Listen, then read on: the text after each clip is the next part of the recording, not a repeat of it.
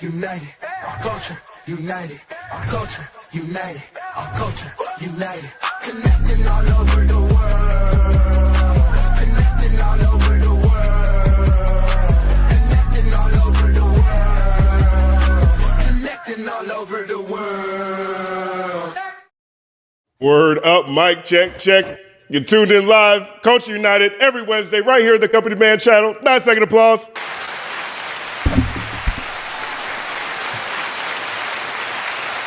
Because it's all about the second woo. That's when you know it's 9 seconds. Thank you guys so much for tuning in. Thank you guys for holding us down all year, a year and a half or so. This is one of my favorite platforms that I've ever been a part of creating. And it has to do with you guys. Big shout out to Lord Racer. I beat you by 4 minutes. You said we weren't going to start till 5:15. It's 5:11. 1 second applause. Now, we have an awesome panel today. I'm really excited. Joining us today for the first time, brand new guest today, we have the one and only Derek Steele. Derek Steele represents he's the executive director of the Social Justice Learning Institute, representing Bold Black LA. My man Derek Steele, 9-second applause. Hey, man. What's up, everybody? How y'all doing? I'm excited to be here, man. Long time listener, and I'm a fan of so many different folks who have been able to be on this platform, and especially the folks who are here with us today, man. It's gonna be great. Word up, man. Thank you so much for joining us today. Also on the panel this week was on a little road trip. Now she's back, sitting down with Culture United. Superstar in the making. You can check her latest video over on the Look at the Material pod. Is Megan the new litmus test for dating? Co-host of Culture United, the one and only BK, 9-second applause.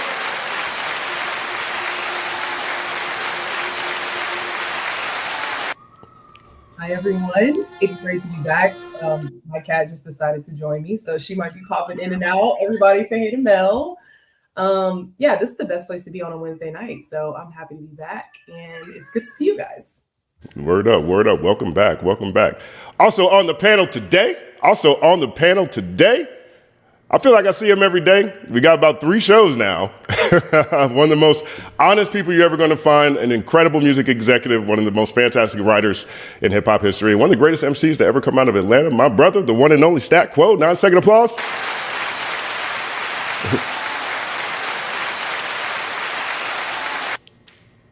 I had to be back, it's like I never left, what I mean? Glad to see everybody. So many black faces. Feel like I'm in Fixins downtown. Fixins undefeated. A lot of glorious melanin in Fixins too. If you haven't been to Fixins, punch yourself in the face. On the panel this week, reoccurring guest back once again, everybody's favorite Unc. I watched about 3 YouTube videos this week of people trying to put him against Kyle Kalinske. It was glorious. The one and only FD Signifier, 9-second applause.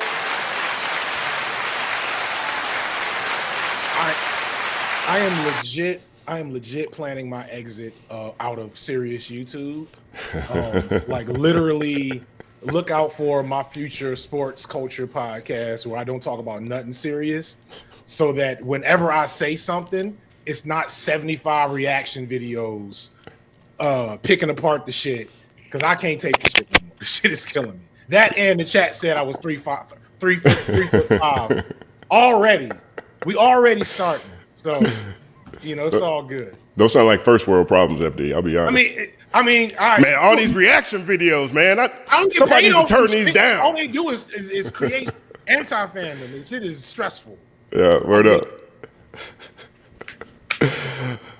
And as always, home team over here, Culture United, just finished jet setting. Every time I see her, it's through the camera. And every time I see her, she looks like she just finished saving the world.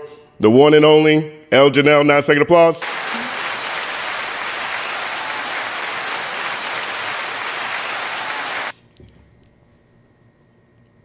Hey, I did just get finished saving the world, so you guys are welcome. I'll be here for you guys to enjoy. But I'm excited about this week's panel. And you took the words right out of my mouth with the first world problems. Come on now, FD. These are the things that you're complaining about. So I'm excited. Man, it's terrible having all these fans. So many it's reactions. crazy. These niggas not fans, though. That's what I'm telling y'all. Hate watching is real. All right. Thank you guys again for tuning in to Culture United. As you guys know, if you've been here before, there is a 2-hour main show where we tackle 2 to 3, maybe 4 different topics. And then we move into the second show, which is driven by you all. That's where we answer and reply to the super chats, and you guys carry the conversation. Last week, we broke a record. We were here last week for 6.5 hours. Never in my life did I think I'd be somebody who'd be talking for 6.5 hours straight, and it was glorious. It was actually really amazing. Thank you guys so much. As you see on the lower third, you'll see some of us have cash apps. And so if anybody's dropping something, says something that you really support, you love, just go ahead and hit them off. Let them know how much you appreciate it. And with that, we're off. One more 9-second applause.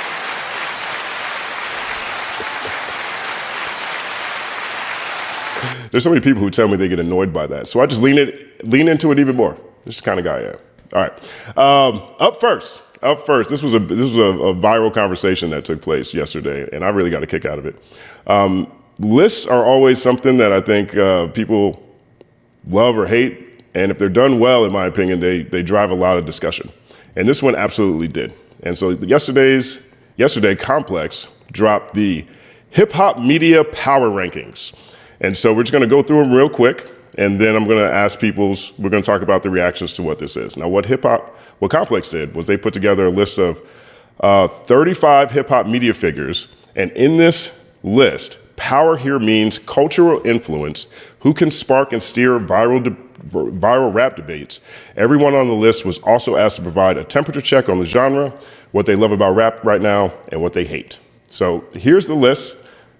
Coming in at number 35, our brother Rob Markman. Big shout out to Rob Markman. 1 second applause. Number 34, we have I Am Dante. Number 33, we have Alphonse Pierre. Number 32, Elliott Wilson. 31, Underground Sound. 30, DJ Head and Gene of Views. 1 second applause. 29, Arshawn Jawad. 28, The Kid Miro. 27, The Art of Dialogue. 26, Jim Jones. 25, Nori. 24, Shannon Sharp. 23, no, right. 23, Trap Lord Ross. 22, Lauren LaRosa. 21, Nardwar. 20, Alec Nadeska. 19, Neon. 18, Gillian Wallow. 17, Bootleg Kev.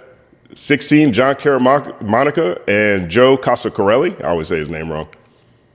15, Cameron. 14, Fraser Tharp. 13, Big Bank. Big shout out to Big Bank. 1 second applause. 12, Kai Cenat. Steele. 11, On the Radar. 10, Black Boy Max. 9, Ebro. 8, Kirko. 7, Rory and Mal. 6, Anthony Fantano. 1 second applause. 5, Charlamagne the God. 1 second applause. 4, Jada and Joe. Congrats. 1 second applause. 3, DJ Vlad. 1 second applause. Everybody top 5 get one. 2, Joe Budden. 1 second applause. And number 1, I'm sure everybody knows, DJ Academics. 1 second applause. So that is the list. I'm going to find another link here that is a little bit more condensed so everybody can see the list in one second here. But early reactions. We're going to start with you, Stackwell. What do you think? Me and Justin have a podcast with DJ Moore Millie called The Third Verse. DJ's family owns Complex, and we're not on it. So we're gonna have a discussion with him when I get off of here. I just seen this list. They own it. Jamie, Jimmy, I know these people. It doesn't matter when I started media. We should be on it because we own it. So next, y'all go ahead and figure it out. Because it doesn't even matter. Like, some of these people I've never seen before, and they never seen me before. And whenever they do these lists so we can have these discussions. But, like, you can just put anybody up there. Shannon Sharp, I mean, I love Shannon Sharp, but what does the guy do with hip-hop? You know what I mean? You got Cameron up there, but no Mace. I don't understand what's going on. So, like, what are we doing here? Like, you know what I'm saying? Neon, I mean, if you go on his stream, which my son does, it's monkeys, chimps. He's talking all kind of stuff in there. So I don't know how hip hop that is. You know what I mean? Casanet, it doesn't even stream anymore. I don't even know what we're talking about. Like I could go down the list. Rory and Maul, which I love those guys. I think they're dope. But I mean, there's no Adam 22 on the list. I know some people don't like him, but if we're gonna have Neon with his racial rhetoric all throughout his chat, we should have No Jumper up there, right? This Adam I mean, 22 shit is just weird fetish nonsense, and exactly. I'm just saying it's a bunch of guys. So if there's no AD on the list, you know, there's no Glasses Malone on the list, you know what I'm saying? There's no Culture United. I mean, what are we talking about? I'm just saying I don't know what's going on. Some of that stuff I never heard of. Not to say they're not dope. It's just that I never heard of it. And like I just told y'all, our podcast mate, they own the magazine. Okay, I think I'm the only one up here that can say that. I'm getting off of here at 7:00. I'm calling them. Like, what in the hell we got going on? That's what I'm gonna say. So go ahead, move on. We own it. We own it. What are you talking about next? Go ahead. 1 second, applause. Yeah, I mean, look, for me, when I saw Neon, I was like, okay, you know, because I have a fundamental problem with that. My man built his entire career calling black people porch monkeys. You know what I'm saying? And things much worse. And now, he does. He gets his reputation washed up, cleaned up by Empire. He does an interview with Breakfast Club, and now he is driving the conversation. No knock against his audience or the community he's built, but that to me looks just really crazy when I look at power rankings. Like, what kind of power are we yielding here? You know what I mean? FD, what do you think? white power. Yep. Tomato. To answer the question, this is white power. These are the white power rankings. If it was any type of halfway decent white power, then at least Markham and Fantana would be at the top. But it's not white power as in like white people with power. It's literally white power behind hip hop, which is why academics is number one. Wow. Vlad is number three. You know what I'm saying? So like, if you look at this list, maybe a third of them at most have a predominantly black audience, right? Button, Jada and Fat Joe, Charlamagne. Then I gotta go way down the list. Ebro. I guess I skipped Ebro. But so many of these folks, these are hip hop power brokers with predominantly white audiences, and that should make a lot of sense because that's what hip hop has always been. It's always been dominated by white audiences in terms of monetary support and like the energy, but the juice has always been black driven, and that's something that's changed in the last decade plus. Is that you used to need black hip hop fan approval in order to get that juice, and now it's the opposite. You can openly harangue, harass, and disparage black people, black culture. You can aid and abet people in doing that, aka academics, and that will carry you over because anti-blackness is a currency in this country. So the list is what it is. The blackest person on here is probably Shannon Sharp. Probably got the blackest audience. I don't know if that was like a bait and switch they were doing. I feel like no white people watch Shannon Sharp. I don't like Shannon Sharp that much, but I love how old school, like there's media pre-Obama. If you were black and in media, for the most part, not everybody, you basically didn't even imagine that white people was gonna watch your shit. When you go back, you watch like Martin and then Live in Color. Barely were they even thinking about like a white audience. And so I get that from Shannon Sharp. Shannon Sharp be having comedians that was on Comic View on that motherfucker. That ain't done Netflix nothing to be notable to any wide audience. But if you were over the age of 35, you remember that. So I don't know. 1 second applause to Martin.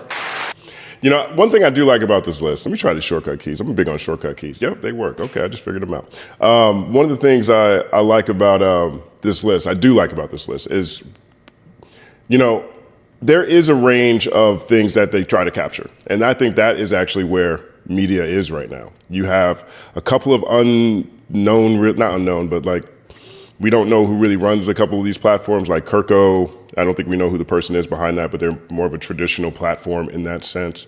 You have, some journalists in here. Elliot Wilson's on here. Alphonse Pierre's on here.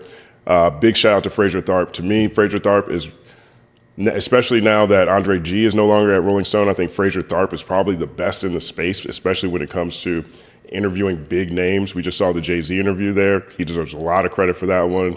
The Clips rollout, he was a heavy part of that. Big fan of his work for a very long time. But then you also have streamers in here, right? You have Black Boy Max in here. You have, Ilya Gross Neon in here. You've got I Am Dante in here. And then you have some radio people, right? You still have the Kid Miro that's in here. You have Charlamagne the God that's in here. Ebro's in here, and then you have some YouTube people. You have Fantano in here. I still think of Bootleg Kev as a radio person and sort of an online person. So to me, it does represent the space, right? If I look at the space and where media is in general, particularly in this conversation, hip hop media, it's kind of all over the place, right? Now, and Nadeska, right? I think Nadeska is criminally low.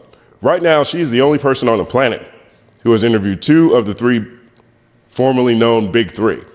That has to mean something, Elle Janelle, what do you think? I wonder what they mean by hip hop. Like, I feel like they're kind of just putting hip hop on top of everything, like a bootleg Supreme sticker or whatever, to try to, I guess, get clicks, because it's not giving hip hop at all. Did you say a bootleg Supreme sticker? People used to do that. They put a little Supreme sticker on something, make it look like they think it's Supreme. Like, boy, that shit ain't Supreme. But I looked at the past years, because this is the 4th annual. And we always had this kind of Joe Budden, academic, Charlamagne, Vlad tussle. So I do think it's something to note that Kai Cenat has fallen completely out of the top 10. Because at first I was like, why is he still on there? But he's fallen completely out of the top 10. So I guess I see what they're tracking. But as far as those streamers, especially Neon, I feel like this is some bullshit. As people say, the list is always to rage bait us, and it works every time, because, at this point, is Complex even hip hop anymore? I wonder why Complex don't feel like their validity is in question when they put out lists like this. So that's my question. Great point. 1 second pause. I look at, and one of the things that stood out to me on this, actually, let me bring this back up, because I'm getting good at these shortcut keys. It makes it a whole lot easier. I saw you hit the shortcut. I know, right? 1 second applause to me and shortcut keys. But one of the things that, another thing that I do like on this list, right? Now, I know a lot of people disagree with me on this, but when I look at the top 5, first of all, I personally think Charlamagne should be number 1. I think what Charlamagne has built, if we're talking about power, you know what I'm saying? Joe Biden sat there and said, Charlamagne ain't black if you don't vote for him. And then Trump actually went at Charlamagne the God by name. I don't see nobody else on this list that has had friction or conversations with 2 presidents. You know what I mean? To me, that's already number 1, right? But I'm not mad when I look at academics, Budden, Vlad, right? Because ultimately, when my feed looks like what they're talking about. Whatever is coming from one of academics' channels, I see that all the time. Whatever they're talking about on the Budden podcast, I see that all the time. And with DJ Vlad, he's in his institution at this point, but I still see his stuff all over the place. Am I off by that, BK? What do you think? Yeah, I think kind of 2 parts. Complex is at the scene of the crime once again. You fake list. I feel like that's just obviously a very key part of their marketing and what their strategy is right now. So it is concerning, like Elle said, do they take themselves seriously and as a publication, and are we just resting on rage bait? Is that just what we're doing now, I guess? So it almost kind of just doesn't mean anything anymore. It doesn't hold as much weight anymore. But I also agree with you, Justin, that it is representative of how diverse the space is. But then it's how is Neon on this list?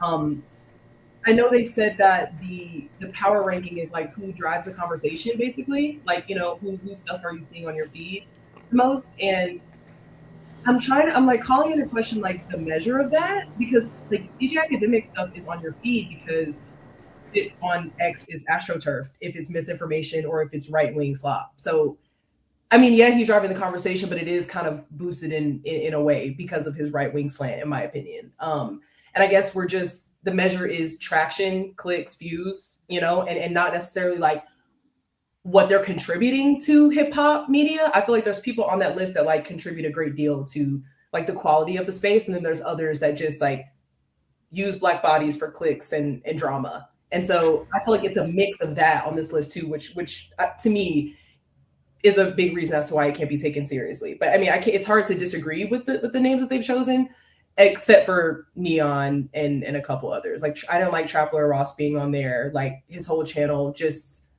being about Black Death. And like I don't know, I don't like that we're considering that hip hop just because he just so happens to be speaking about rappers, you know. So right, and to that point, because I agree with that as well. A lot of times when I look at a lot of these crime channels, and they call it like hip hop, you know, hip hop chronicles of crime or whatever it is, that's not hip hop to me. That's actually crime that somebody adjacent to a rapper did or something like that. That is a totally different conversation. So I'm with you when it comes to that, you know. But I do, when you say that a lot of this stuff is just slop, you know, are we in an era now where quality has such a range, meaning that the consumer is entertained by so many different types of things that it becomes more difficult to even really say what's quality and what's not quality? Derek, what do you think? Let me see what Derek thinks. I'll come back to you. Because... No, it's all good. I feel you on the quality piece, and I think there are still people. You know, you're talking about power rankings, right? So this is like based on the people who are actually listening, right? So, you know, without us and the people who are actually engaging on these different platforms, you don't really actually have the ability to exude power. So as I'm looking through the list, I'm actually thinking to myself, well, first of all, you know, what is Charlamagne without the Breakfast Club? So like how you got like certain groupings of people, but then you have these singular folks that you're just throwing on the list. I mean, you say the same thing with Joe Budden. Like I understand why you would have him because he is actually the one of the network. But you know, without the rest of the folks on the pod, you know, are we actually really listening? We said in the comments, particularly on that one, you know, going back and forth about some of the folks who are actually on the show and like, you know, some of the things that they actually discussing and talking about. It's not just Joe Budden that actually has the power, you know, through the different ways that they kind of outlined it. You know, I think the same thing with Ebro, right? Like I know Ebro got his own different platforms, but you know, without Rosenberg and Laura, like, you know, like what are we actually continuing to listen to? Like you even participated in them losing the Hot 97 gig, and that following actually followed them to all the different platforms that they were on as well, right? So I think the last thing I'm gonna say though, I think we all and I'm speaking from an audience standpoint, not feeling Vlad though. Like miss me with that shit. Like get him off the list, just cuts. You know what I mean? But you know, this is my personal feelings on it. That is slop. That is the slop that you're talking about for real. You know what I mean? Word up. I mean, look, you've raised an interesting point when it comes to Ebro, right? Because even here in the description on Ebro, it says last year he was 12. This year he's 9. And he lost a job. He lost a job this year and moved up. I thought that was fascinating. He had the same he had the Hot 97, he had Apple Music and his other stuff. And this year he has Apple and Rosenberg and Laura's, the show they do together on YouTube. Like somehow he lost probably his biggest audience and moved up. Open floor. You see the verses? When which we went to the verses, who was hosting it? Ebro was hosting it. And who does the verses? Apple Music. I mean, Apple Music. No, not Apple. No. Oh, Complex. Complex does the verses. Where's the spoon? And just like I just told you, Jamie, who's Jimmy Iovine's son, they bought it. And Stat's going to get off in here and call. So next year, guess what we going to be? Top 10. With our 4 views, we still going to be up there, Justin. Don't worry about it. We going to cheat like the rest of them. Yeah. 1 second applause. For cheating like the rest of them. No, it's all cheating. It's all cheating. who's affiliated with who works with who's friendly with this person. Like it's all cheating. You know what I mean? It's all mess. You know, the guys don't get caught up in the propaganda. They just want everybody to be outraged. You know what I mean? They want us to talk about it. It sucks. Complex is trash. I know the people that own it is still garbage, and I'll tell them to their face. It's whack. It's not good. They got a versus with French Montana and Rick Ross tomorrow. Who gives a flying about that? and guess what the other one they're trying to do? They're trying to do what's the dude from Ray Shrimmer, Sway Lee against Ty Dolla $ign. First of all, Sway Lee, all his songs are in the group, and then the verse Ty Dolla $ign. Who wants to watch that? Garbage, and I know them, and I'll tell them to their face, it's trash, Jamie. Yes, it's trash, Jimmy. DJ, tell your family it's garbage. Next, go ahead. One second applause. Open floor. Yeah, that remind me of when I got mad at that one chatter a couple of months ago. It's that cold letting folks know. I do want to piggyback off that though. Like a lot of these niggas is botted. If you want to keep it a buck, especially these streamers, like the stream botting, because like YouTube you can't bot.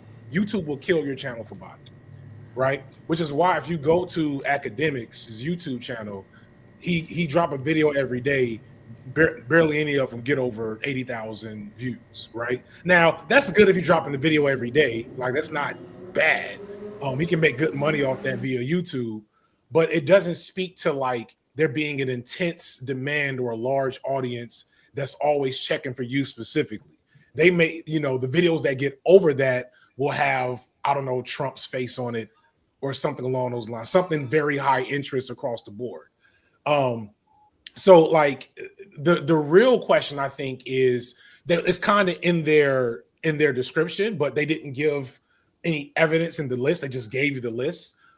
Who is winning or losing as a byproduct of insert figure here, right? So like with Academics in particular, who's winning because Academics is co-signing them or riding for them?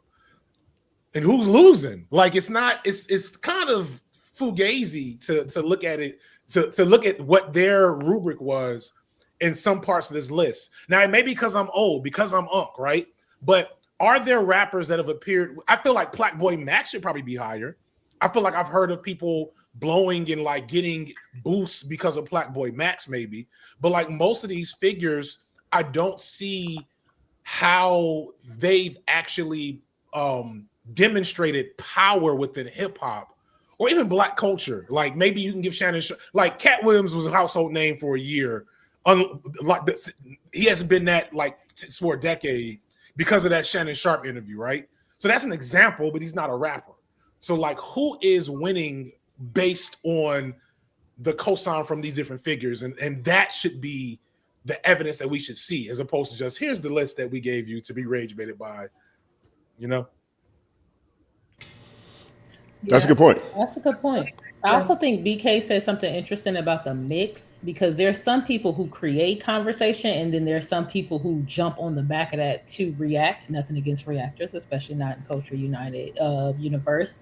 But I do think the people who create the conversations, who have the initial interviews, who bring something new to the table should have a different level of consideration versus people who's like, oh, well, let me just say this, let me just ride this wave of what people are talking about. I think that's important. But then I also think I want to push back on Charlamagne being number one, Justin. Okay. Let's hear it. I think what Joe built is actually a little bit greater than what Charlamagne has built. And he should actually be number one because I have a lot of love for independence. And so I feel like building up the Joe Budden network is a little bit different than partnering with iHeart Radio in order to get on Netflix and things like that. Because like we said about Ebro and Hot 97, when you're kind of in the hands of another power broker, win some, lose some versus building your own platform on its own. What do you think about that?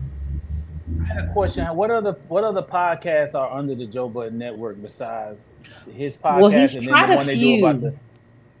He's tried a few, but they kind of fall off. I know they had the one with Mandy. I know they did Pod Wives. Right now they're doing a reaction show. He's tried a few. I think as of right now, he said he's just trying to focus on the Joe Budden podcast itself, because every other time he's tried has been some sort of, social issue or whatever. But they're still building it to the point where they can launch more shows, which I think is bigger. So for me, I would say I would go with Charlamagne, because he literally got like 25 black shows underneath the Black Effect. But do people be watching them though? I watch some of them, like Four Minds, Mandy and them is under Minds there. I Like, watch. yeah, Glasses has a podcast under there. But I'm sorry, 85 South, all of that's under there. He got a lot of black shows. He got in Glasses with him. Yeah, Glasses is with him. You know what I mean? So is it independent though? Yeah. I think it's different though. So I give you that Budden can't sell nothing but Budden, right? Like, this is the reality. Budden's a unique personality. I don't know. I don't perceive Budden to be a great businessman. What? For what that's worth. Just follow me for a second. I'm expressive. Sorry. And conversely, and that might be a compliment considering how I tend to feel about Charlamagne, because while Budden is trying to organically find people or like grow people out his circle, Charlamagne's coming through like I had a good metaphor and I lost it, but he's not like growing anything. Once you get to a certain point, here comes Charlamagne to come sign you to a deal. And I don't know if the deals are good or bad or anything. And I know a bunch of people that have worked and connected with iHeart, but I don't know their money like that. There's other things I could critique, but we ain't at that point of the conversation. But I can say that while you can give him credit for having iHeart, all iHeart is doing is paying attention to who pops off, going there and handing them a bag and saying, now you part of iHeart, versus Budden saying, I'm going to try to grow this new thing out my imprint. And so it's two different, you can't, I don't think you can give Charlamagne credit in that regard is what I'm saying. I agree. Well, the reason why I give him credit is because even to operate in that system, you still got to have, you still have to have the savvy to do so. You know what I mean? Because to be trusted with the bag, and most of the deals that he's doing with these guys, because like he did one with R&B Money, these are audio deals where it's just not even with so they still keep their YouTube. So it's mostly, and then so if they do go do something with Netflix, they're individually negotiating. So they do have their independence. So they sign them, they're giving them advances, and then they're giving them marketing, and then iHeart is coming through and helping them strategically market. So you're right. You do have to get to a certain level, but Joe's at a point financially where he can do that based on what he's making on Patreon. He could also be doing that. But yeah, Joe's strength is not business, but that's why he has Ian. Ian is a very sophisticated business person. They own part of Patreon, which is a massive move. So strategically, you got to respect what they got going on. But if I was going to rank a power ranking as far as like hip hop, because a lot of these platforms that I just said do discuss rap, I would put Charlamagne ahead, because you're talking about 20 podcasts all talking about rap, whereas Joe Budden, as big as it is, it's never going to be as big, as massive as Breakfast Club, then all other 20 podcasts that's talking about hip hop. So I think it's a quantity versus quality argument, because with all those 20 podcasts, I don't think they make as big of a wave in the pool as a Joe clip. Even Breakfast Club is bigger than Joe Budden podcast. Charlamagne's on. By what matrix? Are y'all giving Breakfast Club to Charlamagne? I thought we were giving just Black Effect Network. No, that is Charlamagne. He's the main star. We watch it because I don't know about nobody else. I mean, no disrespect. But Breakfast Club could switch Charlamagne out if they wanted to. Nope. I don't think that would go very well. I'm not saying that they would. I'm saying they can. They could. You could drive a car with your feet if you want to. Don't make it a good idea. But I just want to throw in there as well, though, that this is iHeart, right? So like, is iHeart in the power ranking or is it Charlamagne, right? Because it kind of feels like, in the way you were explaining this, that like he kind of is the face and and maybe the doorman in a way Oh, for absolutely. the opportunity to the resources that iHeart has. Whereas I think on juxtapose that against what Joe Budden is actually trying to do and actually charting a new way for folks to kind of do it independently. I think from a power, especially when you think about the power of the folks who follow and watch, right?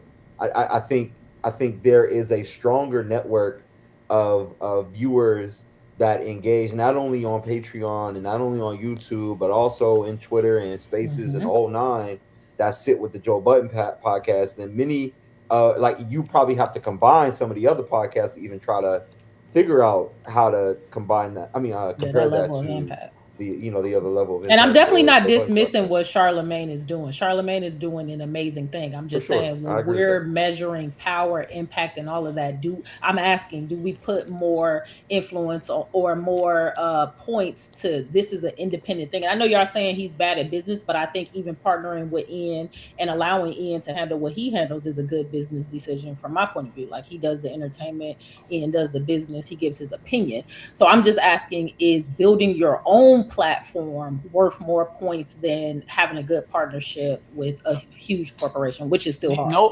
Nobody in this space has their own platform. None of us, none of them.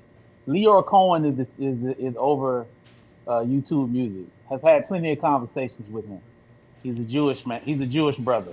Okay, the person that runs iHeart does not look like us. They're not like us. They're not like us. We don't have our own.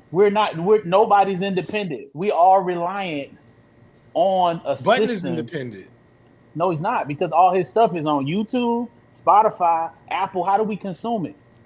Okay. How do we consume it? So I don't know about. I understand Yeah, I the mean, framework. distribution different. Distribution, I'm sorry, go ahead. distribution Yeah. different. I don't know about that. Maybe that's the way. If they turn the lights off, can we get it? Yes.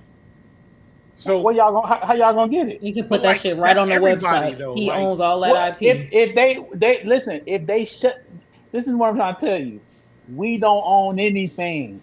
That's guys, not true. He owns his IP. Like I think with the Breakfast they Club shut Netflix the deal, lights they... off- Hold tight. Watch the crosstalk. Watch the crosstalk. Okay. I'm sorry. Listen, if they shut the lights off, just to know what I'm talking about, I've told him this plenty of times. We don't own anything, guys. Y'all know Right. what I'm talking about. Well, let me say this real quick, Stat. I think what Elle is saying is they can launch their own website, put their IP on the website, and then direct a significant chunk of their massive audience through that platform instead of just YouTube. It might take them a while to grow. You mentioned it yourself that they're part owner of Patreon. You know what I mean? Okay, And so how those do are we- two how do we- different options. But what are we on right now? So Are we I on get. the web? So Are I we get on the web? Hold tight. Yeah, Hold we tight. on the web. Hold tight, Stat. Let's get FG in here. What you got, FG? I get the framework of we don't own anything. It's like especially with these massive media corporations and platforms. I think that framing it ends up being so like abstract as to not mean a lot, because that's like saying if you was in the 90s selling tapes out your trunk of your car, well, you don't own the tape deck machine or you don't own the plastic that's needed to produce tapes, then you don't own anything. Where I just think like where distribution has always been a separate thing. Like nobody would have told Master P he didn't own any. Well, Master P didn't own something. That's why his CDs disappeared for a second. But you kind of get my point. Like when your record thing is independent, you just distributing. That's different than saying you don't own your production. You don't have the to difference. what your content is. No, the difference being is back then, if you did sell a tape to someone and they bought a radio, they own that radio. So technically, they could go somewhere and play that. Now we are reliant on systems that can be shut off at any point in time. We have no control over the web. Like when I come on Coach United and my internet's not working, I can't do nothing about that. I can call Spectrum. I can, hey, Mr. White Man, please help me with my internet. Please help me, Mr. White Man. I got to turn the groove and beg the white man to turn my internet back on. What I'm trying to say is they can shut the lights off. So we ain't got no control. I agree with all. that. I just don't think it's useful for the analysis because that's an across the board I feel you. I understand. paradigm. Listen, I got Malcolm back here. I get caught up with the fish. I get I'm with you. caught up. You're talking Malcolm about looking at me. I technocratic get up in capitalism. here. So I'm in the window with the gun. I'm trying to shoot. I'm fucking up. One Y'all second gotta pause get me. I'm But sorry. to Malcolm. but that even if yeah, definitely. Even if it's even on both sides, because if that's the case, then that's the case for Charlamagne, and I guess iHeart don't own anything either because they got to put it on That's a YouTube. fact. I So agree. with You a those fact. things even having the type of ownership and control that Joe has versus the type of ownership and control that Charlamagne has, my question is, which one do you think is more impactful? Do you put weight on building your own platform in the way that they can? Before you answer that, real quick, I want to hit you with this nugget. Charlamagne's Breakfast Club is a lot less used than Joe Budden podcast right now, at least on YouTube. Like a lot less. I agree. I watch Joe Budden more than I watch Breakfast Club, especially when they went over to Netflix. Me personally, this ain't really. It's not a personal thing for me. I'm just saying what Charlamagne is doing. I have a lot of respect for what he got. I mean, matter of fact, honestly, I have a lot of respect for everybody on this list, even the people that I might think that shouldn't be on it, because to even be mentioned is an honor. So, like, I don't have respect for Neon. I'm talking about being mentioned. I know. I don't have respect for him being mentioned. I'm saying I hear you, but I understand. I understand why. I understand why. Nope. I'm talking Gross. about. I understand, but Tomato. My bad. I understand. I'm just saying for people to recognize you, to speak, and to say, okay, yeah, we're gonna put you on the list. It's an honor to be on here. I ain't trying to take nobody away. I'm just trying to figure out, like my man said, like, yo, well, why is Cameron up here is no Mace? It's just kind of funny to me. And, you know, my partner owned the magazine, and why Justin ain't up here? So I'm trying to figure that out. So like, you know, what we doing? You know, that's all. Well, you know, speaking of snubs, like I did look at this and I was like, there's no big boy on here, you know, regardless of whether we're talking about views on YouTube or we're talking about someone who could push a button. Big boy, he's had the West Coast for 30 years. He's had everything west of Chicago for 30 years. They have Elliott Wilson on here. No shots, no shade. I love Elliott Wilson. He's had a lot of life moments that have been very loud this year. He hasn't even published. Not really. He's on there. Jeremy Heck is basically running Up Rocks. He's doing their interviews. He's on the red carpet. He is the face of that organization.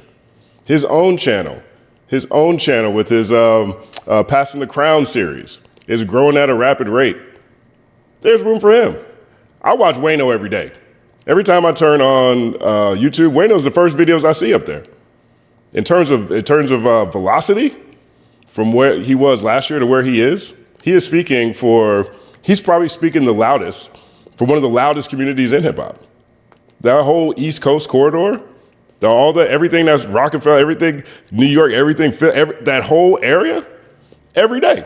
You know what I mean? And so I think that there is, like you said, there's a lot of relationships in here, and also there's a lot of proximity I see in here.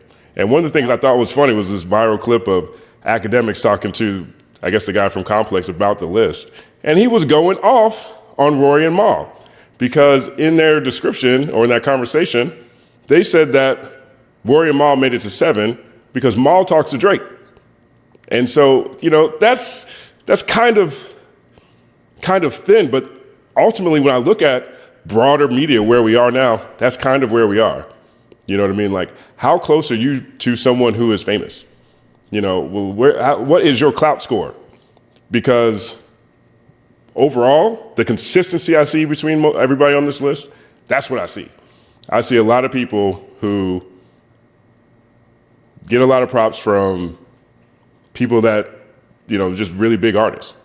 Open floor, am I off by that? Well, Kendrick won the battle. Where's his representation in the top 10?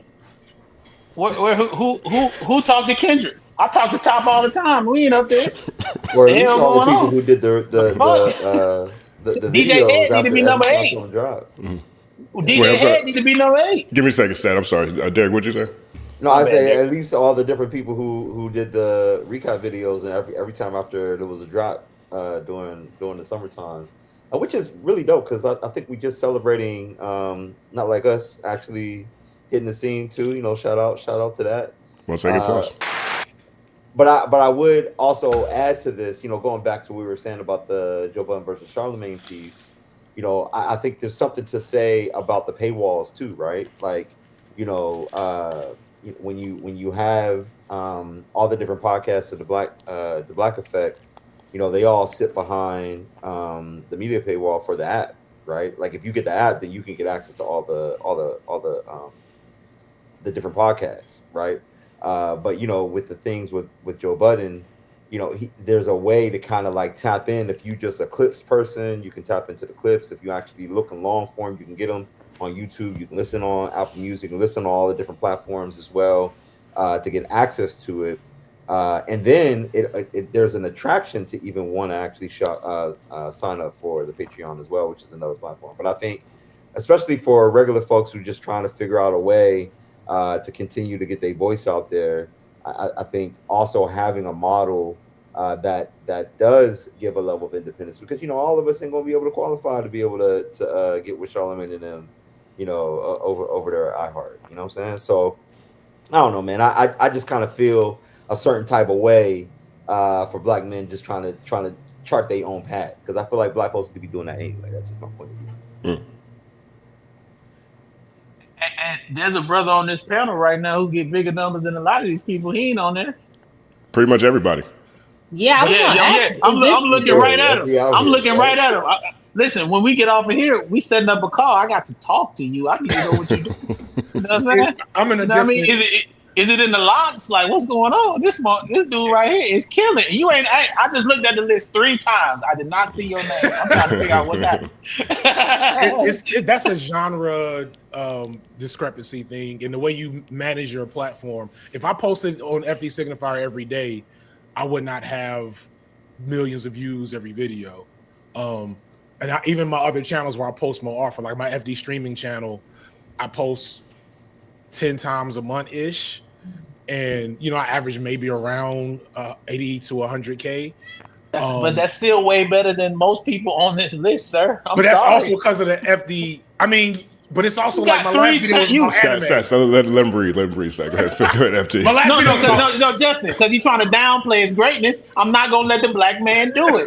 I'm not gonna let you. I'm not gonna let you not tell us how great you are when I know you great, bro. Stop it. I got you. I love you, Black man. I can should control be the on mute the button list. over here. I can control the mute button on this side. Just let you know. I do want this to be a conversation, not a monologue. My last video was about anime, and that's kind of I mean, you know what? Yeah, actually, because if Shannon Sharp's on there, what the fuck do it matter if my last video was about anime on the side channel? Low key. It's not a lie, bro.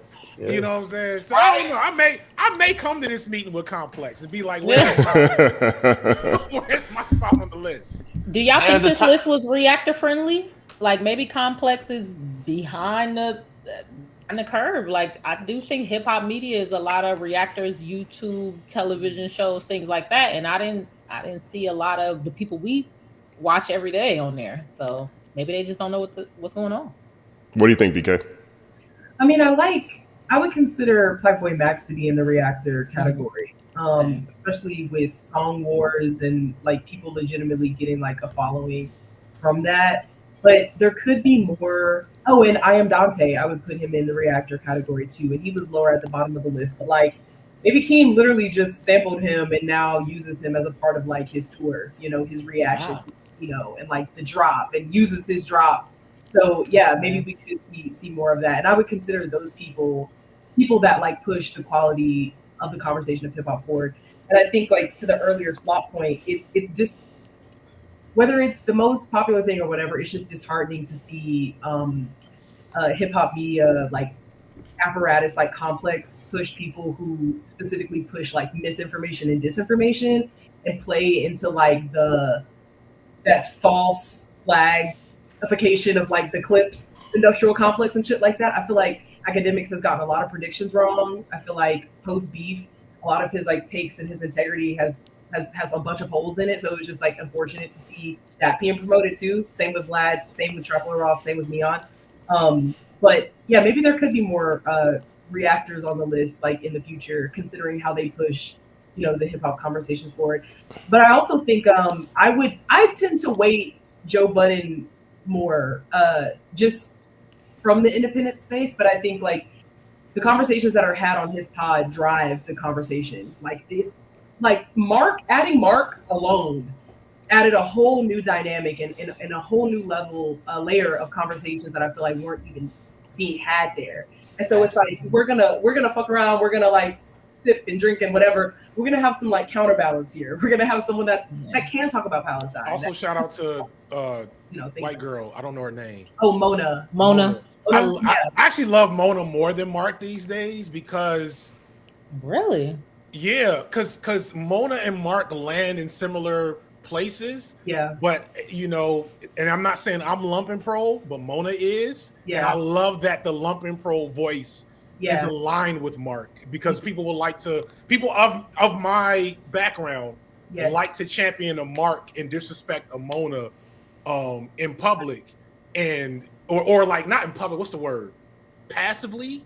I don't know. You get my point though. Yeah, I'm sorry because I cut you off. And also like the I forget what pod said this, but there was this whole thing of like we do not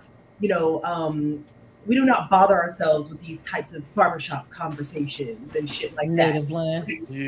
They're really looking down at like even a Mark who's like academic as fuck on that pod, which I was very confused about. But like, just that certain conversations shouldn't be had in the presence of certain Black folks. Like, I don't know, it definitely breaks down a lot of the elitism that can happen and a lot of the siloing of those ideas. So I feel like just that alone makes it interesting. And Charlamagne, I see the things that he does, but to me, I fault him a lot for his collaboration with Andrew Schultz, like, and just the lack of pushback. And I understand where you're like, we got to platform these, like, no, like, there's just not enough pushback for me for the egregious things that he pushes and for his, the way that he exalted Trump and was able, was a part of the kind of podcast brosphere that, brought him, to power. So I'm always going to count that against Charlamagne, among some other things that just little qualms I have with him. But yeah, those are just, I guess, my overall thoughts on the convo.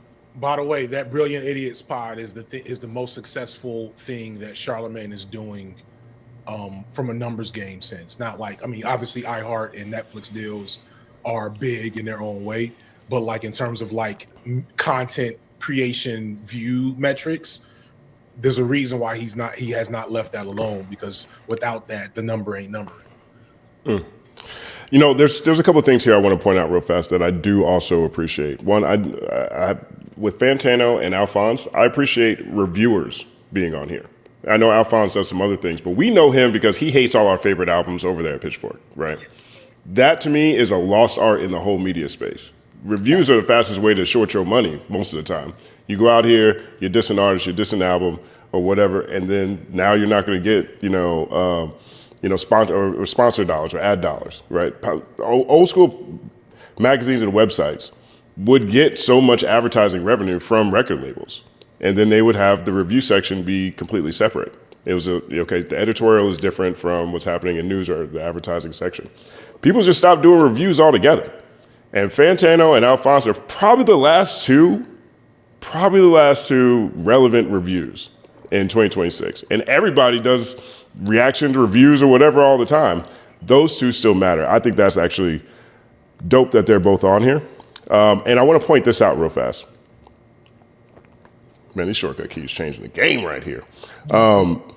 This is the community ranking. So what they did on this chart is they gave this is engagement farming. Right. They gave everyone an opportunity to say they agree, underrated, overrated, or whatever, right? So when you look at everyone who's engaged with this page here, this is what the community thinks of their list, right? So Joe Budden is what the community considers number one.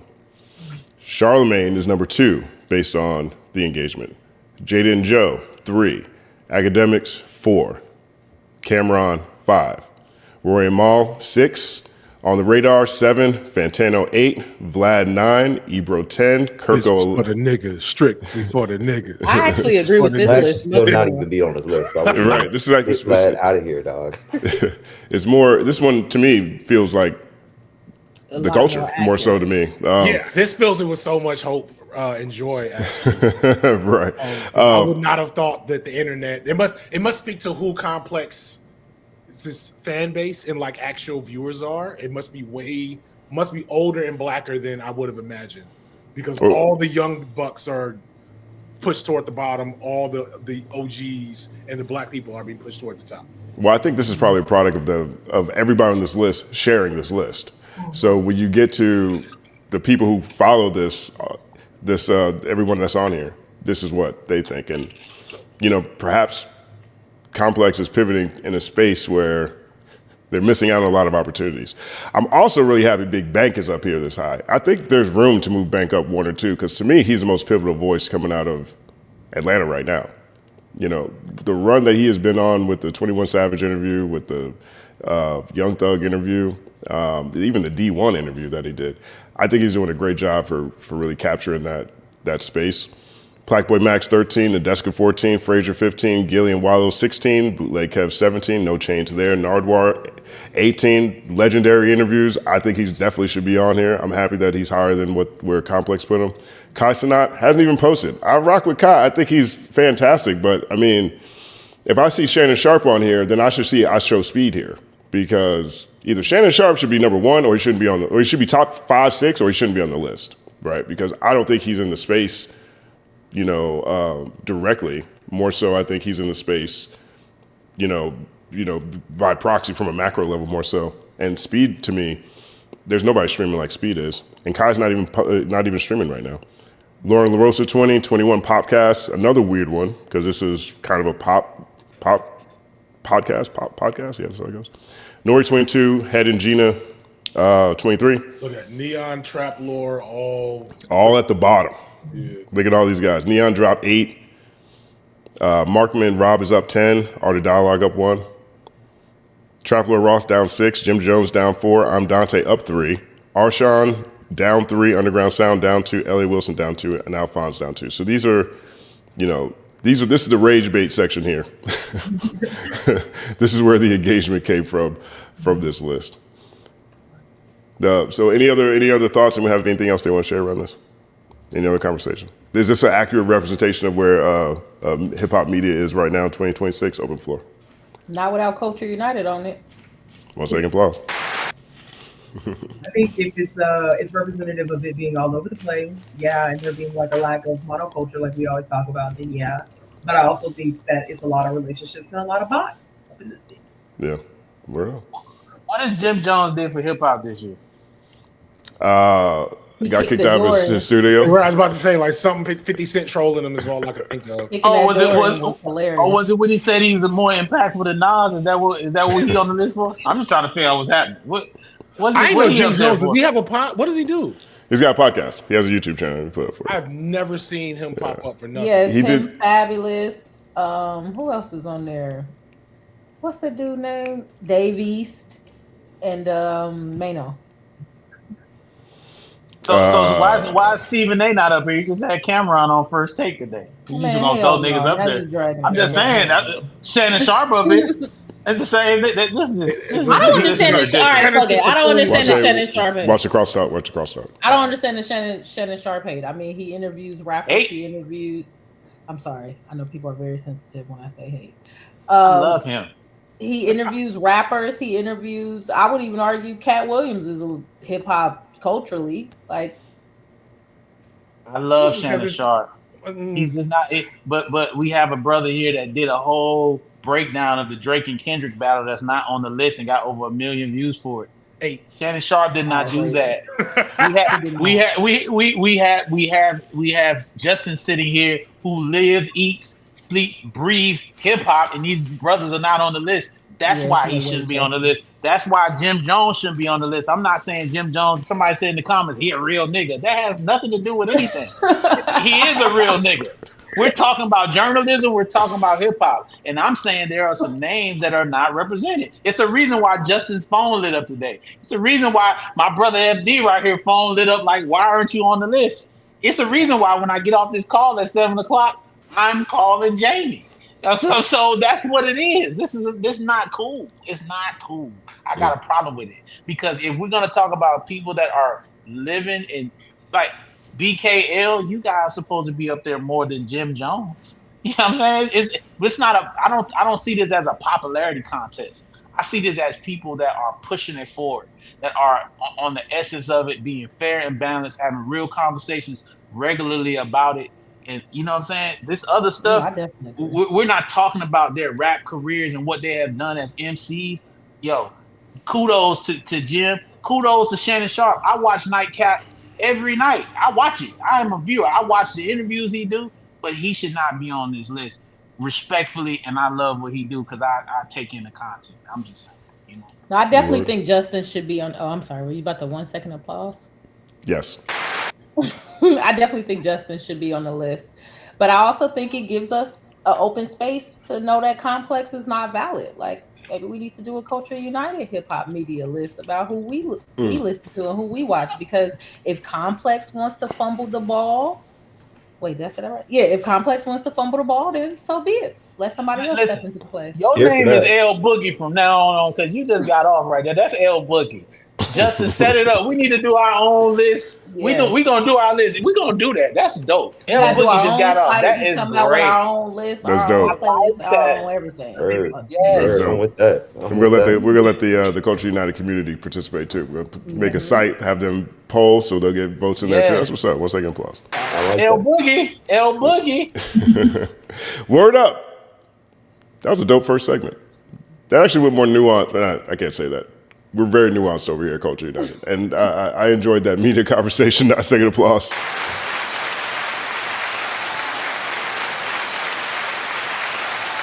Word up. You tuned in live. Culture United every Wednesday right here on the Company Man channel. It's all happening. 1 second applause. Okay, so now we do a recurring segment here called How Many Classics, right? But today we're going to do a remix on it before we get into our main discussion, truthfully. But I want to cleanse the palate. And we're going to do a new one right here, and I'm going to call it More Classic. Which one of these is more classic? Okay? More classic. And that today's more classic, and what it is it comes from one artist, but it's 2 of their albums. Okay? And I'm going to put a poll up on the screen after I do this, and then I'm going to want the audience to vote too, and we're going to see which one is more classic. And the audience and the panel's going to debate. All right? So here's what we got. Which one of these albums right here from this fantastic artist is more classic? Mr. Moooore and the Big Steppers or GNX? Let me try my new widget over here that has a new poll. Which one is more classic? Now, when we Took me a talked second, about I got my classics answer. before, we talked about the modifiers on a classic. Regional, generational, subgenre classic. What type of classic are you asking about? Well, since it's the same artist, right, and there's only 2 of them, you know, I think there gives more room to make the argument. And when I look at these 2 albums, to me, they're both very close for very different reasons, right? I look at them both as being, one, highlighted through the fact that this battle happened. You know, we've talked about this, at least I've said this before. I think the battle itself elevates GNX to classic status. I think without the battle, I think that album is a little bit different because so many things that people love about Kendrick albums, that album doesn't do, right? The nuanced storytelling, the multiple layers, all the different textures that run through it. This is more of a just straight up and down album. And it also, to me, through this battle, a lot of people discovered Mr. Moooore and the Big Steppers. When Mr. Moooore and the Big Steppers came out, people were like, ain't got no hits, it ain't for me. But as time has progressed with the conversation around this album, it has elevated to another status. So it's more so a question, if you're looking at impact on a hit record level, yeah, I think GNX is the easy conversation. But if you're looking at impact, Mr. Moooore just won a rap battle. That album won a rap battle, right? So I'll let you define how you're going to define it when you give your explanation. But that's how I look at it. Like this is a brother system album back to back to me. When you say Mr. Moooore won a rap battle, I think he had that backwards. Mr. Moooore won a rap battle. Yeah, no, to me it did. Like you listen to Meet the Grams, right? He says, You thought you knew about my family because you heard Mr. Morale. I see what you're saying. Like the threads that are Kendrick's whole angle was Drake needs therapy. He needs ayahuasca. He needs to look at himself, and that's what Kendrick did on Mr. Morale. Kendrick, went to UCLA and took psychology and all the things he did to better himself, and put him in this position to frame Drake as the opposite. Right? That's how I look at it. If I'm off, open floor. No, I get you. I'm gonna present mine because I feel like the chat just needs to get it out their system early with me. I'm gonna go with Mr. Morale. When Glasses said a while ago that GNX was Thriller, it really did kind of elevate the album, my perspective of the album, because I was always kind of like, GNX is cool. Being the undiagnosed autist that I am, GNX just didn't really like sit on my spirit like most Kendrick's albums do. So I was like, this is cool, and I kind of moved on. Versus Mr. Morale still gets played every once in a while for me, and I just gotta keep true to that. Like Mr. Morale, there's an older video where I'm breaking it down, and I break down crying like twice. And I barely cry, not on some like G shit, but on some like dysfunctional shit where I've lost my ability for that function to happen like it needs to. And so when that brought me to tears, I was like, damn, this was really good. There's just too many things I think in it that make it transcend into all these different spaces to put it under GNX, in my opinion. As much as GNX is such a vibe and like iconic, it's the more iconic album, and maybe it will be the album that people listen to the most from this point forward. But in terms of how I look at a classic, in terms of like this album shifted hip hop, impacted people, transformed dialogue, I think Mr. Morale takes that. Look, there's been a lot of talk about therapy since Mr. Morale dropped. We got 21 Savage out here talking about therapy. We got J. Cole out. There's a lot of therapy talk. Open floor. What do you think? I just feel like, well, first I want to start by saying the question is which one is more classic, which means that they both classics. Right? I just want to be very clear about that part, right? I want to give vote towards GNX on the global impact that it became, and and really trying to map like what the experience actually was. Okay, yeah, you had the battle, and that was in itself got everybody's attention around the world, right? But then after that, then you also had the West put on the map with the event at the Forum, right? So everybody watched that on Amazon, right? Like had access to that when the concert came, and then you had the Super Bowl that also was the nod to GNX, and then you have even beyond that the international tour, right? Which I got a chance to go see, and that joint was incredible. He really did his thing. So I think in the idea of like not only just Kendrick himself, but how he also put the West on his back and put it back where it belongs on the global platform. You know what I mean? As many of his predecessors have done. Like I think you got to give a nod to GNX and what it was for the moment that we're still in a way. You know what I mean? Like you still hear the music to this day. We in the playoffs. There's a whole bunch of stuff that's still coming from that album that you can't walk away from. You know what I mean? It's still playing most of the songs on the radio too. So I just want to give that nod, man. I think for Kendrick fans though, of course, it's an easy nod to Mr. Morale for sure, right? Because it meant so much for his maturation as an individual, but also for what many of us were kind of going through at the same time. You know what I mean? So it spoke to you differently. But I think, for the moment that it was, I got to give it a nod to GNX. One second pause. We got a split. Right now on the panel. Open floor. Who's next? Which one's more classic?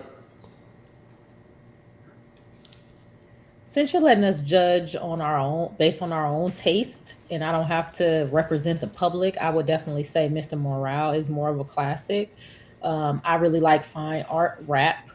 And I think what Kendrick did with Mr. Morale is something that not many artists can pull off. I think it was like super artistic, super deep. It's like classic hip hop to me, like classical hip hop, not even, like classic back in the day, but like this is high level hip hop to me.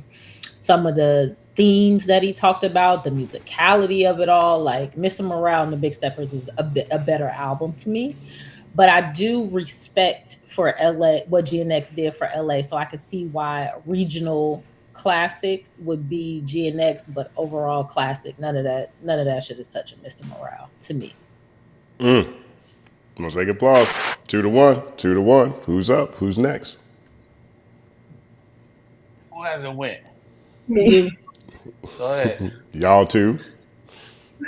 No, like this is an impossible. Like, I'm sweating over here. You got to make a decision. It's 6 people. We need 4 to win for it to not be a split. God damn. I mean, Florida. Well, just tell us what you're thinking as you make the decision. Right. Okay. Genuinely, it's a phenomenal question because it's like they're both classics. That's not being argued by me. I think both of them tell a perspective of Kendrick. You've got Miss Morale and Big Steppers comes from that like long gap, and then GNX is like a 2-year gap in between. So it's like, okay, what is he up to? What is he thinking? Like, what's up?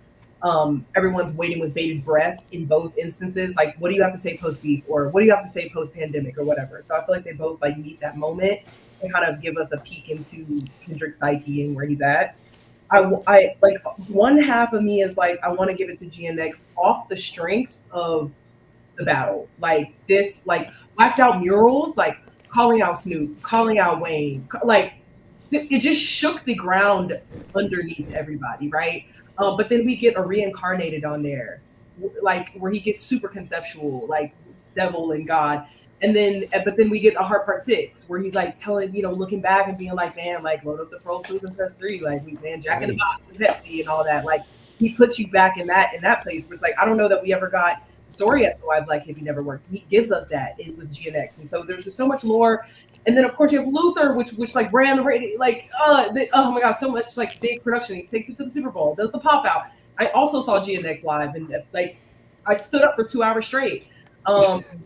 But then Mr. Morale, substantively, I mean, he's talking about like his transphobia issues, and he's talking about his father issues, and he's like, we can rehabilitate Kodak Black, and like all this other stuff, and United in Grief, and such as the pandemic and all that stuff.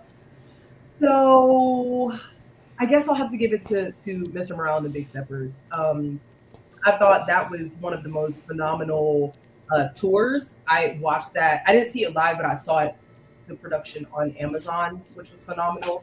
I feel like he went to some really dark recesses of the spirit, the mind, the soul. I too wept when I heard this project. I remember exactly where I was. Like I was on a run and I like stopped like in the middle of the run. Like that just doesn't really happen. I think I've been able to communicate with my dad with this album, with my brother with this album, to my partner with this album. So I guess to the fine art conversation, maybe Mr. Morale and the Big Steppers ekes just a little bit, but this is like 1A and 1B to me.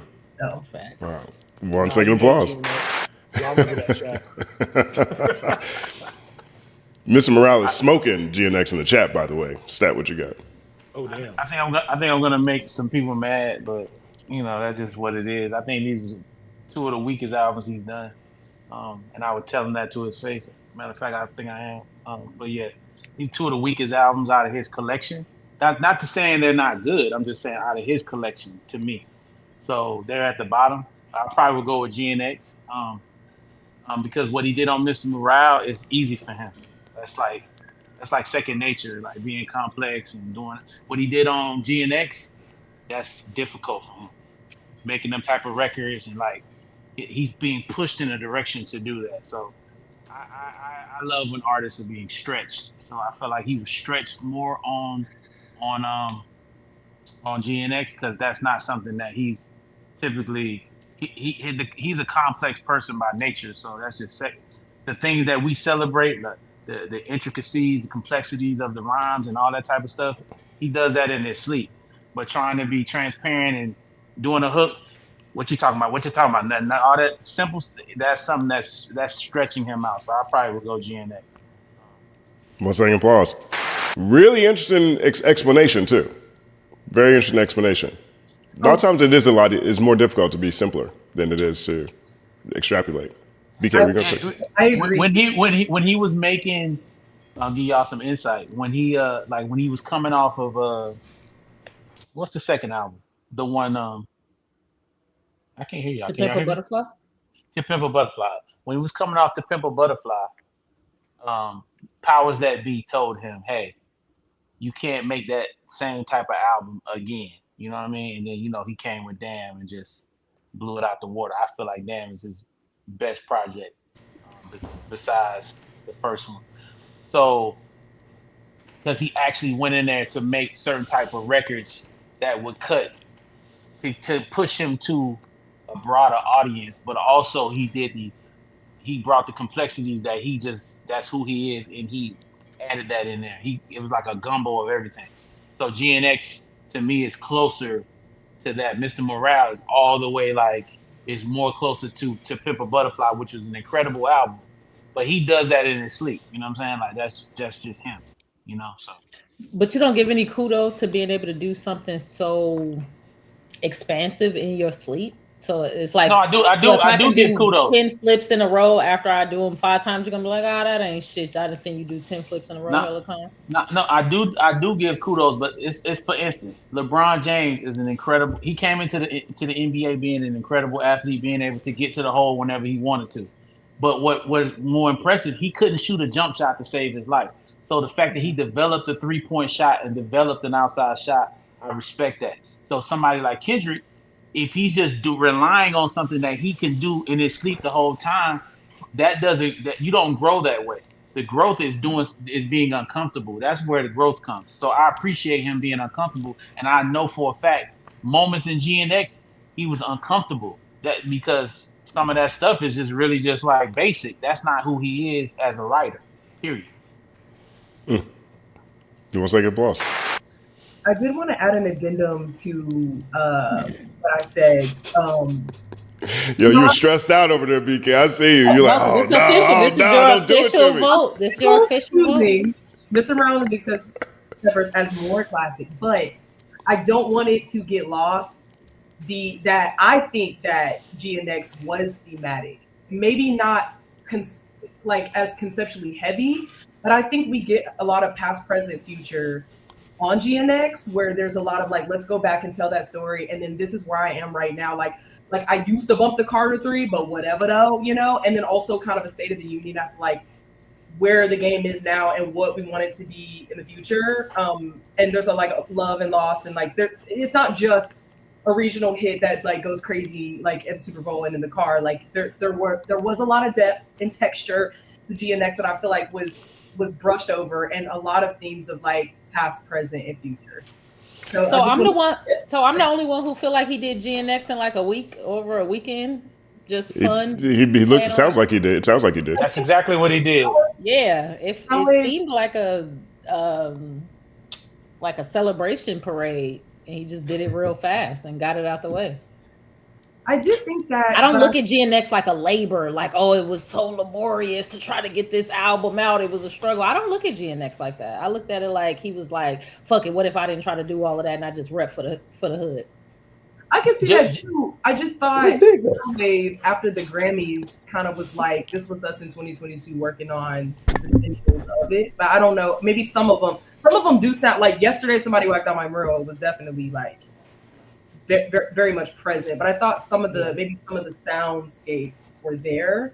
Mm-hmm. But I mean, he's always working now, so maybe that's just the hardest thing for a complicated person to do is to be simple.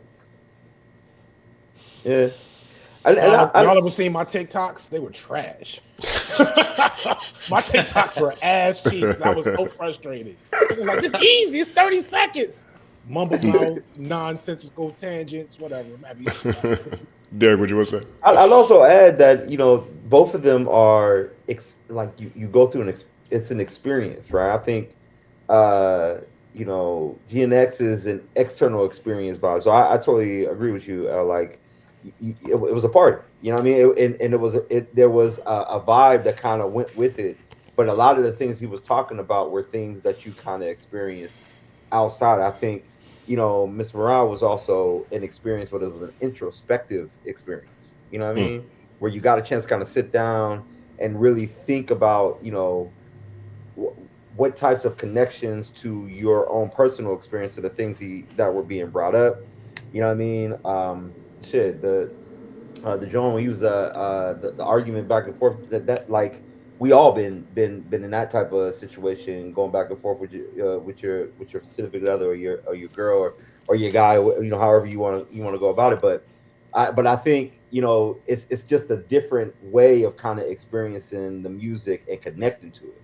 I think GNX, for the time that it was in, like folks was outside, and there was a lot of conversation about like what it is to kind of be outside, and it was the music behind that moment. You know what I mean? I definitely feel you. And again, both of them are classics, bro. I don't think we can. It's really difficult to really try to put them against each other and be like, which one is better.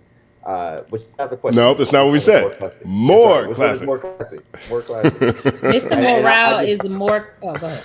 No, you got to go ahead. Mr. Morale is more classic for inside the house. GNX is more classic for outside the house. Look at that. Look at that. Bringing people together. See, that's why you need to have the TikTok, and I don't do it. You know what I'm saying? Way more cleaner than I do. Stat, what you gonna say? Stat, you have something you want to say? Oh no! Oh no! Come back to us, Stat. Oh no! Is he come back in? Let's see. Let's see if he comes back in. Who knows what he's about to say? Stat has a pattern of freezing right when he's about to say something. Probably shouldn't be saying on live stream. You know what I'm saying? Who knows what's about to come out of his mouth? We'll see. That's my brother Stat. He'll be back in a second. I look at this. I look at these two albums as like from Mr. Morale to The Battle to GNX, always feels like The Last Dragon to me. It's my favorite movie of all time. The Last Dragon with Bruce Leroy. It's the hero's journey, right? You're listening to. Let's see, Stats back. Can you teach me some moves? Right. Let me get Stat in here real quick because I'm gonna close out after this. But do you want to say something, Stat? No. I just sorry about my internet. I thought you were about to say something. You were leaning forward like you were about to. Look like you took a deep breath, like you was about to say something. That white man, he comes shut my internet every now and again when I get out of line. He comes shut me down. You only got 45 minutes, bro. Exactly. He know I'm about to say something crazy, so he comes shut me on down. But I think like you take what Drake was saying about Kendrick, saying like, hey, yo, you only make music for people to like read a book to, and the fact that Kendrick made a whole album pretty much with like bops all the way through it. You know what I'm saying? To just like literally like, oh, really? Watch this. That's something that's totally out of his norm. You know what I mean? Like what he was doing. So I would push myself to go with GNX, even though probably on some more songs what I'm gonna go back to, I would go back to some of the Mr. Morale songs.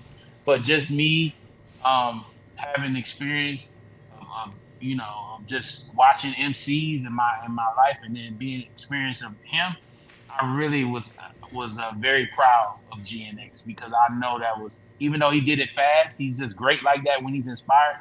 But I know that was a stretch for him. I know for a fact that wasn't just like, I know it's hard for him to just like on that Baby Keem album, walk in the party, don't say nothing. Like this guy is like, you know what I'm saying? He's a very intricate dude, you know what I mean? He writes rhymes backwards and stuff, you know what I mean? So for him to just be saying walk in the party, don't see nobody, that's tough for him. That's not easy. Trust. To the audience, it's your last chance to vote before we move on to the next section. When I think of these two albums, it reminds me of the movie The Last Dragon, right? It's my favorite interpretation of the hero's journey. I'm listening to Kendrick Lamar go through a lot of personal, just visceral examination and reconstruction on who he is, what his ideas are, what things what does he actually believe versus what has he been taught? How many of those things are necessary for him to move to the next portion in his life, right? It's like Bruce Leroy running all around Manhattan, going downtown looking for the master, going uptown looking for the master, going over there looking for the master. Then he realizes during the battle that the master has been inside him all along. And then, right, I am. That's the best. Take life one day at a time. The best, second best alarm clock music ever. Number one, Not Like Us. Number two, Last Dragon soundtrack. But then you get to GNX, and it's straight, it's straight stunting, right? And I personally feel like GNX for me is more classic because when I listen to GNX, because I look at these two albums that way, it's hard for me to think about GNX without thinking about Mr. Morale. It's hard for me to think about Mr. Morale without thinking about the battle, right? So I think about that whole chunk of time from 22 to November 2024 as just a separate, Kendrick Lamar, Marvel excursion, right? And when you get to GNX, the emotions that I actually feel thinking about all like that journey together, how all of that played together, at least from my perspective, is a very unique thing that I've rarely ever experienced through albums from one artist, right? And you get to GNX, there's a bunch of stuff that I really didn't necessarily expect to hear Kendrick even do, which was just get real bare bones and just get straight to the bops. And it was so effective while still having a narrative thread, while still playing off of his world building that he does. And there's so many parallels to Tupac's Machiavelli album that makes me even think bigger, right? The hits, the bops, and all that kind of stuff. But for me, GNX is the full circle moment, the conclusion to that story. And it just hits me different that way. So, word up. That was fun. 9-second applause.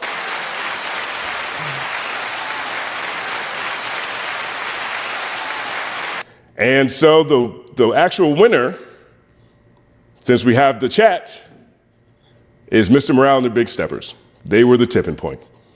Mr. Morale and the Big Steppers won in the poll 62% or 63% to 37%. So it got closer. It was getting trounced for a second. It was getting destroyed. They had to figure out how to vote.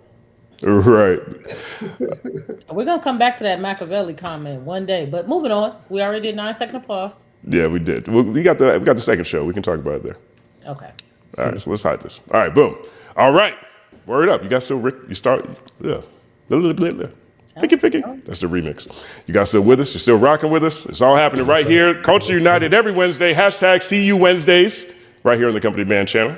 1 second applause to you all. Big story, the main story this week, but this was a big story. And for those who aren't aware, the Supreme Court essentially gutted the Voting Rights Act. And so the Voting Rights Act is a pivotal piece of legislation. A lot of people describe this as the most consequential and important legislation in American history because it put constitutional legislative safeguards on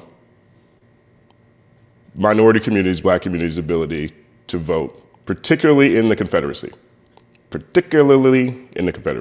And so there was a case called Louisiana versus Calais, which there was a gerrymandered map of Louisiana, where BK is from, and there were 2 black districts. The Supreme Court said that that was a violation of the Voting Rights Act because in their interpretation of the Voting Rights Act, intent to be racist is what needs to be proven, whereas previous interpretations of that law were the results racist, right? So that completely is a 180 from how courts have interpreted the Voting Rights Act since 1965 and where we are now. And so since then, we've had state after state in the Confederacy rush to change their voting districts to remove majority black voting districts. And so the larger, broader discussion around this is that we are now stepping into an era of new Jim Crow. Now, people have been watching my channel. I call it the red team, the blue team, but more importantly, the Confederates. I'm not against necessarily the red team. I'm not necessarily against the blue team. I'm 100% against the Confederates. And this is a landscape that makes me feel like the Confederacy actually rose again through the courts. And so I wanted to bring this panel together to get a bunch of different perspectives on this, to see how people are feeling about the news that happened this week, and also to talk about some ideas on what we should do forward. Now, there's a couple of clips I'm going to play here. One is from Killer Mike, and one's from Stephen A. Smith. Okay, but before we get there, open floor. Does anyone have any thoughts or feelings on what's happening in America this week, and where you guys at? Yeah, I would love to jump in on this. Again,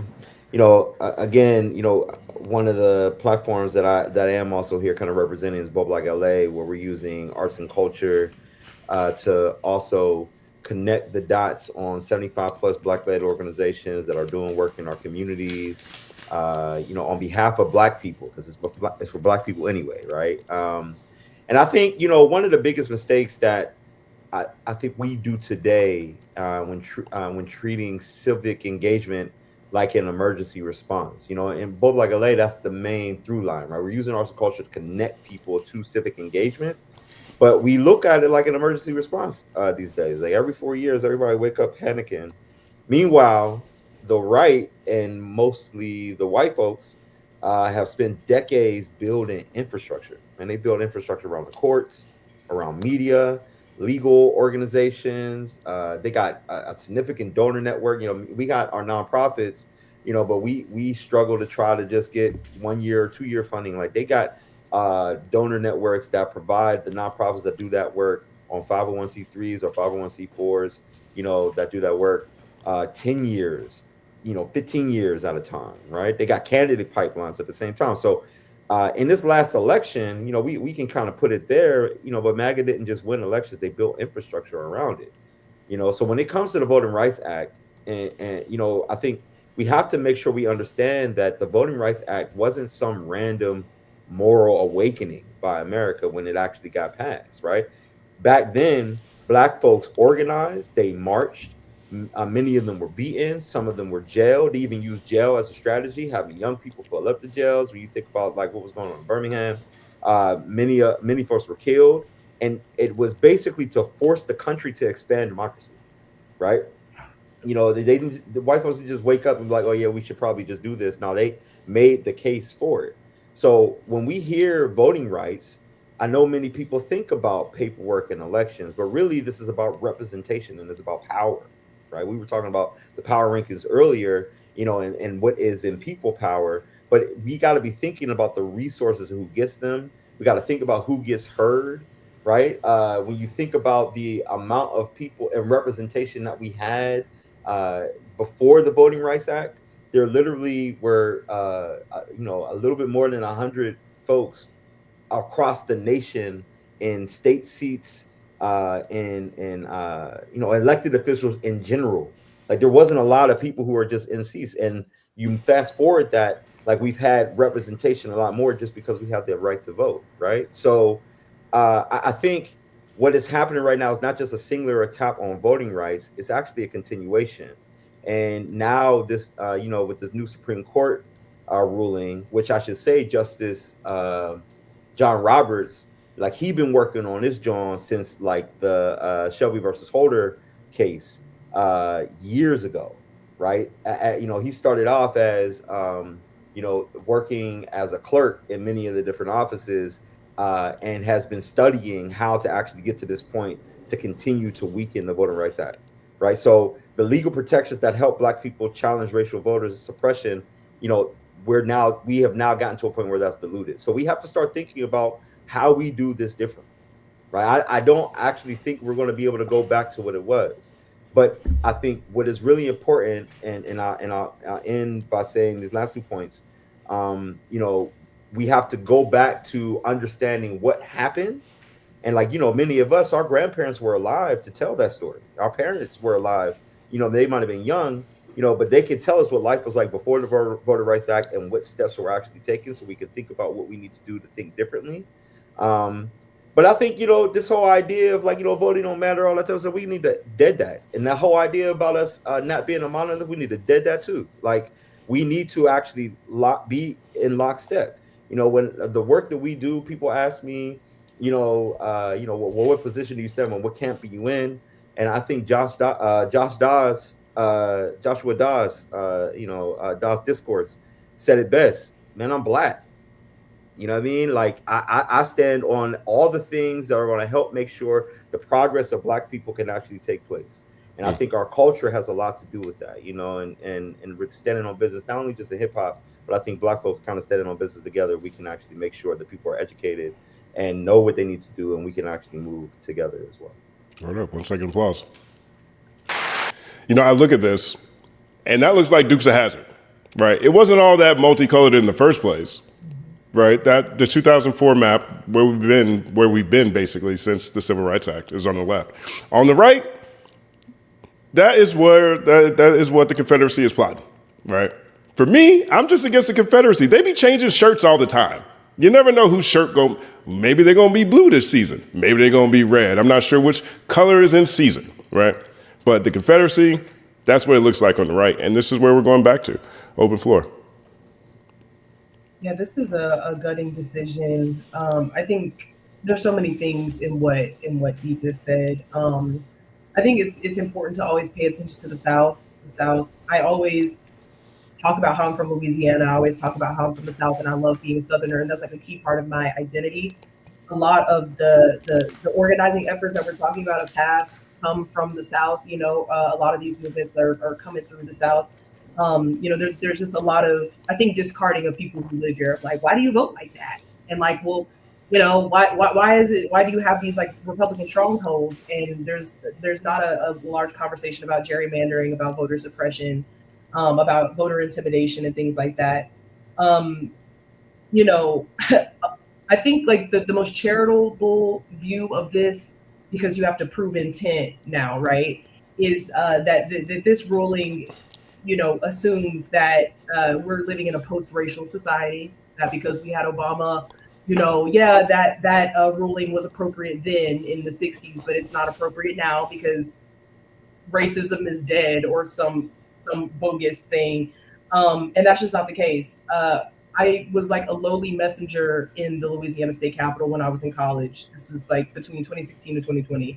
And like, they still have inmates working in the Capitol. They still have inmates working at LSU, cutting the grass. Like, you can't get on the elevator at the same time. Like, it is very much a time capsule when you step back there. And I think a lot of people kind of forget that too, that it's just racist as fuck, blatantly racist. Like, Jeff Landry was in the news as the governor of Louisiana because he just suspended the midterms in Louisiana. And it's like, whoa, this ruling just happened. Let's redraw the districts. Let's just redraw the map. And then let's do the midterms. Now, Alabama is moving to suspend the midterms and things like that. But Jeff and them previously got rid of the county clerk position when this exonerated man won it. And then it's like, no, we're just going to get rid of that.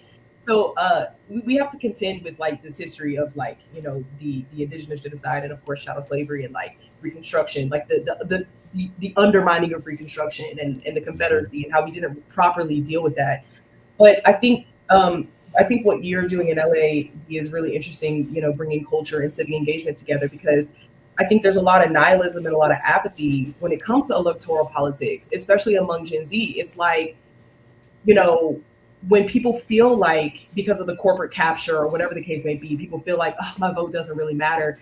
That's not by accident, right? Like, they're being disenfranchised. They're making it harder for college students to vote, or like, or you get presented with corporate candidates with a black face, and it's like, no, like, this person is for your interests, and it's like, no, they're not, just because they look just like me.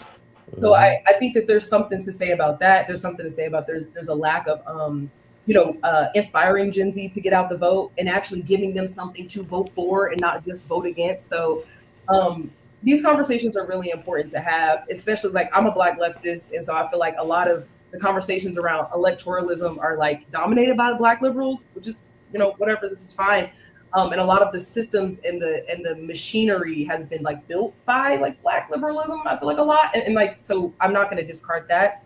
But I think that there could be more nuance around who are we putting up to represent how are we getting the vote out? How are we organizing and organizing alongside mutual aid, but also organizing around candidates at the state and local level, to rally behind as well. So it's a multifaceted conversation. I think people just underestimate the power of the South and how fucking racist it can be. But I'm just glad that we can have, conversations like this on Culture United. I'm taking applause. Stat, you got something you want to say? I'm gonna say this and I'm gonna get off. I just want to tell Stat y'all. be punctual. He punctual. Why you don't he's ever here stay on time. around for the super chat, Stat? Stat is here on time. He's early every time. He's on time. He's never late. And then when it's 7, he out. You know what I'm saying? He got things to do. Me and Justin is a Superman, but we have to get up at 7 a.m. We got the morning show. You got the morning show. What about all the super chats that are talking to you specifically? You just gonna leave them people hanging? They can come on. They can come on third verse in the morning and hook them up. You know what I mean? Come on through, guys. But I'm gonna say this. I want to say this is beautiful to see you all speaking so intelligently about this subject. You guys knowing the history of what's going on. Justin knows I don't pretty much get deep in these conversations because my solution is to burn this whole thing down. You can't fix this. I think it needs to be burned down from all the way down. I'm talking about eliminate it all because we are in the midst of, we've been colonized. The colonizers are making us believe that there is something that we're actually going to do. Whenever we try to get close to something, it seems like it's farther away. You know what I mean? So I love that we get to express our opinions. You all are beautiful. My brother here, Justin, has told me off camera some of the things that you're doing.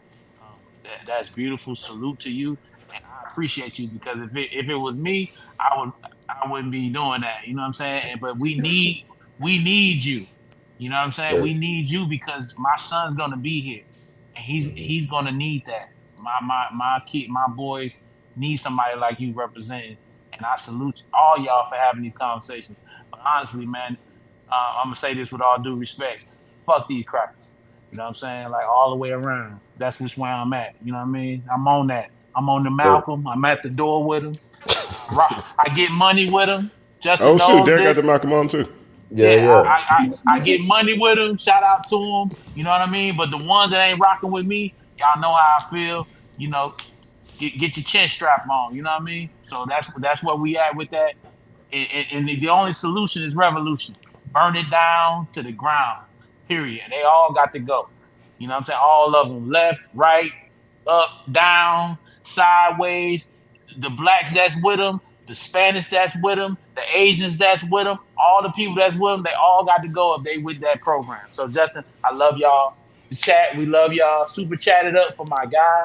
You know what I'm saying? Don't you FD, everybody on here, don't get discouraged from being on the list. We about to do a list. All y'all about to be top 5. You know what I'm saying? Don't not get discouraged by Complex. I'm calling them. I swear. I'm about to send a text. Let them know what's happening. I got y'all. You know what I mean? Shout out to y'all. God bless y'all. Have a good night. Keep it up, man. Fight the power. Peace. All right, my man. See you later. Now, second applause.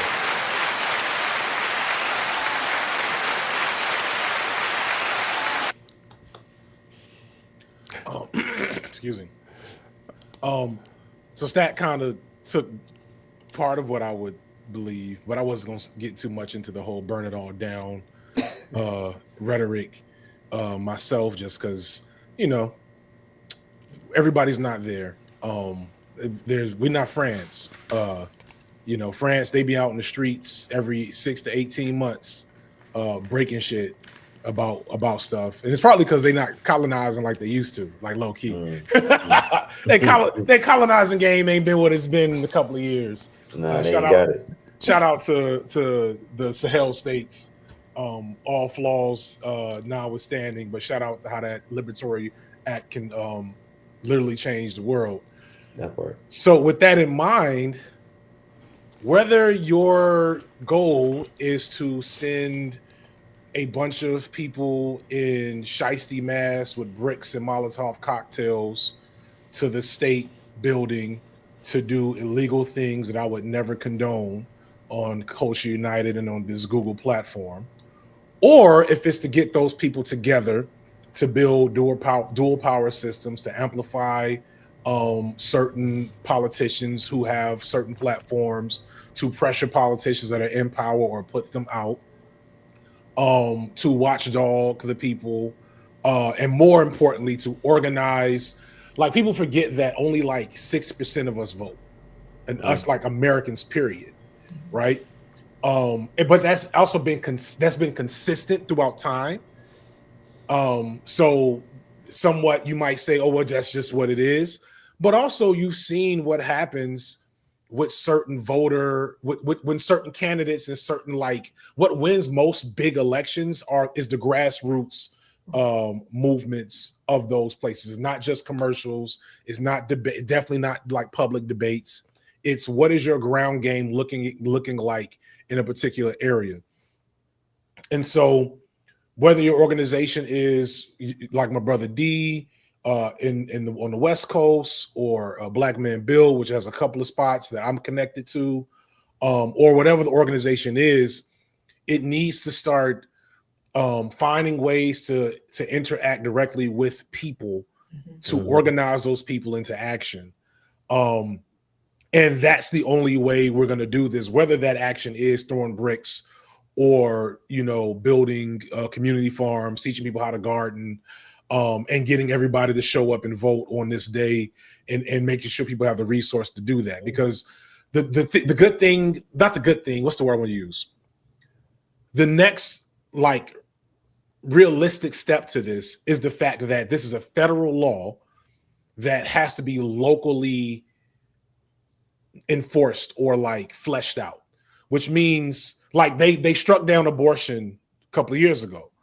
I don't know how many states have most of their abortion rights, but more than you think. Even some of these Confederate states have like all their abortion rights, regardless of the federal laws, right? And that comes from local engagement with the issue. The one like thing I think people don't realize about the Confederates is that they're not serious about a lot of what they do. This is more like the culture war stuff. Like, they don't like, if they pass this law, thus they can promote themselves or campaign on passing this law, but the law's actual impact and usage across the board, they kind of could care less about, as long as they get to maintain their corporate sponsorships, maintain their spot in the Confederacy, etc. So that actually gives us a lot more leeway to fight for what we deserve and need within community. So I'm saying it to say it's not as doom and gloom as it seems. Your vote, people, sometimes the Black liberals perceive me as a non-voter or a voter doesn't matter type of guy. That's never been the case. I've always voted. I've just always said people should be less passionate as to why they're voting, and just vote very selfishly and self-interested, and less, less post about who you voted for, because, like, fuck them niggas, all of them, really. But you get my point. Yeah. I think FD once described it like, you just wash your hands after you take a shit, bro. Like, yeah, you should just common practice. Like, this is a healthy thing you engage with civically, but you don't rest your whole movement or all of your gains on that. Yes, thank you. Yeah, man. Elle's always traveling with revolutionary science in the caravan. What do you think about I'm jealous. everything? I feel like I'm not supposed to be, because it's like being jealous of the devil, but I'm jealous.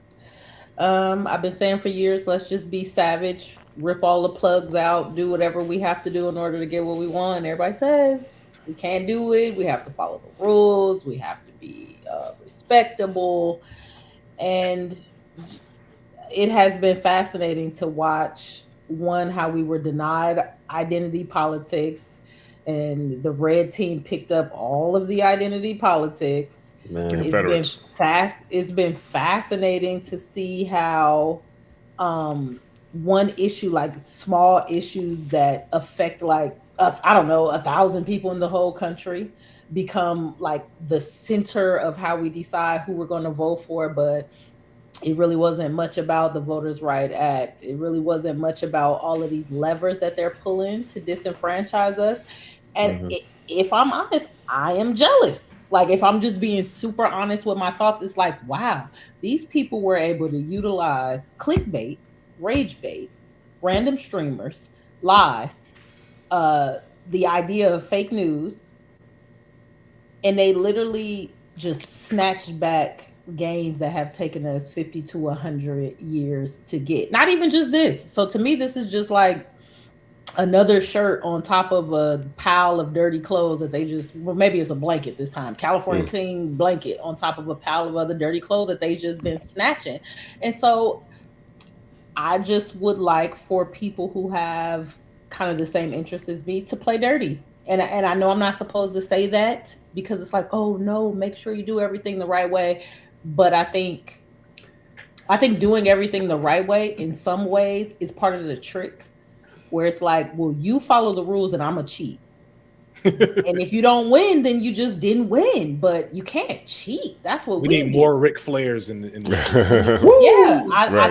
I think there needs to be more creativity, more savagery in the way that we try to defend American residents, because a lot of people feel like they're in a group that's protected and they're not. Like, a lot of things, when you ever seen that meme where somebody's riding on the bike and then they stick the stick inside of the wheel and then they fall and it's like, oh, why would somebody do this to me? Like, I think a lot of people, non-blacks or black people who aren't poor, they think that they're putting that stick in a spoke of a machine that's working against them, but you're on the bike. You're going to flip over the bike and just, I don't know. That's one of my favorite memes, by the way. I laugh every time I see it. It's a hilarious meme. Regardless of what the conversation is, I just laugh. Once I get applause to that meme. The duck is another one. You ever see the duck? The duck is good too. Quacking and chasing people. Hilarious. So it reminds me of that. I would like to see us play dirty, but I mean, I don't believe people are going to have a revolution. People are not. People enjoy a McDonald's, Starbucks, just like everybody else. They not burning that shit. As long as the internet and their phone's working. Yeah, they not. I think it's a long run. Turn that internet off. You ever seen a toddler when you take the iPad? Now, if y'all turn that internet off, it's gonna burn. It's gonna be a problem. Quick. I think at that same point though, we get to define like what revolution looks like and what it is, right? You know, and I know that we can, like, especially Black folks, like our culture leads the way globally. And we just had this whole conversation around like what GNX did around the world and like what people were actually following and listening to the whole time. You know, I think, you know, artists and, you know, Black media, even podcasters, influencers, like we could have a way to make not just voting, but being civically engaged. Because I want to be very clear about that. Like, voting is the least motherfuckers can do, right? Like, I think we have to be even more astute in thinking about like how do we stay civically engaged? And we can do it in a way that doesn't make it seem like we're turning it into a corny PSA. I mean, to what FD was saying earlier, you know, there are literally 10 million Black people who are not registered to vote at all in this country, right? So when you think about like what it took to even get us the opportunity to have the ability to have a say, just actually registering to vote and regularly participating can look like revolution in its own right. Not to me. You know what I mean? Like, you know, because when you think about local, because I'm not talking about the national politics, the president, all that type of shit. All right, cool. But like when you think about Compton, Inglewood, when you think about Antelope Valley, and what's happening actually up there in Lancaster, when you think about what's happening in an Empire as well, and I'm speaking specifically to like LA and LA regional, and all these different places where Black folks are, you know, we could actually control our destiny in our own cities, in our own local politics. And when you start to think about people regularly being civically engaged, the campaign managers, policy directors, field organizers, fundraisers, the candidates themselves having a bench for it, like we don't have that structure. You know, I was saying earlier about the infrastructure that MAGA kind of built around these things. Like we could revolutionize the game just by us being able to manage and take care of business just in the jurisdictions that we are actually in. We don't do that. We don't do that now. I worry about us romanticizing revolution and in a way confusing it with assimilation though. Because a lot of times when you step into those roles, there are a lot of systems there's a lot of trains that's already chugging along that you kind of have to ride with, even when you get elected. So when I talk about revolution, I'm talking about changing a system, not joining Right. it. Which it's some value of it's some there is value in joining it. Don't get me wrong. I just worry about us muddying up the language of calling that revolution, if that's fair. So So okay, I buy what you're saying, but go ahead. Real quick, FD, I wanna jump in real quick. I want to show a couple of reactions real fast. One of them is from Killer Mike, and so this is what Killer Mike had to say this week. Let me play this real fast, and we could take a look at one of my all-time favorite rappers. To be honest, me too. one of my all-time favorite rappers. Let's see. I'm still excited, bro. Though.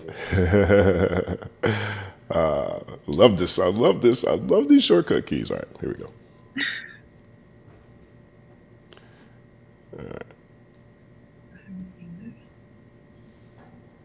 Known as Michael Render. 1965 Voters' Rights Act just got gutted. They gutted it. They literally eviscerated it, and it's now trying to make it easier or allowed it to be easier for states to redraw district lines to annex those most in need out. This is not just black people and African Americans. This is poor people. So based on where you are, the more poor people that can chop you up, they can make sure you aren't voting on the behalf of the poor and the interest. They can make sure that it affects your schools. They can make sure it affects your jobs. They can make sure it affects every part of your life. So right now, you need to be putting pressure on our local politicians and local municipalities not to do this. You need to be putting pressure to make sure that those like you and like your neighbors still have the ability to exercise their full constitutional rights of voting, and it being effectively not eviscerated and us being taken back to Jim Crow. So we're going to start the largest voter initiative possible this fall. We're going to get people out to the polls. We're going to beat up those midterms, and going forward, we're going to do more than just march and protest. We're going to go to the polls. We're going to change the people who are in office. We're going to get those laws back changed in the favor of the people. This is Michael Render. Stay tuned. We're going to do something plot, plan, strategize, organize, and mobilize big next. You know what? And that's so funny is I don't even hate what he said. I don't hate what he said. It's just the current political reality we're in is a byproduct of the Killer Mikes of the world. In ways that BK, you hadn't seen this or seen like the backlash around this. So He's getting destroyed. he's getting destroyed, but he's getting destroyed ironically by the black liberals. He's getting destroyed by the black excess brunch crowd because he didn't support Kamala, because he didn't support Stacey Abrams here in Georgia, because he didn't support Hillary back in 2016, so on and so forth. Which I think so. Like, would I prefer a Hillary Kamala presidency over 2 Trump terms? Most definitely, right? Yeah. And do I think that because that's 4 Supreme Court justices, which changes all of this shit. And like I've heard some people to my left say all these same things would have happened under Hillary and everybody else. And I'm like, no, that's just not demonstrably true. Will we still be under a neoliberal fascist state? I'll give you that. Yeah. I'm with you there. But no, I don't think some of these finer details are correct.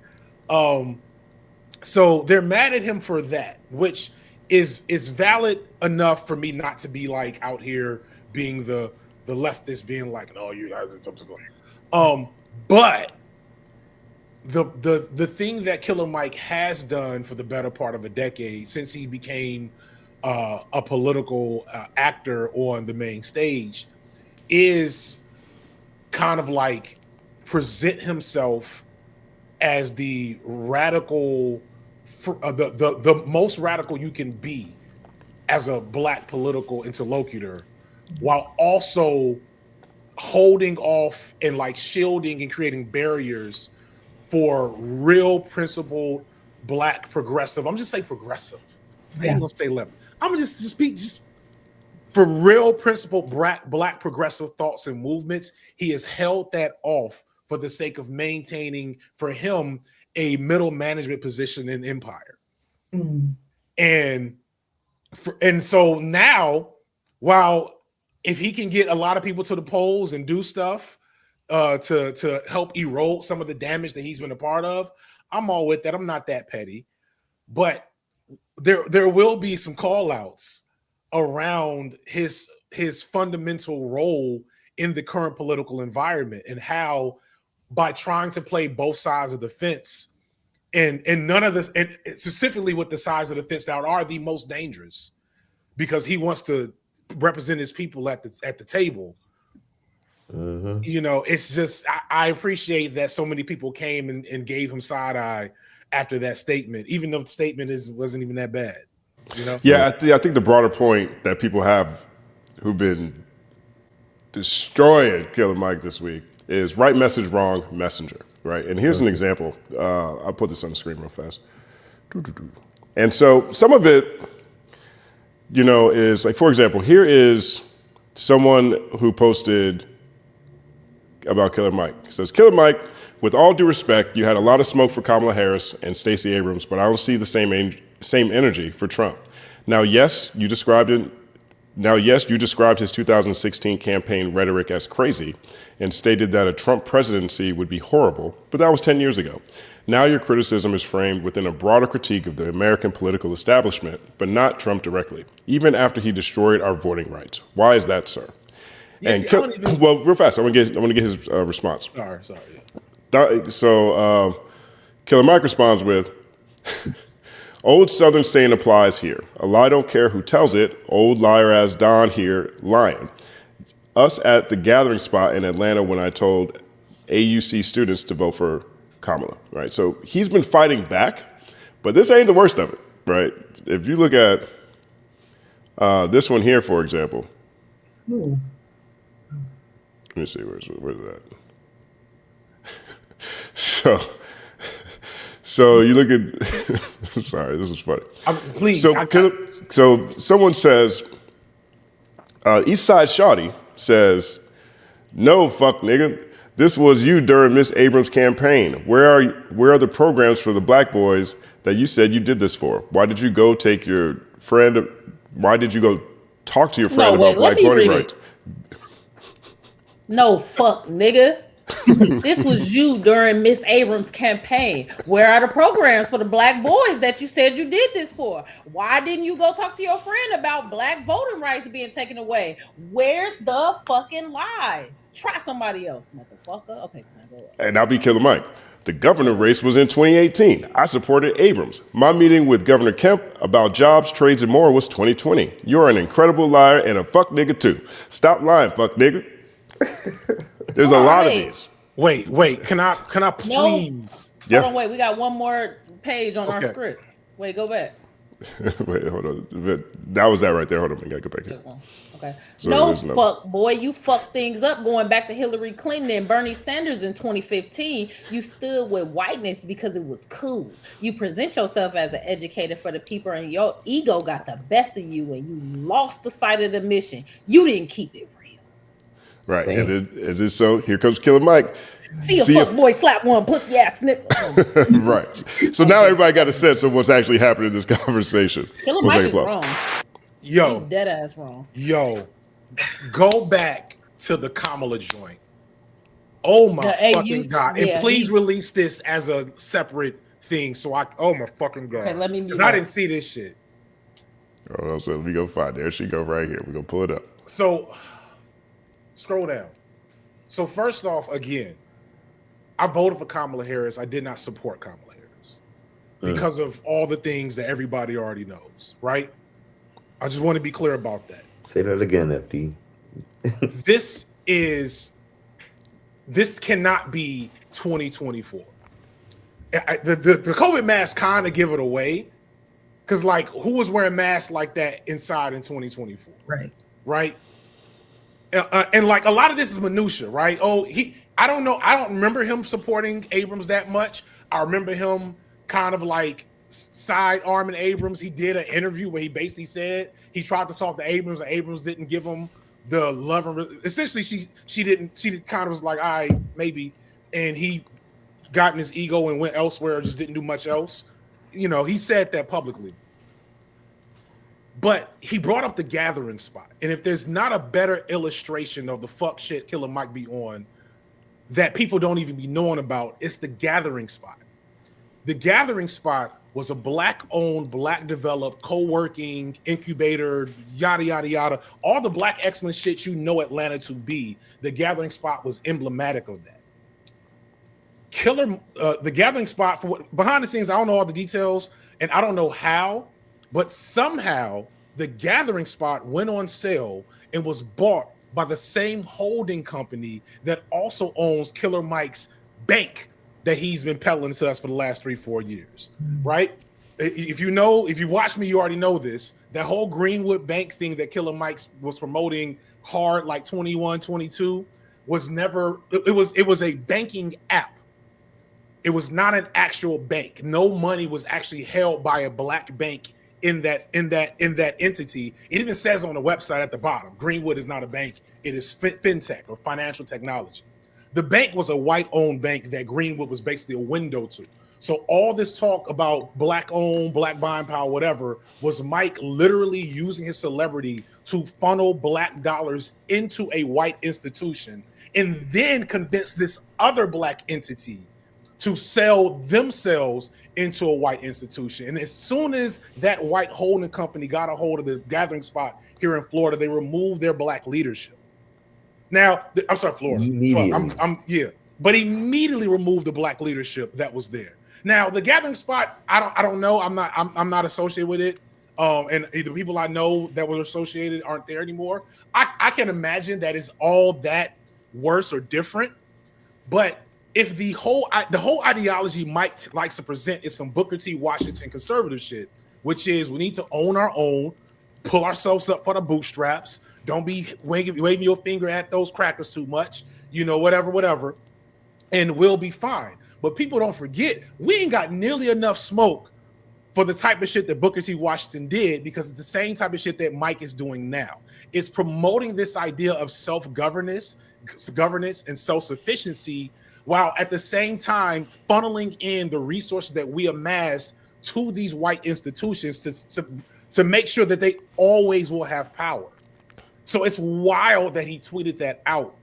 And I hope somebody in the comment section was calling him on that. At least I'm sure they noticed the mask, but niggas don't know that the gathering spot was some shit that it's like the most Killer Mikey thing you could do is what he did there.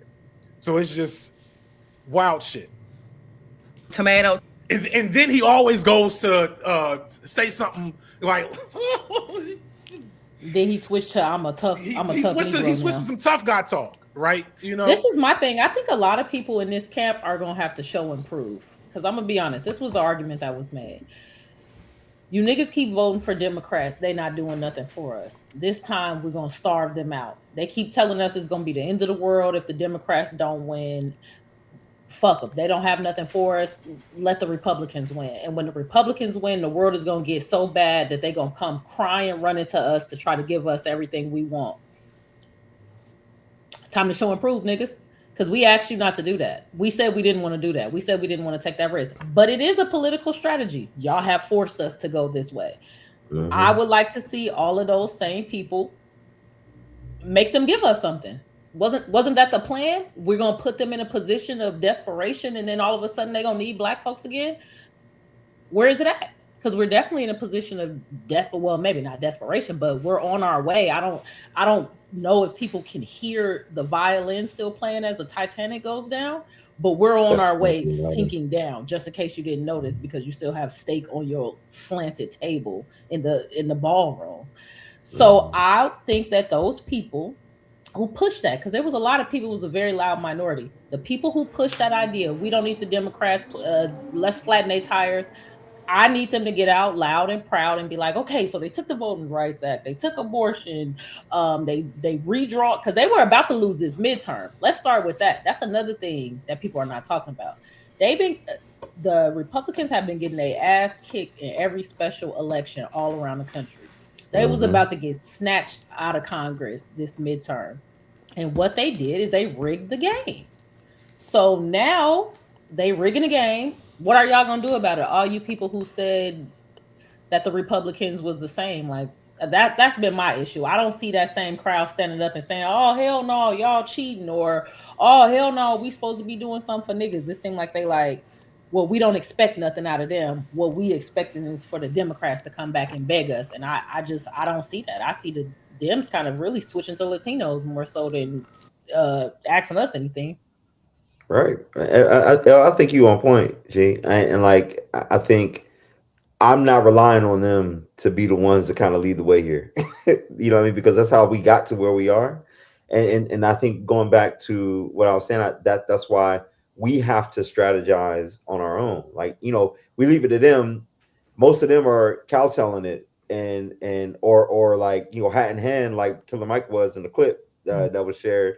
Like, we got to get together. We got to, I think it really comes down to those of us who had a strategy before all this, really kind of standing in the gap and doing our part to really galvanize people to get to the strategy that we believe in. You know, it's hard. I think, like, I don't know, maybe y'all can give some context or some feedback to this, but it does feel like there's a bit of a generational gap with Black voters. Like, even if you just take Mamdani, right? Like, on average, Mamdani got the young Black vote, Cuomo got the old Black vote. And so when it comes to strategizing around common causes, like getting corporate money out of politics, and the Congressional Black Caucus is one of the most like corporate captured entities within Congress, right? Like, AIPAC is bankrolling pretty much all of their campaigns.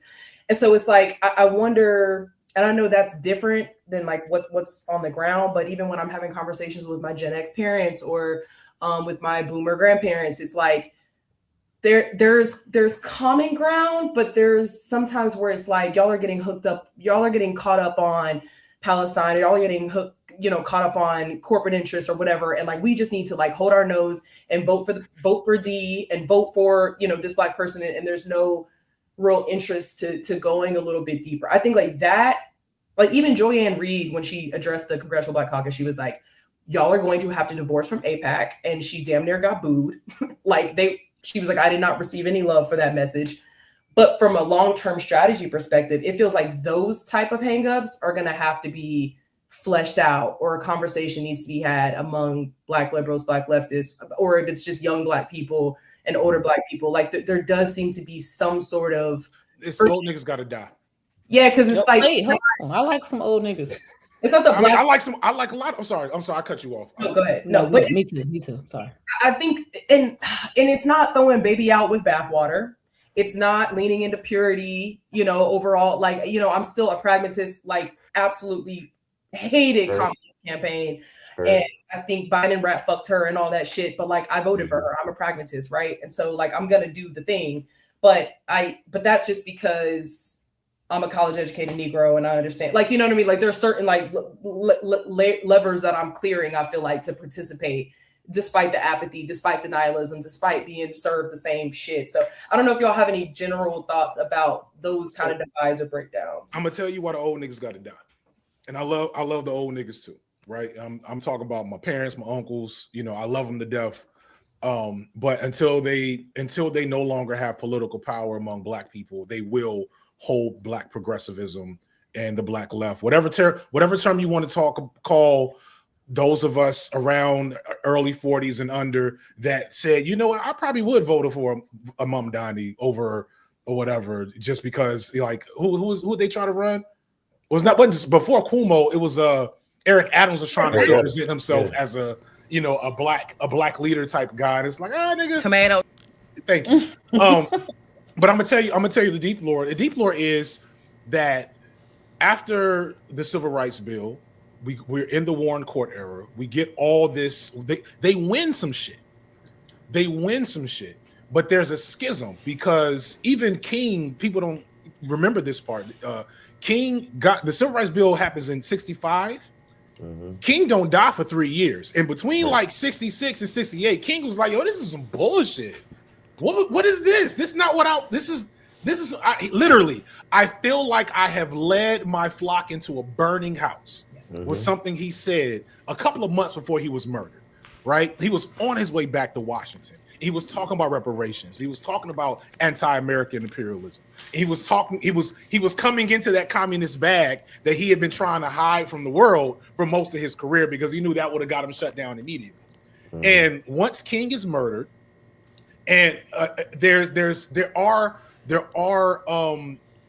wins by all these black political movements that give a decent amount of black people, my parents, probably your parents, BK, probably a lot of our parents, access to the machine in ways that had not existed ever in the history of us in this country. Mm-hmm. And some of them got access to the machine. It was like, oh, it's gravy. We did it.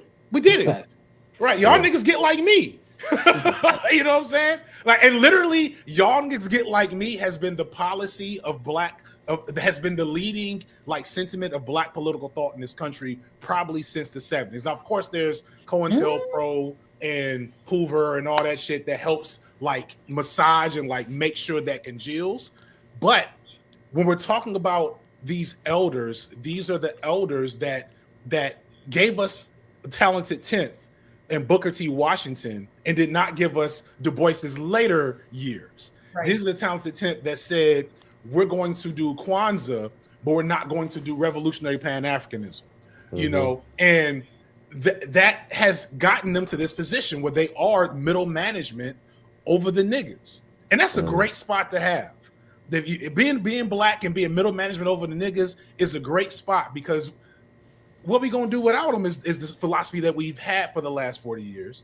And now Gen Alpha, a handful of millennials, because not all of us, Gen Z, a handful of millennials, and God help Gen Alpha is what I should say, because this jury's still out. They young. They're like, hey, actually, this looks like some bullshit, and I can't get a job. So why would I listen to you? And they're like, vote for AIPAC, you know. Elle, you have something? I feel a few ways. One, I don't think, so I guess I have to go in reverse because I definitely don't think the leading black political movement has been Get Like Me, but I do think there are a lot of, I did it, can you do it? I just don't think it's the leading movement. And I don't think they got to die because I feel like that's another, dare I say, pie in the sky. I shouldn't say pie in the sky because it makes it like it's a positive that they die, but that's still another like, well, I guess in 20 years when they die off, I guess in 30 years when they die off, because we're not going to put them in a mass grave. So it's almost like it's fun to say, but we can't rely on y'all have to die off because they're not going to die off and we ain't going to kill them. Mm-hmm. 3, I think that there is some benefits of the experience. The problem is the wrong people have too loud of a mic. Come on. So I also wanted to go back to what you said earlier, D. I think you said, dang, I can't remember exactly what you said, but it made me think about, no, these niggas need to be tarred and feathered. That's what it was.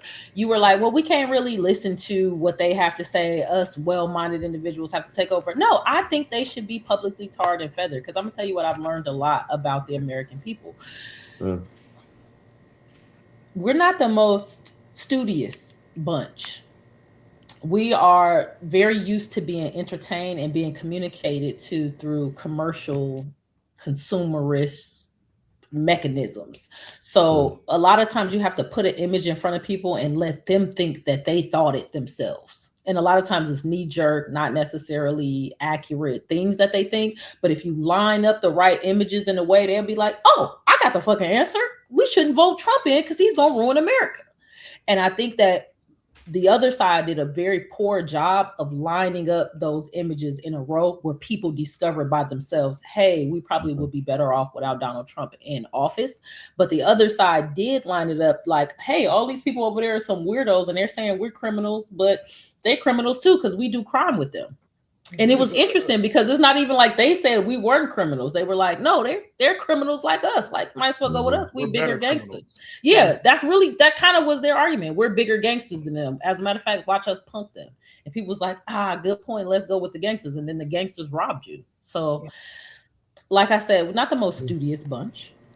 So, just to wrap it up, I think the people who led us down the wrong path should be tarred and feathered and embarrassed so that other people don't want to be like them. I don't know why that picture popped up. That was a crazy fit. I can't wait to go back to this fit. Led us down the wrong path. Led us down the wrong path. And they should be publicly embarrassed and shamed so that people don't want to copy that, so they don't feel put out of the community. I think that's definitely step one. I do want to play this this clip real quick because this is something that I think the conversation was recorded prior to the announcement, in my opinion, but the timing is really interesting. And take a listen to what Stephen A. Smith here says. I'd love to get your guys' reaction.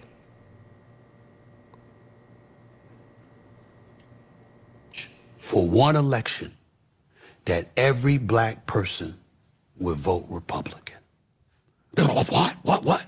How can he say that? I said, it's simple. Since 1964, the black folks, we have been giving our vote to the Democratic Party at an exorbitant rate. Therefore, they know they got our vote, and they don't have to cater to us as much as we need them to. The Republicans know they'll never get our vote, so they don't give a damn about us. And as a result, we're the only community in America devoid of representation, which is why we're considered disenfranchised.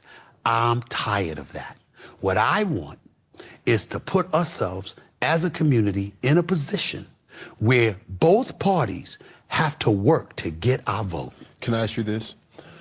Do you think you covering politics like you cover politics, in the words of your mans, is that good for business, your business? It has the potential not to be. We'll have to see. So far it is. I think I'm doing pretty good. So far it is, but it has the potential not to be. But here's the point. Cam, if I thought like that, I'd never be here. There's plenty of decisions over the years I could have made that would have been good for business. But I had the courage to tackle the issues that I felt passionate enough to attack. That's what makes me me. Man.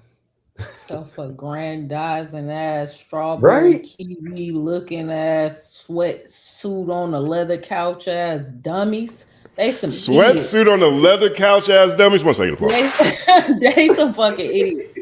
I am so tired of these people. I'm gonna tell you why. As everybody knows, they say I said too much. Philosophy student. I'm very much into decision science. What motivates people to do things? That cadence, what I want you to do is just for one time. Everybody, that preacher cadence, that really rocks people to sleep. It's fascinating and annoying at the same time. 1, 2, okay, we're in that situation now. Do we have representation now, sir? Pay attention to the Gutted Voters' Rights Act. Do we have more or less representation now that we've tried it your nonsensical way, where now the Republicans are in office and they're snatching all the wires out?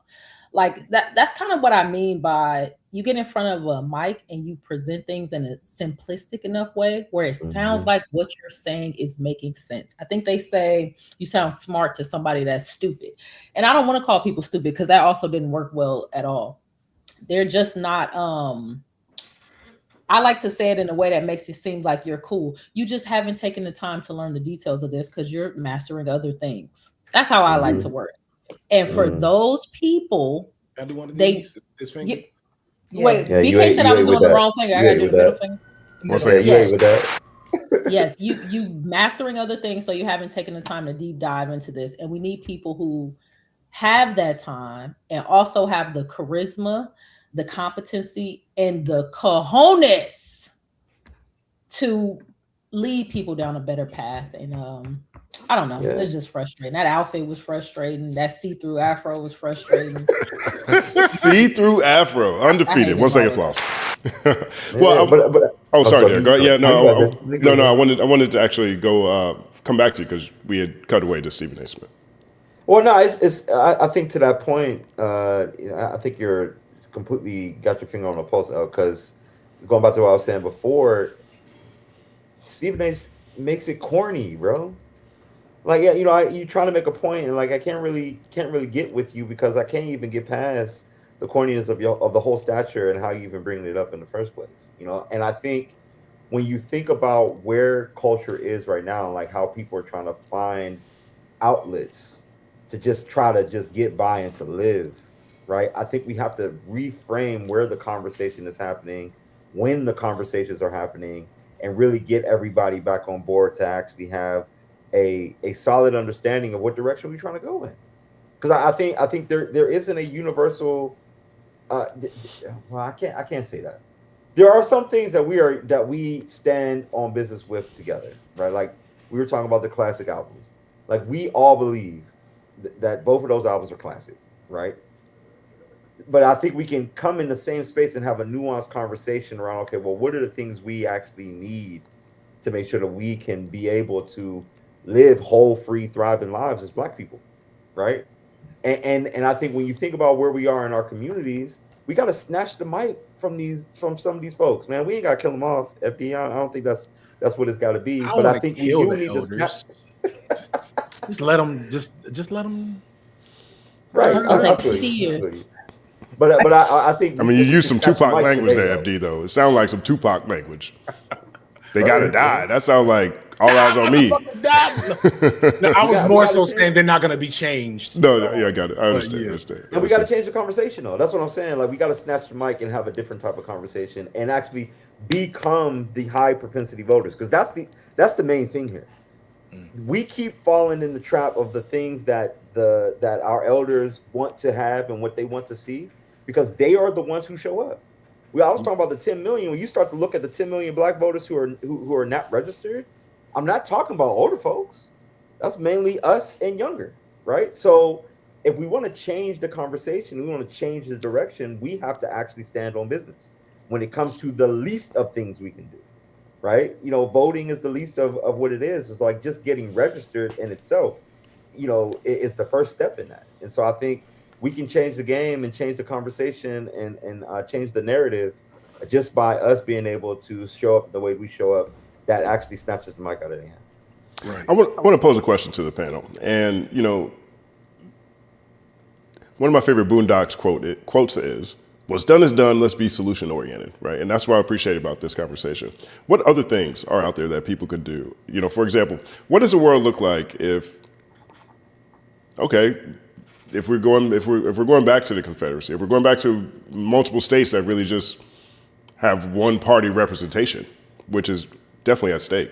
What happens if people just flood that political party or try to infiltrate that political party? Now, we know that they probably won't get elected, but is that a measure to participate in their primaries so that you can have these debates within their network? Is there value to that, or is that something that just wouldn't work anyway because people will just dissolve or dilute the conversation? I don't think there's a lot of value in flooding Republican or Confederate parties. Let me try to be as measured as I can and talk about the Democrats so that folks will listen. Yeah. I think for short-term Band-Aid solutions that could bleed into or manifest into larger, more institutional changes, you have a template with like a Zoran Mamdani, right? So Zoran Mamdani, those to my left, will criticize various moves that he's made to compromise his, leftist ideology that I'm pretty sure he has somewhere beneath the smiling politician. But he's also, through those compromises, gotten like a lot of wild shit done, collected billions of dollars. Like Zoran really proves how easy it could be if you get the right motherfucker in there to change a lot of shit real quick. Not the major shit, not the most important or dire shit, but a lot of really useful shit that makes those other things more tangible, in my opinion. Mm-hmm. So you have, the Working Families Party, you have the DSA. So those are ways to at least start marginalizing the power of these establishment forces within the Democratic Party. That's why they fought so hard against Mamdani. That's why they're focusing as much on Hassan as they are Donald Trump right now, as critical as we should be of Hassan a lot of times. And so there's no true satisfaction for me in that. But if you're talking about like tangible, everybody can do this. They don't have to read, I don't know what books I got over here. They don't have to read 75. They don't have to have a Black Studies degree to have an impact. Because that's the thing that I think some of those to my left don't appreciate, is that we're a minority for a reason because there's a lot of knowledge gaps, and so you have to provide short-term goals that are tangible and like realistic to those folks. But yeah, they're you know, I don't know who, like Georgia's governorship is up, right? Right now, my vote is for Olu Brown, who's a pastor, as a avowed heathen agnostic. But I've been to his church, and so I'm like, I can see it with him. I can see it with him, right? I don't know if he's going to make it, but that's a start. And so when Atlanta's next mayoral race comes up, I know somebody going to be in there that's going to be have a little Mamdani smell on them.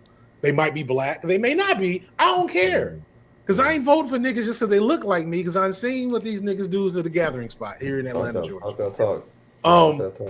So yes to Justin's point in that activating is possible. No to whether or not that activation within a Republican or Confederate framework is useful, because we have no power there. One last point I want to point out is that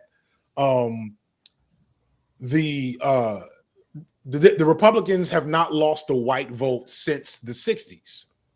Once it became clear, and that's the nation we live in. We live in a racist country.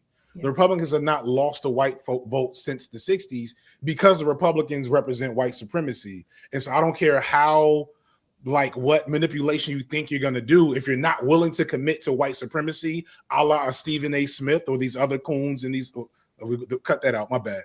These other trash pandas that do exist in the Republican Party, if you're not willing to commit to that, you're not actually going to get any power out of them. So, yeah, that's I disagree. I had some. Go ahead. The way I looked at it was not. The way I looked at it was not to actually get power; it was to disrupt. And so you will have to be somewhat of a kamikaze, because any political career that you planned on having would probably be over. But I think it would be some value in somebody taking on that kamikaze route to be like, oh yeah, I'm going to sign up to be a Republican, and at every debate, I'm just going to explain to them how they're wrong and how it don't make sense, and come up with Republican sounding, but not quite Republican ideas to throw out. I think that's actually a very creative. So I don't think that's possible with them. I just don't one. If you're not willing to commit to the bit, then they will put you out of there pretty quickly. Yeah, you got to commit. But if you commit to the bit, then you're not you would have to have the most magical TV movie version of committing to the bit to get far enough for that to have any impact. And even then, the impact will be short-lived and quickly marginalized. Well, I also think that if we think about it, Kamala Harris tried that strategy. If you just want to zoom out, she was like, we will have the most lethal fighting force. I want to be strong on the border. And you had neocons that are never Trump Republicans being like, oh my God, did we take over the party? And it absolutely lost them the strategy, lost in the election. I mean, there's a bunch of stuff to that, but creeping to the right or cosplaying or being like, I'm going to show this force, but I'm actually not. I just feel like that strategy hasn't worked. I just feel like it hasn't worked. But just backing up just a little bit, I think Stephen A. Smith he used to shut the fuck up talking about politics, and seeing his voice take up more airspace is really concerning to me, because he does. First of all, he sexually harassed one of his coworkers on TV a week ago, and nothing happened. But the dangerous part about him, I would even say Candace, Tucker, others, is that they pull at these threads of truth where you're like, wait, that is true, okay, and then now you're following down this crazy rabbit hole. I think I agree that Democrats need to earn our vote, and I think you have to blame the Democratic apparatus. If we're just zooming way out, I think there's way too much finger wagging of the electorate. I think people not being well-read is by design. People being disenfranchised is by design. There's so many forces that are working against the electorate. I think the U.S. has a 6th grade literacy rate. All these things are being kind of hijacked. But in terms of solutions, I think it's multi-pronged. I think you can have the vigilante action, right? That's, quite organized. And I think, where it's I'm going to crash a data center. So now or I'm going to do whatever to it, whatever, I don't want to go into all that. you've got your action. I think you do have to have an arm that has theory involved. Right now, I'm reading To the Left of Karl Marx, which is about Claudia Jones, who's a Black radical communist. And I think a lot of Black people need to start engaging with, at any level, just open your mind to the idea that Black socialists and Black communists are a thing, that like the Black leftist tradition is a thing. This is not just like been a thing. It's been a thing. Like and we are intentionally, even us like suburban Blacks are intentionally like not taught that tradition. We're taught this watered down, like I think like even taking the Voting Rights Act and the Civil Rights Act for granted, because like these are just things that you just assume, okay, cool, like my granny and them like sat down and then like some dogs was sicked on them, and you know, you kind of just have these piecemeal watered down like stories that they and so you take it for granted. But there's not an energizing of the young vote when you think about that big number of those of us that are not engaged. For a couple of reasons, but I think, you know, we can extrapolate a lot from Mamdani. But something that happened with that race was something that happened even with Tallarico here in Texas, was turning out the youth vote, turning out the low propensity voters. It turns out when you come to young people with a message, when you come to young people and say, hey, this is what I'm giving you, because like you're living with, you can't afford rent, you can't afford healthcare, you can't afford all these things, and here are some like practical policy solutions I can get passed through the city council, or I can get passed on like the state and local level, gubernatorial level, mayoral level. Then you have the buy-in. You know, one thing that not just on Zoran specifically, but his campaign manager and the people that were like organizing the mechanisms of his campaign, we're talking about how there was buy-in from the canvassers and people that were door knocking. It wasn't just like, I'm door knocking for Mamdani. It was like they felt a part of changing policy. They became intimate with the zoning law and like different codes and subsections of certain policy, because they were like, hey, if we actually like, you know, put asses in seats here, if we actually door knock, we can get this done. So I think like the electoral part and the organizing part comes together nicely. DSA was a big part of the organizing apparatus that got Mamdani where he was. Summer Lee is a great progressive young Black woman coming out of Pennsylvania, Cori Bush, Jamal Bowman, et cetera, et cetera. So I think the strategy going forward has to be multi-pronged, but we have to address this elephant in the room that like young people are not getting out the vote for particular reasons that need to be addressed and cannot be glossed over. Yeah. Young people and yes, just really quickly, young people and the Black people that are part of that 10 million that don't vote, is because they're not seeing the results that they're voting for. Like they, for a long time, candidates will come to them, they will come to these Black churches, they will, you know, eat, you know, go to the Fresh Fry, do all the things to get along, whatever, probably make some vapid promises and cut backroom deals with the Killer Mikes of the community to make sure that whatever resources that are given get you know, funneled to the top big cats first, and the people at the bottom don't see tangible differences a lot of times, and the difference they do get are maybe not communicated fully. Like when I think a couple of years ago there was like Obama gave people phones, right? And so that was cool, but then like Trump didn't, something happened under Biden and Trump took credit for it. I can't remember what everything. It was. Though. Well, everything. It was the money, and he put his name on the check. Yeah. Like, so, you know, like that's political education. That's community engagement to make sure things like that are communicated better. But the bottom line is, until candidates like Mamdani is extremely popular right now because he is doing a great job of showing things that he's doing the things, and then showing the people the thing he did. Yeah. You know, we just taxed 25 multi-billionaires that don't live here so that we could fund free public school, you know, free preschool, grocery stores, whatever. You know, grocery stores, whatever. And that's kind of the key. If niggas start doing that, it wouldn't be, a lot of this conversation would be less abstract. I want to pose a question to the panel that I actually asked FD or text a couple of weeks ago. Right. I'm someone who is, you know, I look at patterns. I like to think that I'm pretty good at feeling where the zeitgeist is going. I've been listening to people since I remember watching Obama give the State of the Union speech, talk about how Citizens United was going to bring in foreign actors into our political system. And looking at Samuel Alito sitting there shaking his head no, like Obama was crazy. 13 years later, that's exactly what happened. I'm looking at all these people right now talking about this, them gutting the VRA and saying, oh no, it's not a big deal. We'll see. I don't believe them, right? They need more people. Point is, I'm looking at a trajectory where I'm from, where I grew up, the South, where my family's from, where our roots are, is going back to a time that looked more like my grandmother's than it looked like mine, right? Should our leaders be talking about, hey, get your passport?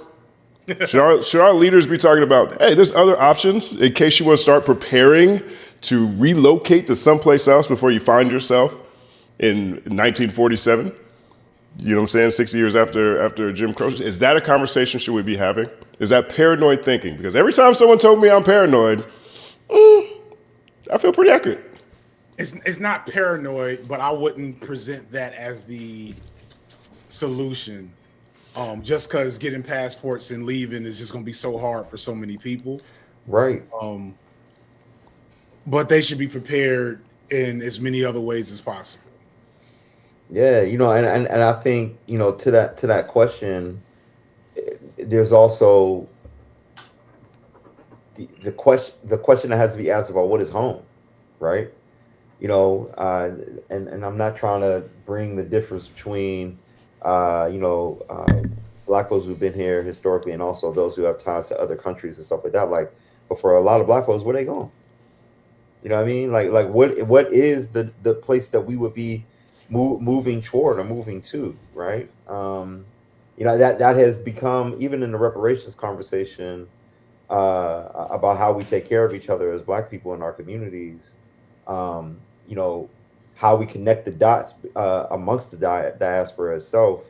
I think there are a lot of unanswered questions that we have to have the answer to together, right? And so, even going back to the last question that you asked, Jay, like, let me be very clear. I'm here for Black people anyway in this conversation, right?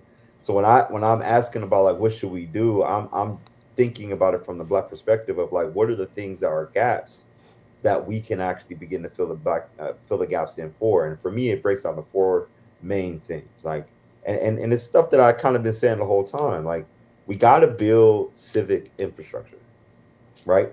There are those of us who are participating in the civic process, but do we actually, as Black people, have civic infrastructure? Like, do we got organizers, but do we have the policy people, the lawyers? Do we have Black media that's actually in sync with each other? Think about like how Fox News is for them, but like, do we have something that is actually for us, right? Do we have youth leadership pipelines, in this direction, like candidate pipelines in itself?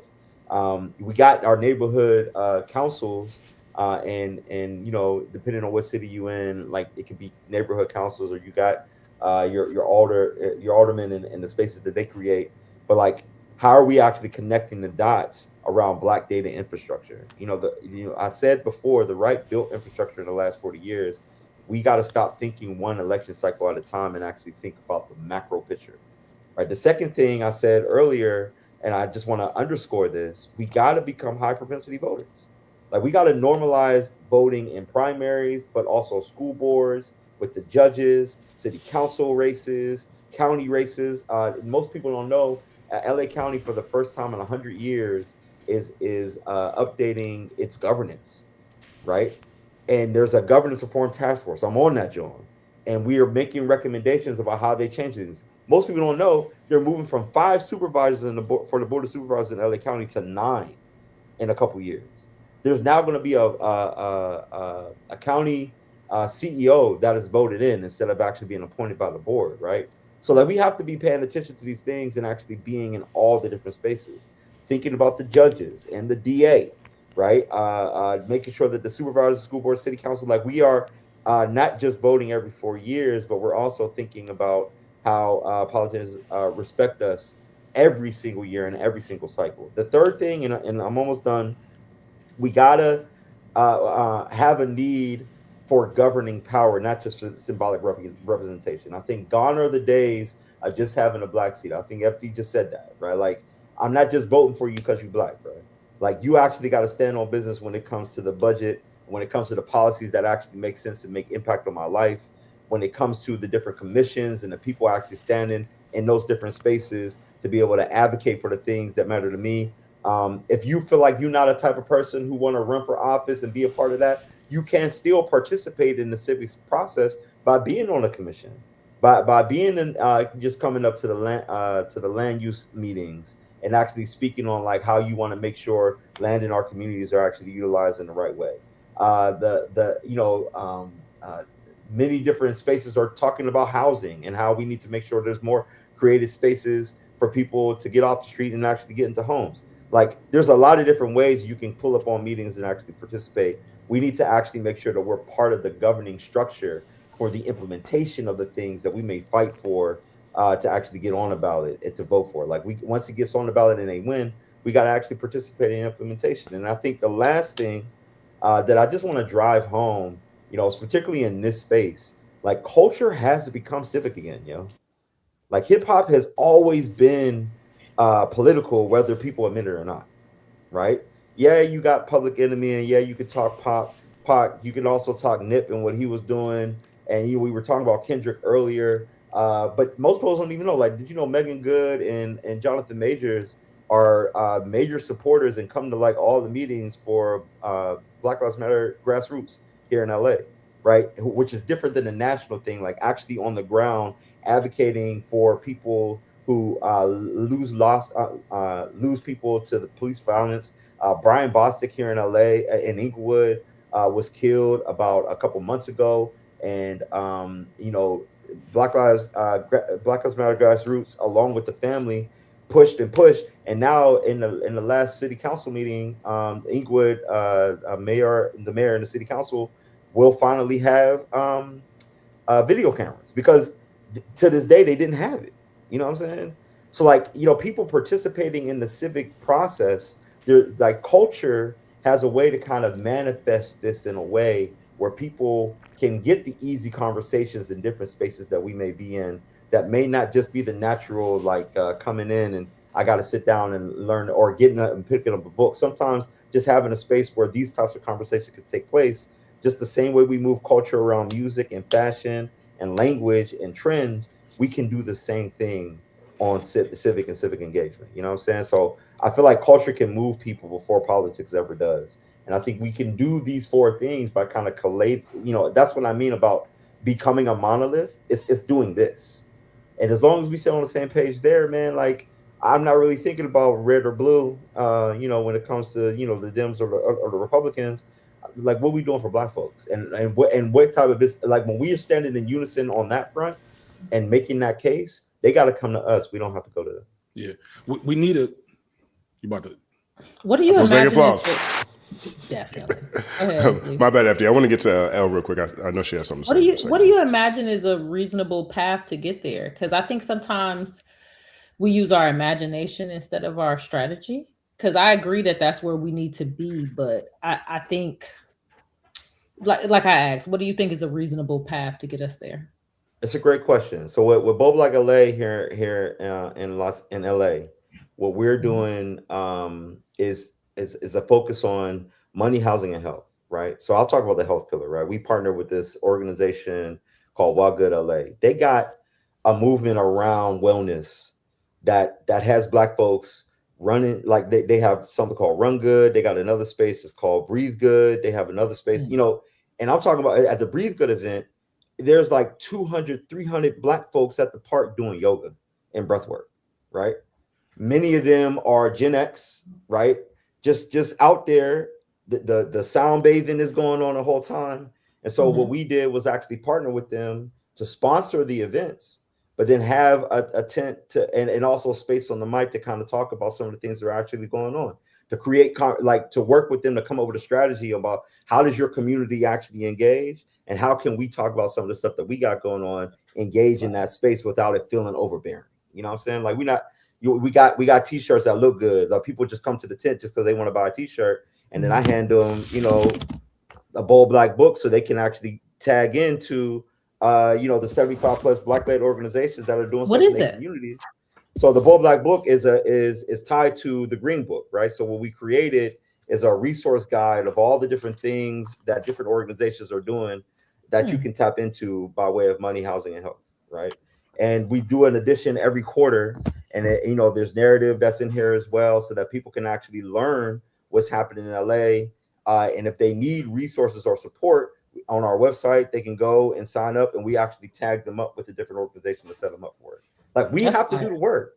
Like we're the adults in the room, bro. Like we were talking about our elders. Like they've been holding the mic and like been the adults, like even putting together the family reunions and stuff like that. It's time for us to. I'm 42 years old, man. We got to be the ones to actually do this work in a very real way and stop talking about it, but actually, put rubber to the road. That's fire. I'm sorry, FD. I know I cut you off. Oh, go ahead, BK.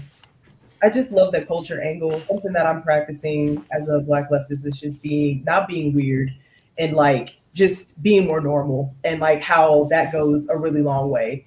But I think your point about infrastructure and pipelines is really important, because the right has like billionaires that'll just like pluck you and fund your thing and face boost you, and like, us having to like compete. Organized people, I do think, can beat out organized money. It's just, what are we organizing around? And I think, I don't know, if we think about like the political education that happened over breakfast, because of the Black Panthers, and like just thinking about very common spaces that we can just plug and actually infuse it. Like, this matters. This isn't a separate part of your life. This can be infused into like what you're already doing. That the work that y'all are doing is phenomenal. But another thing, I know we always bring up Mamdani, but something that I caught my eye was when he did the scavenger hunt, or whenever he went to the club and was like, yo, polls open tomorrow night, because he knew where the people was going to be, or at the next game screaming his head off and shit. Like, that's another indication of like why. I mean, there's so many things that make that so powerful and popular, but it's just like going to where the people are and not finger wagging, being like, why the fuck aren't you there? It's like, well, bro, it's boring, and the food was trash, and the music wasn't good. So like, we can't underrate that too. So that's a great point. Right. I think one thing that Dee's kind of describing is essentially the concept of almost like a vanguard party, right? Where we need professional activists dedicated to movement, disciplined and well organized and well connected. We won't match billionaire money, but if we build up, I think you said y'all got 75 different like Black organizations. Like, that speaks to some serious networking, which also can speak to like funding and money that don't got to come from the insert big money white entities here. It can be locally and grassroots funded, but it does have to be mimicking the reason. Like, once the Panthers, like, no shade to the civil rights movement and like that era and all that they did. But once the Panthers started is when they just started killing people. Like, literally said, we are going to find these niggas, kill them, and or put them on the run. And it's because the Panthers were so imbued in community and radical at the same time. And like, we might have to be prepared for that aspect as well if that's the movement we get into. But the first step is to get into that movement, is to say, all right, who are our people dedicated to cause? How do we fund and uphold them and make sure they're capable of doing their things? And then maybe we get our third party so that we don't have to be constantly being reintegrated into the Democrats for the sake of not allowing the Voting Rights Act to be removed or insert some other thing here. We do need to break the duopoly. And so like to do that, we have to actually, I think you saying that high voter propensity stuff, that don't mean high voter propensity just to vote for whoever the Democrats plop out there. It's high voter propensity so that motherfuckers have to look to us as a block to appeal to, and or we say, hey, this who we chose actually. Yeah, exactly. Exactly. Word up. 1 second of pause. Last words on this topic? Anyone have anything else? Elle, I see you over there. Elle always got something. Look at the eyebrows. Look at the face shake. It's a shout out to mutual aid organizations here.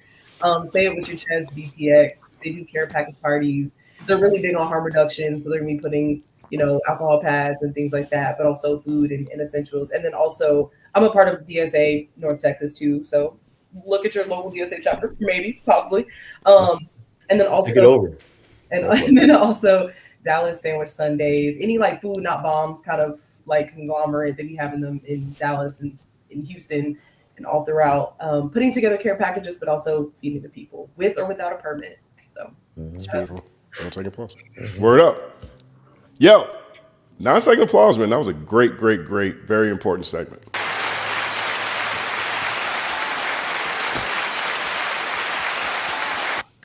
Word up. All right. Well, that's the end of the main show.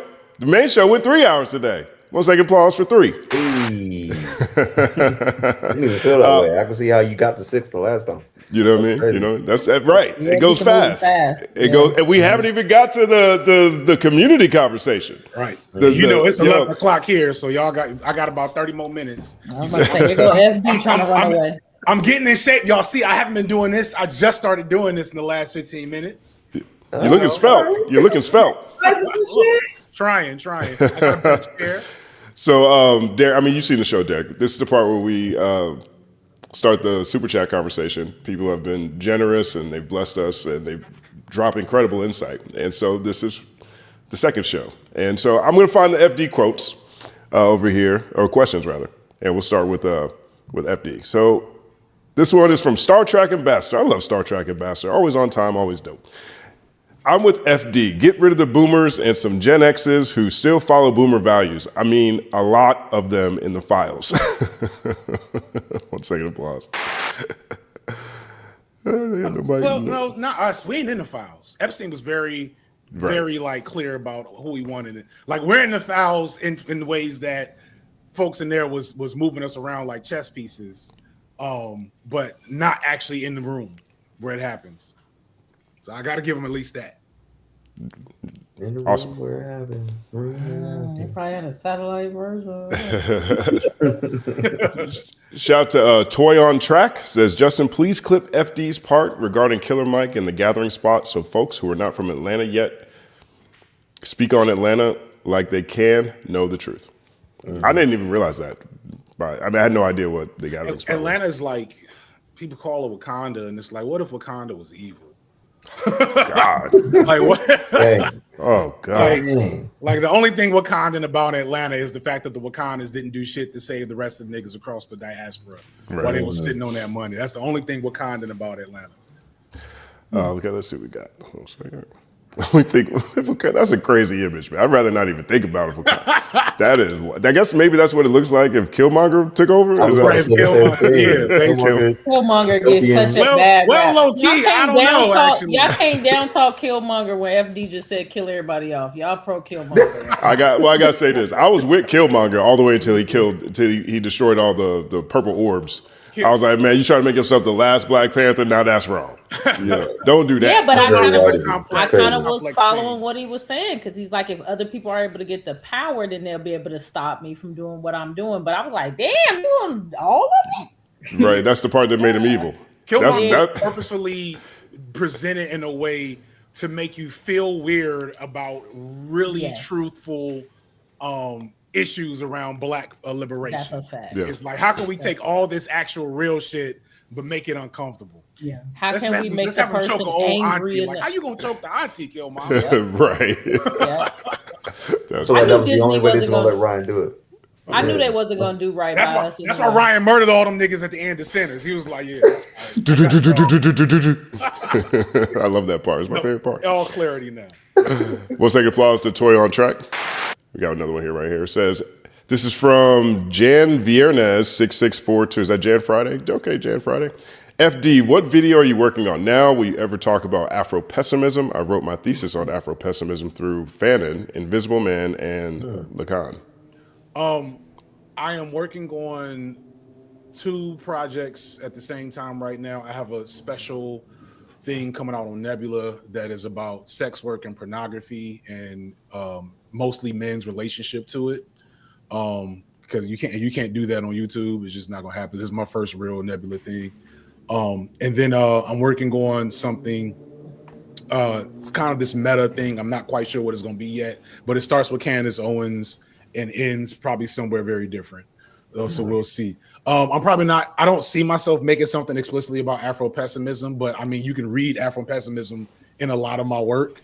I tend not to focus on explicit, like, here's the theory of the video, but if you know the thing, you'll recognize it, because I want to diffuse stuff, you know, in bite sizes, so that you ask those questions.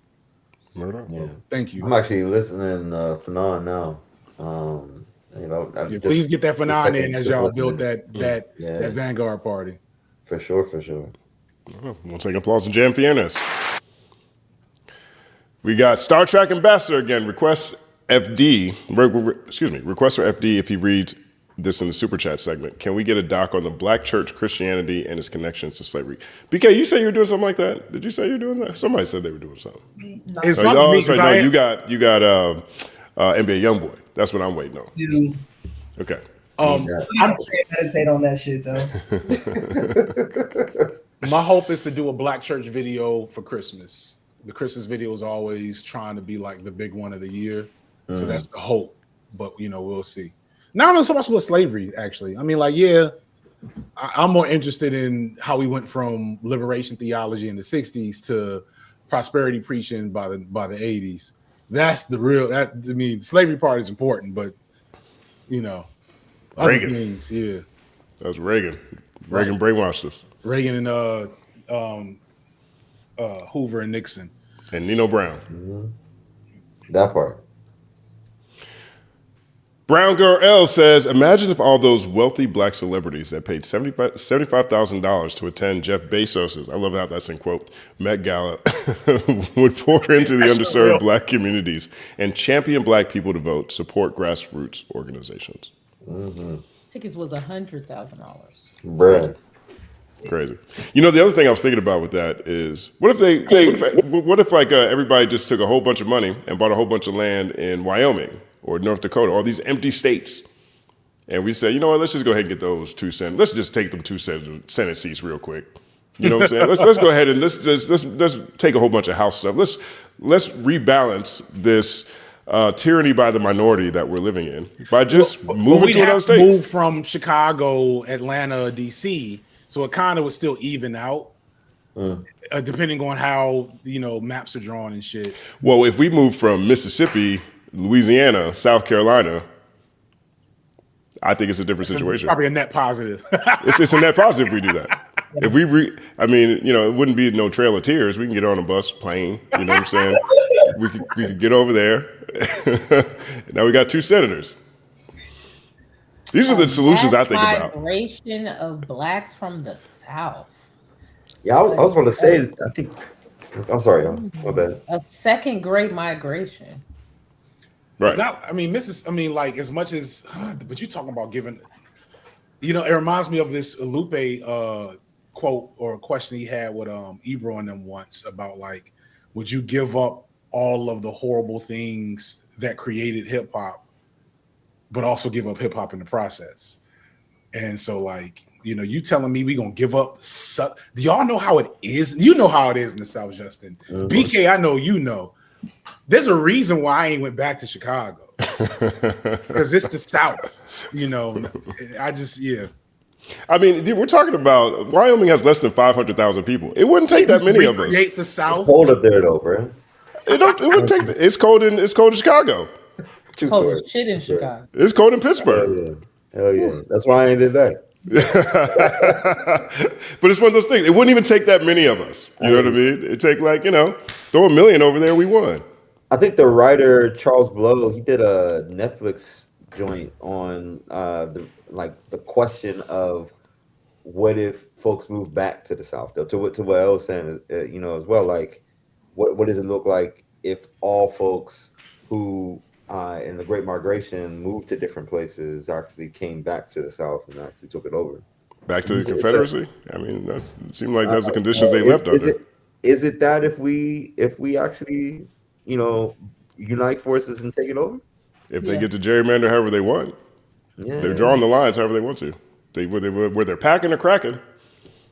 Hacking and cracking is hilarious. I like the idea of something radical like that. You know, I think that's kind of my problem. I'm bored with the simple answers that take 50 years, even though we just watched 50 years, you know, kind of come together. It worked, but I also think it takes a certain amount of free time to be able to pull off something like that. I don't know that Black people, like, you gotta just live in that pettiness. Because they did, like, I did a thing. I'm sorry, I cut you off, y'all. No, it's fine. No, I was interested. I believe in talking at the same time. I can understand you and talk at the same time, but I understand the audio experience. I did a thing for More Perfect Union a couple years ago where they talked about like that as soon as, I can't remember what it was, it might have been Roe v. Wade, like several people within like hyper Christian, evangelical, right wing power communities organize for this very moment at that point in time to get the Supreme Court, to get who they wanted, and so on and so forth. And so it takes a level of petty and evil to be dedicated like that.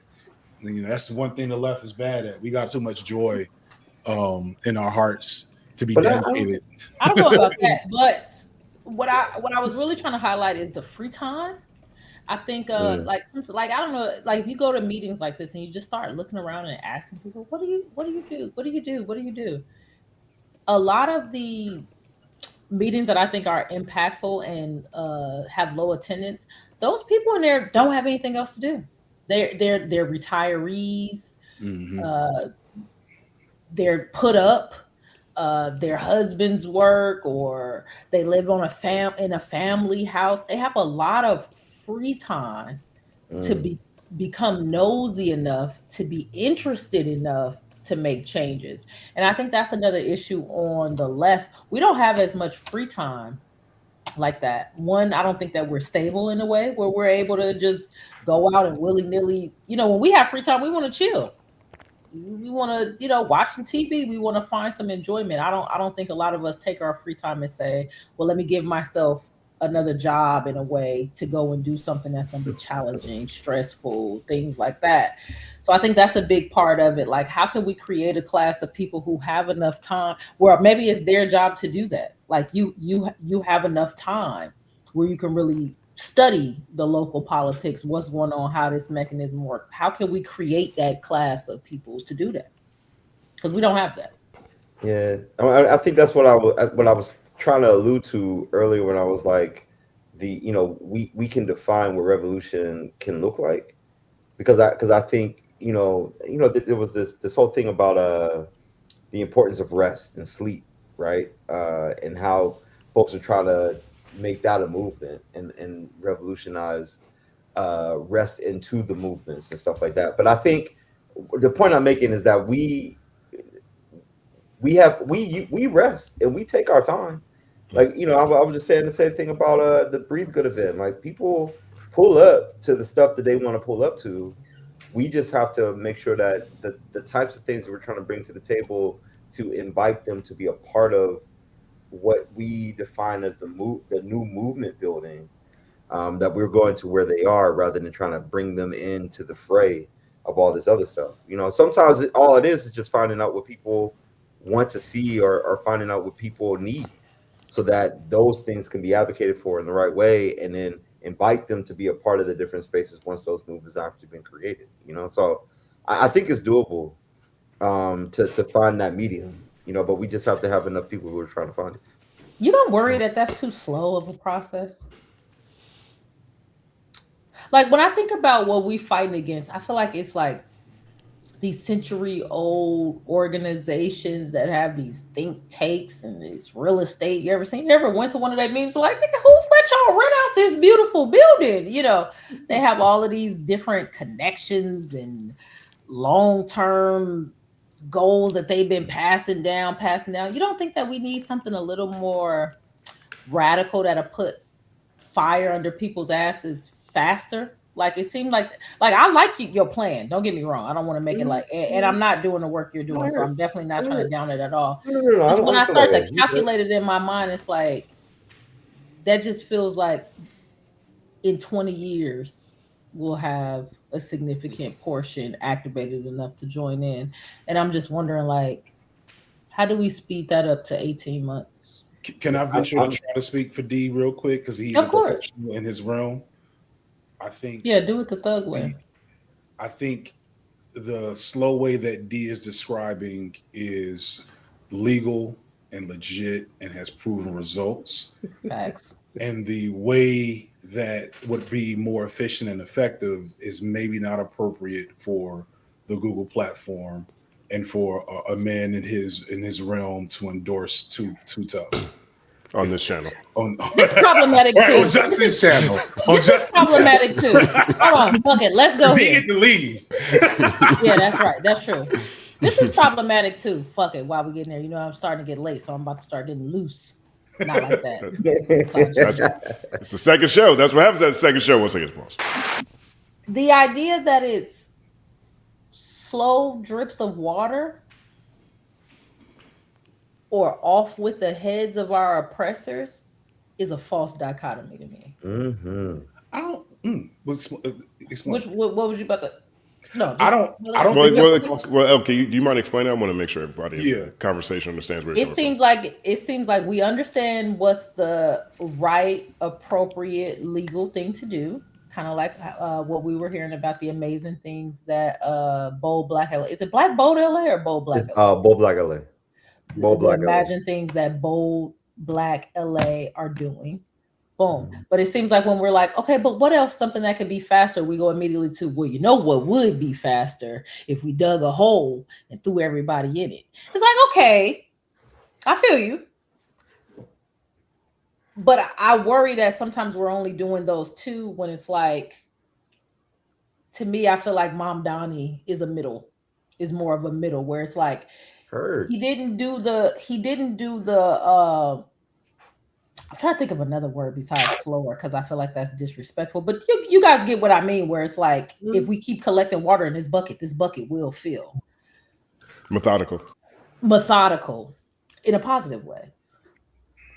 I worry about us just going from one to the other instead of things like Mamdani, which seemed like, hey, all this time people don't expect for politics to affect them on a one-on-one basis. Let's focus on things that make the everyday voter happy off top and just push that and connect with all our different people to get them to push that idea. So that's really what I'm asking. I'm not asking because I want you to do something different. I'm just interested in what ideas you have that could, because maybe it's an idea that you're like, well, I don't know how we could do this, but if this could happen, you know, so something faster, like 18 months. So I think what's important to note, using Mamdani, you know, the same example you had, he wasn't elected beforehand. He actually took time to be in the streets and have conversations with people on a regular basis to actually see what was going on.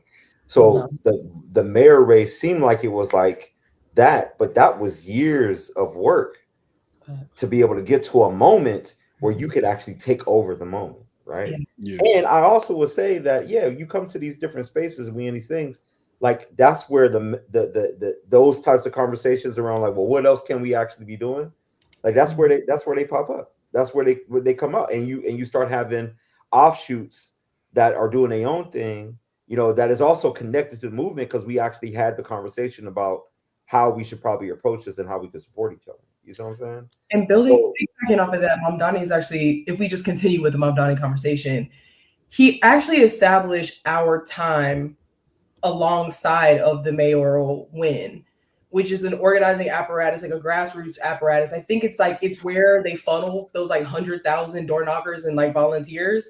And they were like, this is not about just Mamdani. Like this is about building, not letting go of this machine and this organizational effort that we built over like 6-7 years that like built up to the moment, but also an organization that acts as a pressure point to the mayoral campaign to be like, we know you can't say certain things and do certain things in your position, you have limits, but like us as organized citizens, we're going to use our leverage to push you so that we create the like political will and like the mandate for like what you're trying to push through too. So it's like, I think a lot of the conversations are more like both and versus like trying to have to pick within a binary all the time. I also gotta just point out Mamdani's not the middle. Mamdani is the middle of the right, but on a global stage. Yeah, like the American butt. Yeah, Mamdani is the best thing going in the evilest country in the history of people, of humanity. Well, that is the middle in America, though. But America is trash. You know what I'm saying? So it's like, so it's the best burger that McDonald's got, and so if we're talking, and that's kind of why I'm like, if we're talking about expedient change, like we're also talking about what is happening in Africa and the Sahel states, what is happening in South America, and how all those things are tied to American empire. And Mamdani, by virtue of having to get the position in New York, he's also the mayor over centralized empire building in the New York Stock Exchange, in the billionaire class there, etc. And he's right now just asking them to pay a little bit more money so we can feed babies.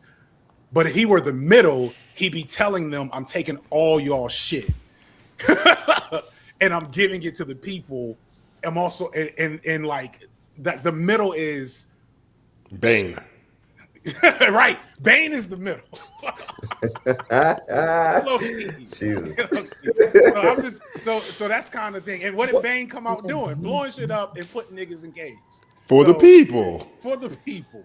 I think the last point of that though, FD, you know, we're on Culture United having this conversation, right? And I think this is an example of like what I'm talking about, where this is not watching one of them shows on CNN where everybody fighting and talking, you know, over each other and talking at each other and coming at each other's necks. Like, no, like we can have a substantive conversation around like what the direction can look like and what it can be.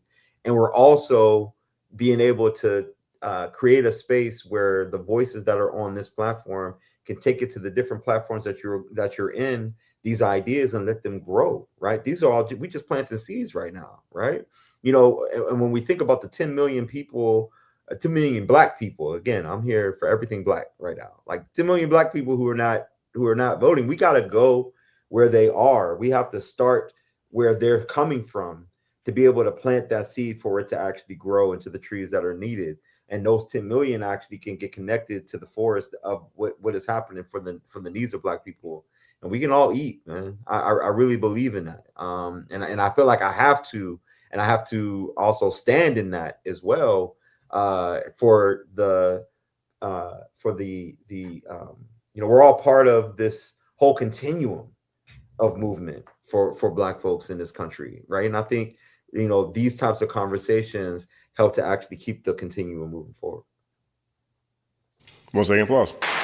And 1 second applause to Brown Girl L318. Really, really, really appreciate your continued generosity. Thank you so much. 1 second applause. Awesome. Give me one more so I get up out of here to go. My wife actually came downstairs. She usually sleep when I do these. All right, we'll do this one. Star Trek Ambassador. Hope I can get a book. I hope I can get as book intelligent as BK and FD, but I'm too much of a visual learner. I appreciate what y'all doing for the culture. One love. I think that's what FD channel's for. That's what Look at the Material Pod's for. Yeah. Right. If you're an audio learner, like mine are meant to be looked at. I just want to point that out. When niggas tell me they just listen to me, it hurts my feelings. It's like telling me you're only listening to the beat. But but all these books are on audio in many places. You can listen to one of my homies. John Lewis he drives a truck all day. He a roundaway dude. He gets annoyed by the highfalutin, Black bourgeois folks that talk down.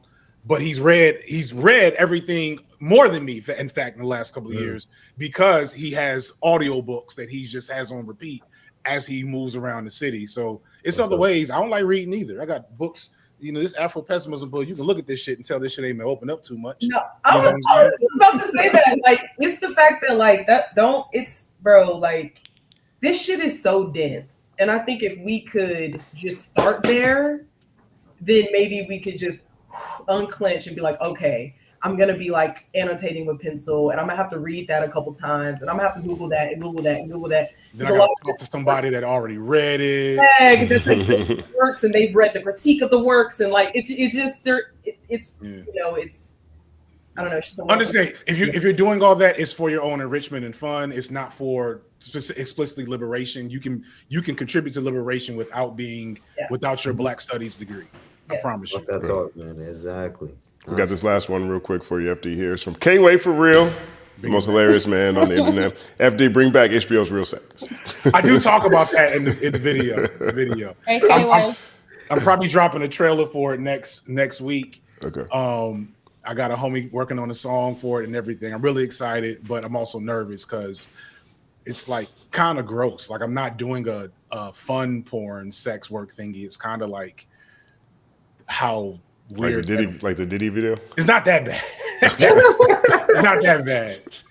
Damn, I ain't even talked about Diddy yet. I guess I got 4 episodes. You got to. Yeah, your Diddy video has a lot of that in it. Yeah, Man, it does. It does. You went in on that joint too. All right, last one. All right, last one. If I got any more. Okay, we got this last one. I think it's for everybody, but it's a good one for you to comment on your way out. So where's it at? Where'd it go? I did not have FD sending us to Nebula for a porn video on my bingo card. Here we are. It's gonna be so good though. Oh, it's gonna be different. So I don't know. We'll see. This one's from it's Carmi. Just a little drop for Isaiah Rashad's It's Been Awful. Great conversation as always. You got any early thoughts on that? I know you're not all the way in yet. Yeah, I said I think before we went live that Isaiah Rashad is one of like the many rappers that people will tell me I love, and it's usually like 50-50 with that because sometimes I think people don't know.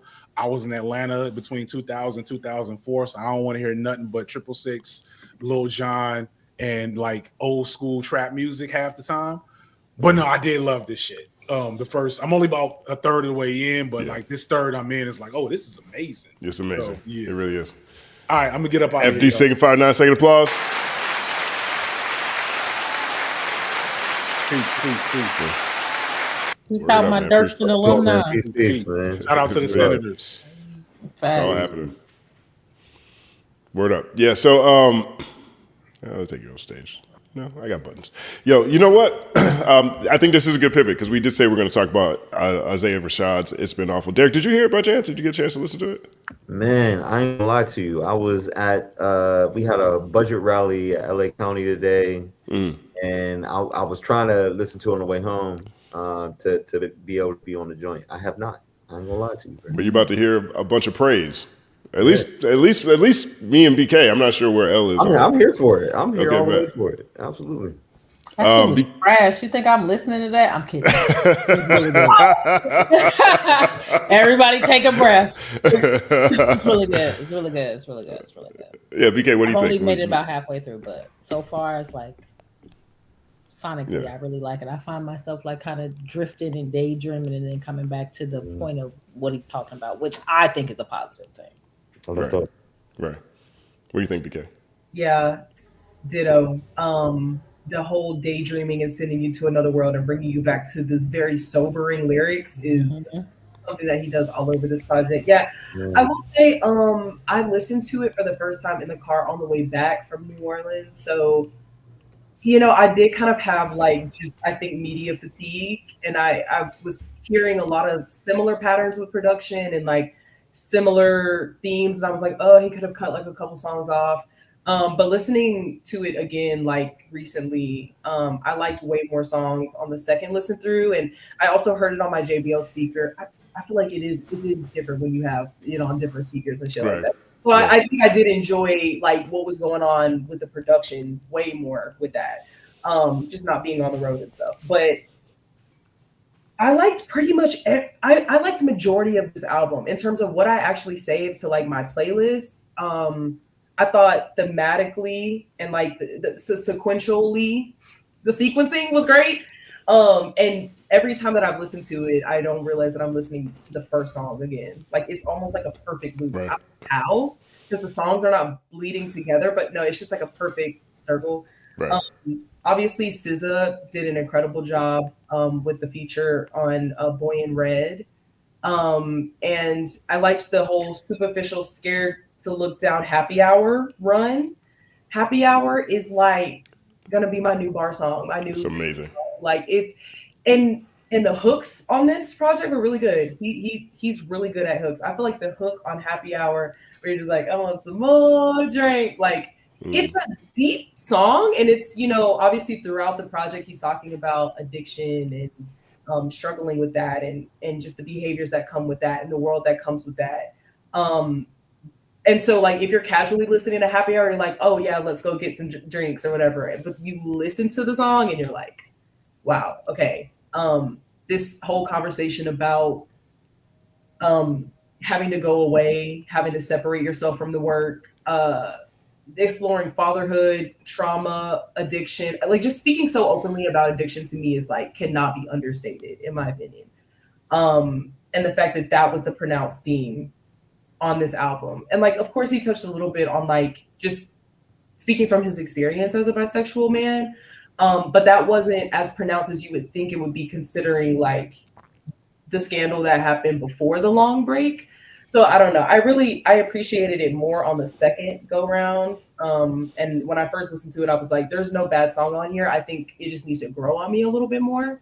But I think the vulnerability and the heaviness should not be understated either. This is a very like deep, exposing, vulnerable album. So I loved it. You know, I feel like Isaiah Rashad pulled a magic trick on me, right? Because I took a staycation this weekend, and I only listened to 2 artists the whole weekend. I listened to Isaiah Rashad, perfect soundtrack for it. I went to Venice, just hung out in Venice for the weekend, just to see something different than downtown LA, which I love. One second applause to DTLA. And Drake was the other one. You know, I was listening to all my favorite Drake songs and some of the ones I loathe the most, right? Drake's album's coming, got to figure out, you know, got to get into a Drake groove to feel what the new albums feel like. It's part of my process. I do this with every artist, right? Mm-hmm. But I'm walking around Venice, you know, I'm doing a lot of work in the hotel room with the door open, the beach outside, you know, I'm not giving it a focused listen. And I'm listening to this Isaiah Rashad, and I'm like, did he talk about all the stuff that we just learned about him? I couldn't even, like, the way the music is presented is that it's like it's an entire, it's an immersive experience for me. Mm-hmm. And the music was so many angelic, scenic bridges and angelic choirs and just a melodic avalanche flowing like a fountain full of beautiful. The whole production just sounded amazing to me, right? And I'm like, wait a minute, what's he really talking about? Like, it sounds heavy, but not really, right? And then I saw his Breakfast Club interview. I'm like, he's talking about all that? He really went into detail? And then I finally gave it a focused listen. And the way that he's able to take super weighty conversations, extremely vulnerable, you know, very dark at times. Now I'm looking at the lyrics, I feel like I'm on meth half the time going through this project in a good way, which I never knew existed. It's just a really great mashup of very conflicting and challenging and dangerous and beautiful emotions, which brought me closer to his story. You know, his conversations that he's been having here they're raw. He's been having raw, uncut conversations, right? And this one, we'll put this on real fast here. But this one here, for those who are unaware, you know, a few years ago, Isaiah Rashad he had a sex tape that leaked, but it was him and a man, right? And so it was a very challenging moment for him in the beginning, but overall, it seems like it's helped him find himself and be comfortable with himself. But he's speaking for a lot of people, I think, who don't really know how to handle their own sexuality, right? And so here he is on The Breakfast Club. And what he said here, I think, is just really, really poignant. I'd love for people to react to this. All right, hold on, let me get my shortcut key though. Oh, it's already up, okay, good. Here we go. Listening to the project and then hearing you say that, like, you felt like it was like kind of like a blessing of how everything happened. When did you get to that point? Did you instantly feel like, okay, this is a blessing? Yeah, I mean, at some point in time, I accepted that they don't make a manual for being like a bisexual black dude, you know, or any of that type of shit. They don't have a, you know? Yeah. And it was less like hiding myself from anything, or more so like not knowing how to not be ostracized. You know what I mean? You know what I mean? And like those are conversations that are taking place on this album. You know, and there's one more I want to play, but do you guys have any reaction to anything that I just shared right there?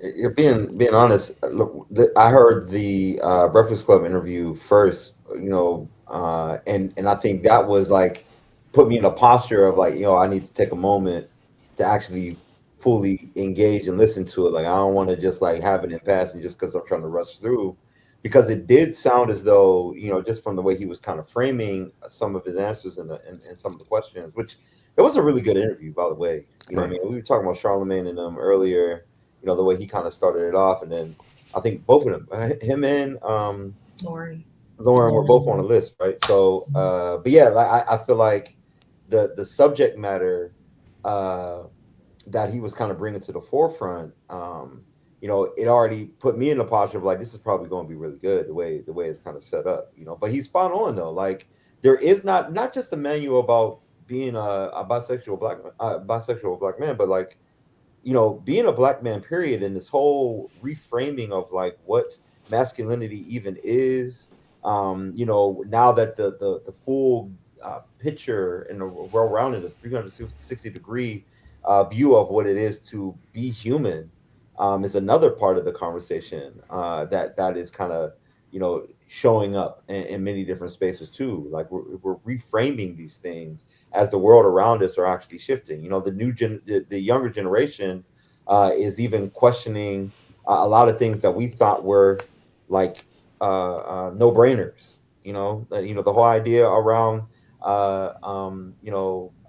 pronouns in the first place. You know, even what does the workspace even look like? Coming out of the COVID years and trying to get back into the workspace. What is work-life balance for real? You know, like there's a lot of things that don't have a manual now that we have to reframe and reshape, you know, together with conversations. So yeah, I'm really grateful that he is going in that direction. I'm looking forward to listening to that. He said something else in the interview. There's a part where Charlamagne says, yeah, you didn't commit a crime. And Isaiah Rashad says, that's another thing about our community. It felt like a crime to some people. Yes, if I could interject here, ditto everything he said. Especially, I was just thinking when you were leading in talking about just the complexities around being bisexual, but like as a Black person, like that Black qualifier really does color the experience and wherever you're located. I know he's from Chattanooga, you know, right? So that's another Southern state that, you know, it's just, it gets complex, but I feel like he did something here that I feel like Keem did around Casino, where he dropped the docuseries first and brought you into his world and how dark and beautiful and just all the twists and turns of his story. And then you were like, oh my God, I'm invested in this person way more than I thought I would be, even if I was a fan before or not a fan before. Right. He did that with this. It's interesting that you saw the Breakfast Club interview first and you're like, oh, okay, I have to actually, or Justin, you listened to the album first and then you saw the video and then you're like, oh, I need to go back. I love how like the conversation that he's having around the album, it's like feeding into one another. It's not competing. It's like, but this piece about like no manual, like there is no manual to being like a bisexual Black man.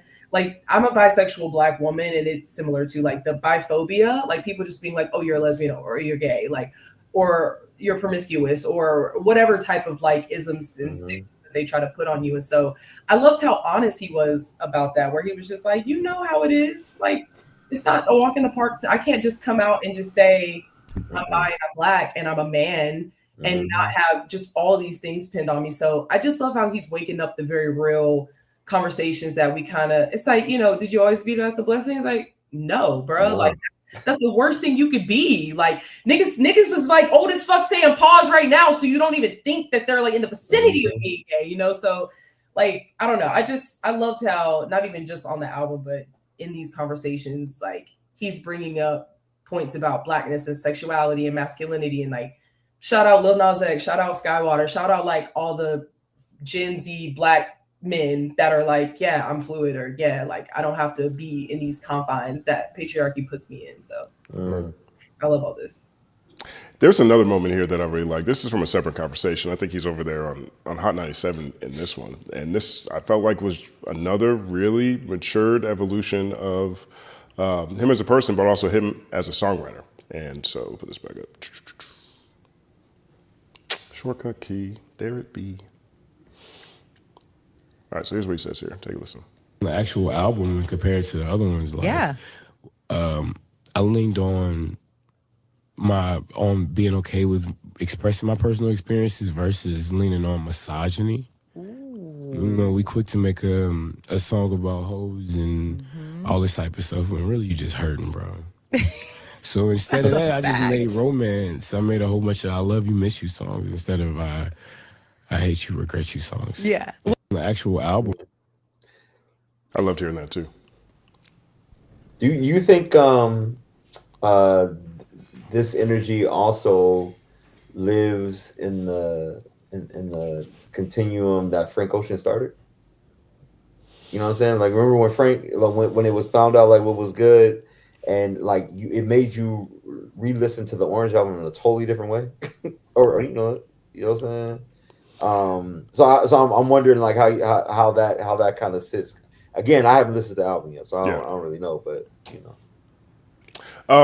Well, I think that, you know, the youth is way more brave, you know. I think when you were talking about how we're reimagining society, we're deconstructing false truths we've been sold as, you know, we've been sold by external forces and just tossing them to the side. And that's been a wave, you know, 15, 16 years, maybe 20 years, you know. And, you know, extrapolate that, you know, you have Will and Grace. You know, Will and Grace is the main reason that the gay marriage laws were changed.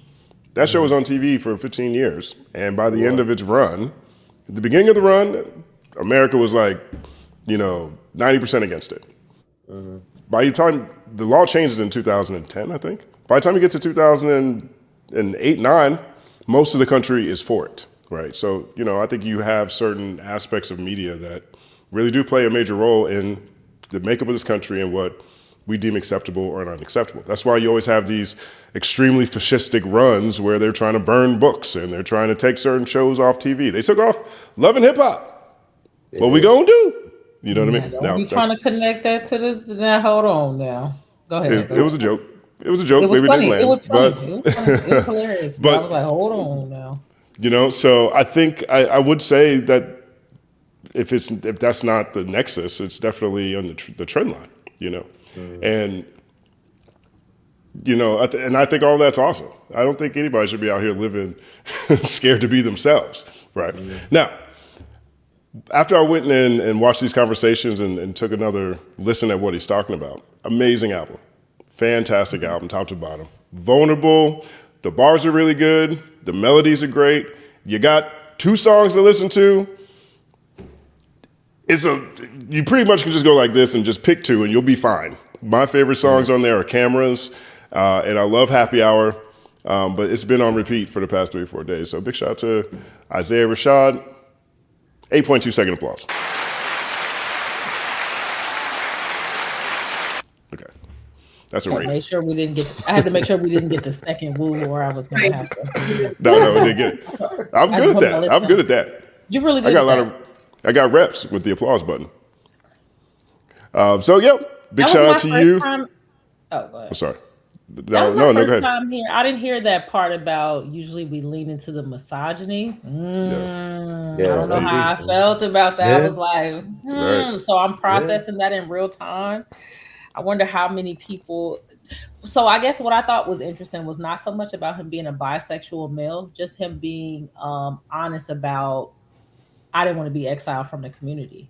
I still wanted to be accepted. And so it made me start thinking about how many people and how many different various activities people do just not to be exiled from the community, and how that's such a common thing. So even when you're like, oh, people not wanting to be themselves, I think most people are not being themselves because they still want to be in the community. And then when he put on top of it, usually I'll just go make misogynistic music.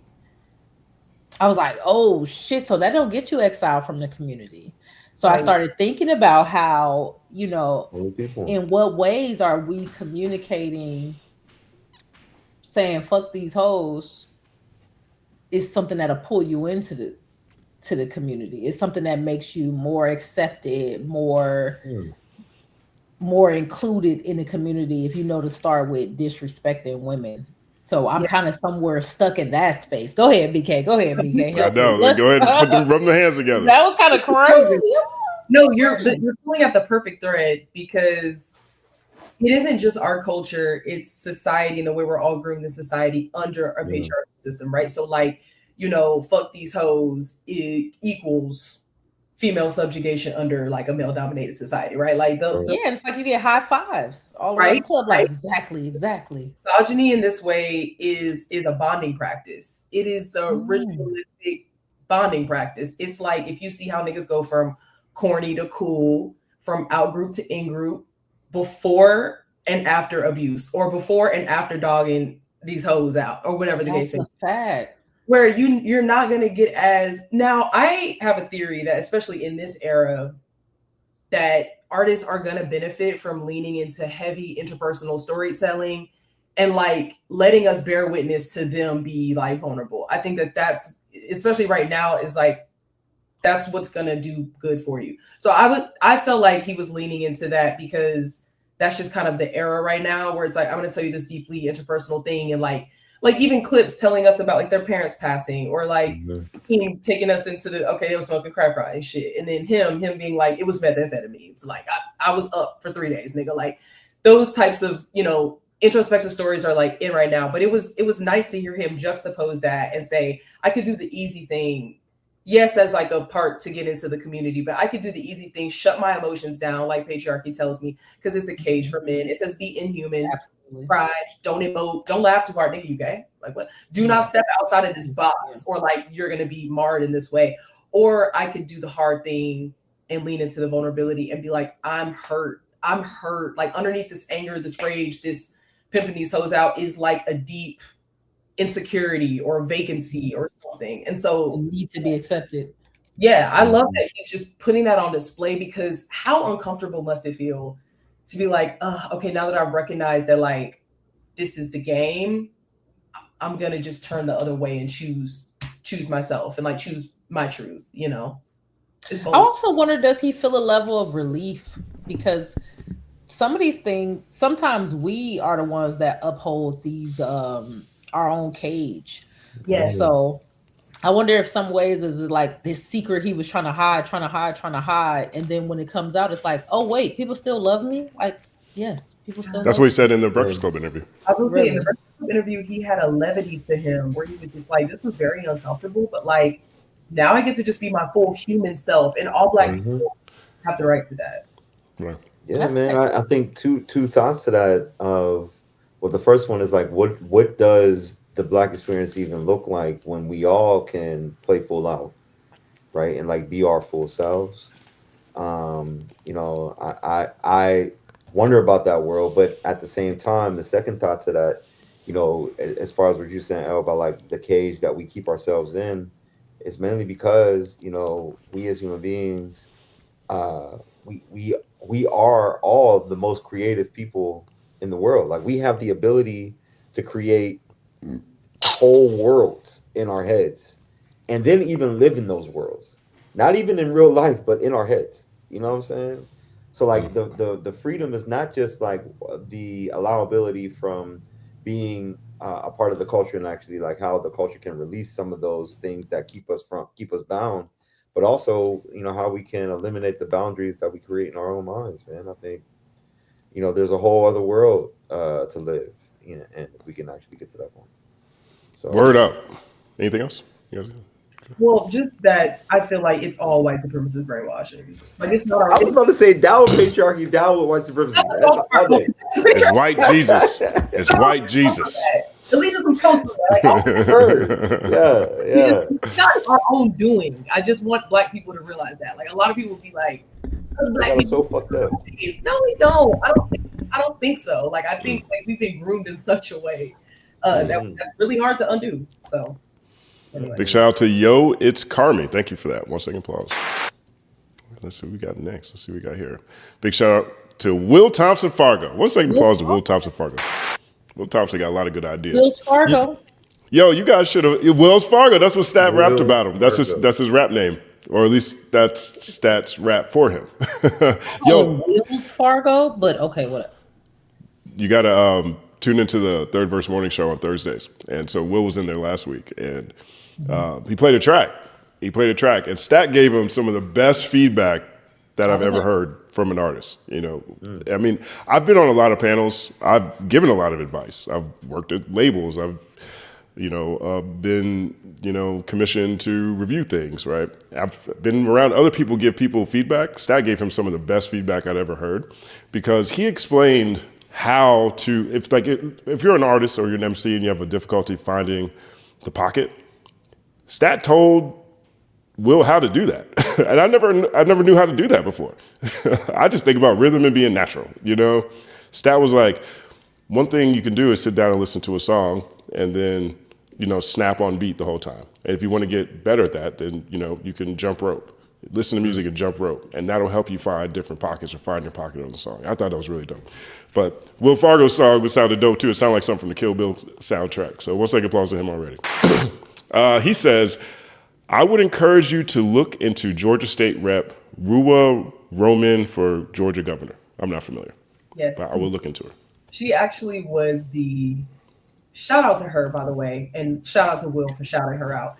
She was actually the Palestinian woman. She's like the first female Palestinian woman to win in the state house in Georgia. Some kind of like momentous, like first Palestinian in that place. And she actually had a pre-vetted speech that she was supposed to give at the DNC. And at the last minute, the Harris campaign said that she could not give it. That was wild. I encourage everyone to go read her speech because it was beautiful and very tame considering what she could have said in that moment on that stage. So shout out to her. Word up. Shout out to Will. 1 second applause. K-Wait for Real says Stephen A. Smith is stealing ideas from the late, great Joe Madison and applying them to his stupid-ass thoughts. Joe floated a thought about all black people getting guns and licenses if we want to see gun laws change, not everybody voting red. I agree with that. I loved when Joe said that. As soon as we do it, gun laws change. We saw it with the Black Panthers. I like Joe Madison. I like that K-Wade brings up people I like. Yeah, he's got another great one coming up soon. Rest in peace, Joe Madison. I think his daughter took over his show, right? I don't think I've heard it since his daughter took it over. Not sure. Yeah, she did. K-Way's back again. He says, the author of Project 2025, white man named Kevin Roberts, has a degree in African-American studies and has dedicated his life to anti-blackness. Literally studied our history to use it against us. Voting is the surface and the root. I looked this up. I think he has a degree in American history and he did his thesis on something about African Americans. That's how they get you. That don't make it better or nothing, but just for the sake of. They watching. They watching. Yeah, man. That's why we gotta do things differently because they using our this whole the surreal thing about this whole like presidency right now is the Uno reverse card that they have on the Black experience. Like they are using our playbook to do all the things to get the things they need for white folks. It's right. You know what I mean? So, yeah. Yeah, I mean, and here's K-Way with another one. I really appreciate this for real, K-Way. These conversations, when we have them here on this platform, YouTube hates them. YouTube hates these things. Like, when the conversations get a little too black, they're like, demonetized. So I really appreciate this week. I'm not sure what this is going to look like. So many times, man. My bad. No. That's fine. But it's interesting. If you were talking about some gossip or talking about if you were talking about that chef that was doing that thing like this, y'all seen that? The chef lady? If you was talking about that was terrible. Yeah, that was awful. Stefan Diggs. fucked her Jesus. up. But if you was talking about her, that should be at the top of everybody's thing. So well. Right. So K-Way says here, I mentioned Killer Mike last week because he's been loud and disruptive when it comes to black women in politics, but quiet as a church mouse, stepping on an ant when it comes to 45 and 47. We're dealing with right, wrong, and misogyny. Mm-hmm. For sure. Yeah, that's bad. Because you would see, I mean, my thing is like, you would see Killer Mike championing Cori Bush or Summer Lee. Like, we do have black leftists that are in the congressional apparatus. Like, if he wants to play the electoral politics game, like, there are women far to the left of even the women that we're presented, like a Jasmine Crockett or a Kamala Harris or whatever. Like, okay, no shade to them, whatever. But it's just like, there are what he's saying he's going for and what he's actually presenting and who he decides. Brian Kemp, Trump, like what? Like, crazy. Yeah, I don't know. There's nothing to put in with him.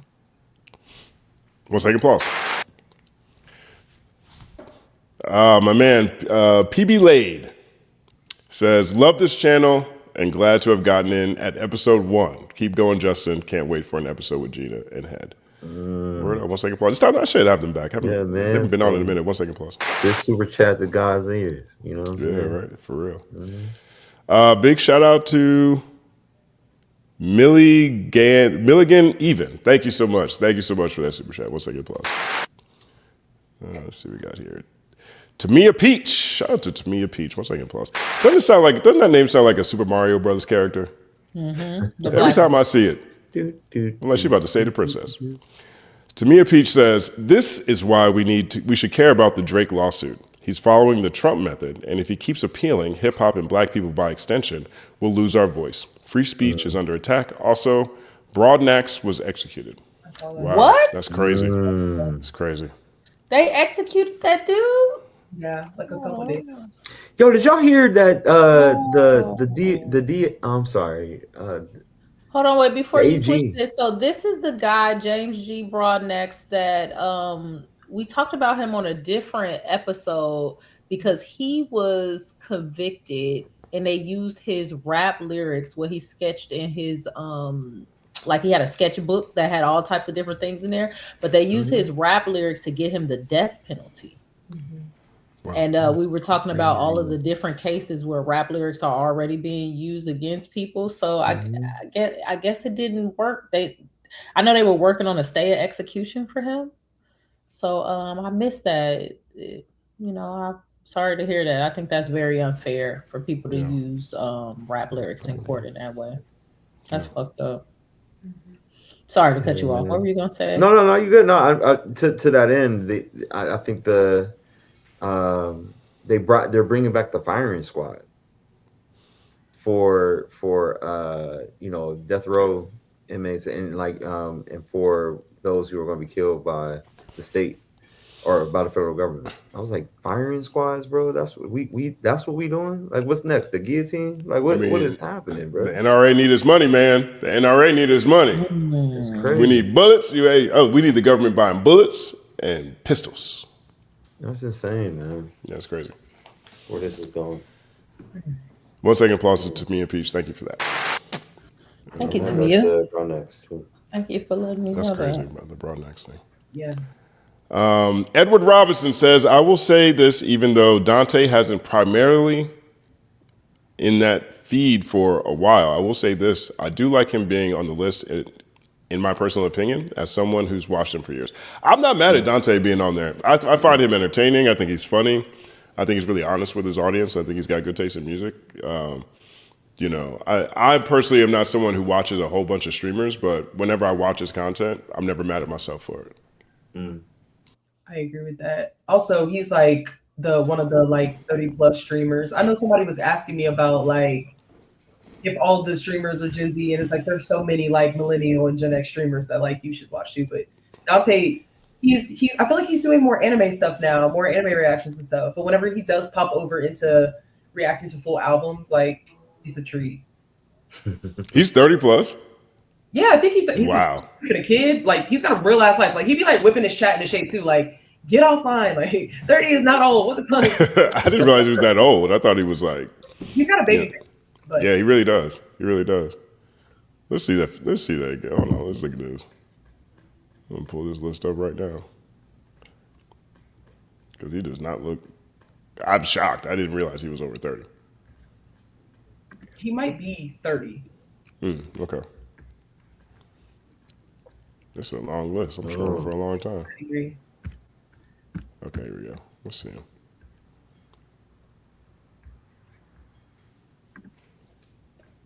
He looked 30 to you? I guess he's about that. You're getting close. I give it to him.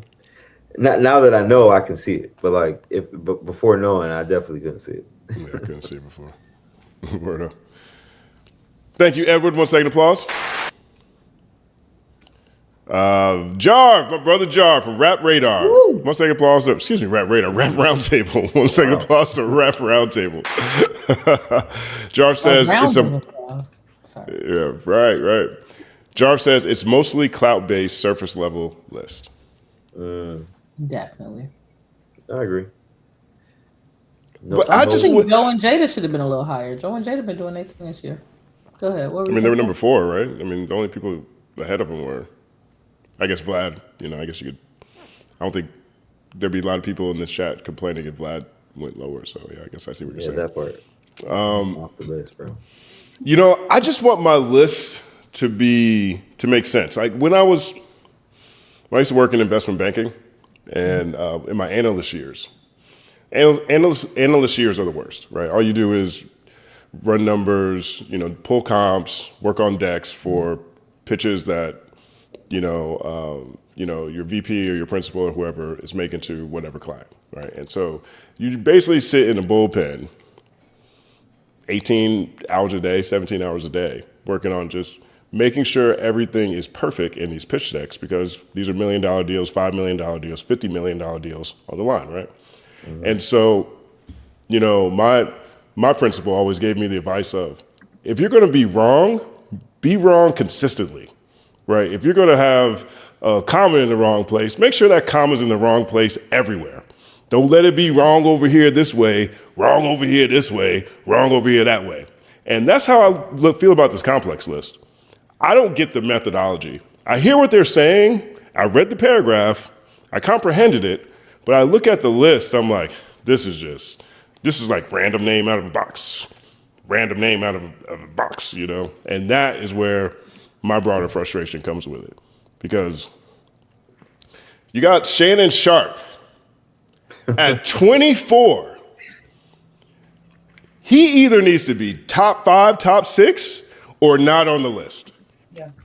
Like just between Club Shay Shay, the nightcap, whatever he doing, way bigger than most of these people on that list, period.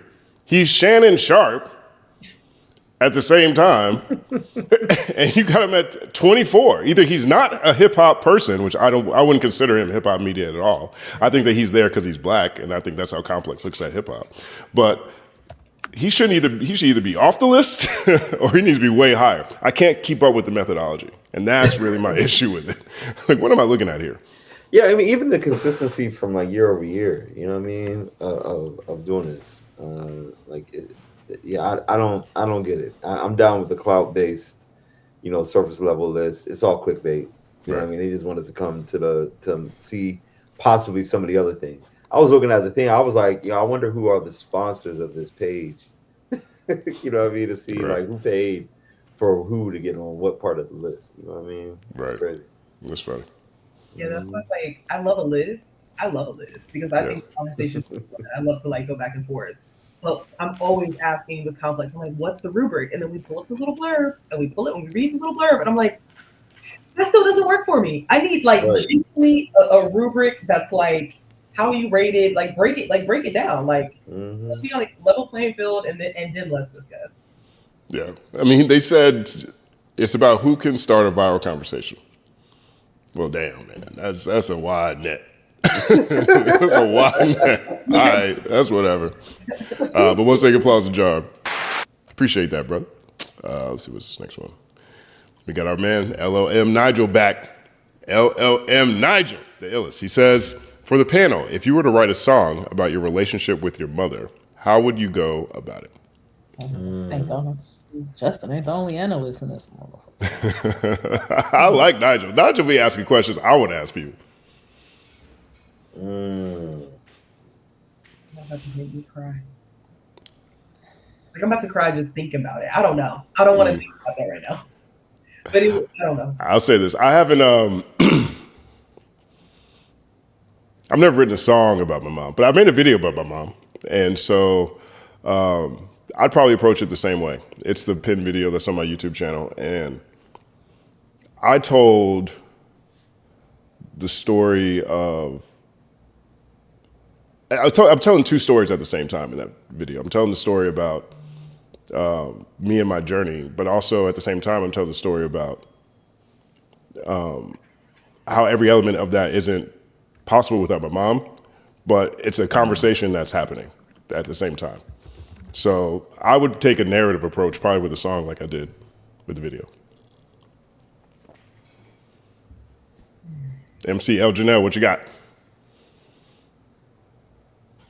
I'm deciding whether or not I want to train Nigel not to ask me such personal questions so that I don't have to go into the depths of my relationship with the closest people in my life. And I haven't made a decision yet. So if I was going to write a song about my relationship with my mother, I would start by talking to my mother about how much our relationship she would like to be shared publicly. And that's a bullshit answer, Nigel. That's the warning. Take this very slow. Because Nigel is going deeper and deeper every time. I think last time he asked about your fucked up friendships, I was like, oh, my heart. Now my mama, Nigel, my mama. Right, Nigel. That's why we call him LLM Nigel. Yeah. He's like a learning model. Yeah, he's like, ooh, now next it's like, I get him this time? He's like he's collecting infinity stones from the panel every week. I respect He's it. gonna be the one to catch me in a lie too. He's gonna be like, now you said your mama. Right. Look, raise your voice and people listen. I think for me, the thing that came up quickly for me, you remember the song Green Eyes on Mama's Gun, Erykah Badu, and all the different levels of the song. You know what I mean? It's a 10-minute song, and like it's almost like 3 different songs in one song, you know?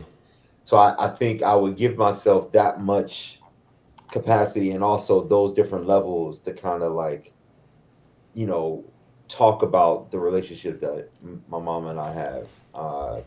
Because even just in my own journey in my life right now, yeah, man, I'm not the man I am, and you know, thinking about the things I think about without some of the amazing contributions that she's had. But then I remember the feeling of realizing that my mom, you know, the humanity of my mother as well, like as an individual, and like the different things that she's gone through. One of the things that her and I are talking about now, I wanted to do this with my dad before he passed.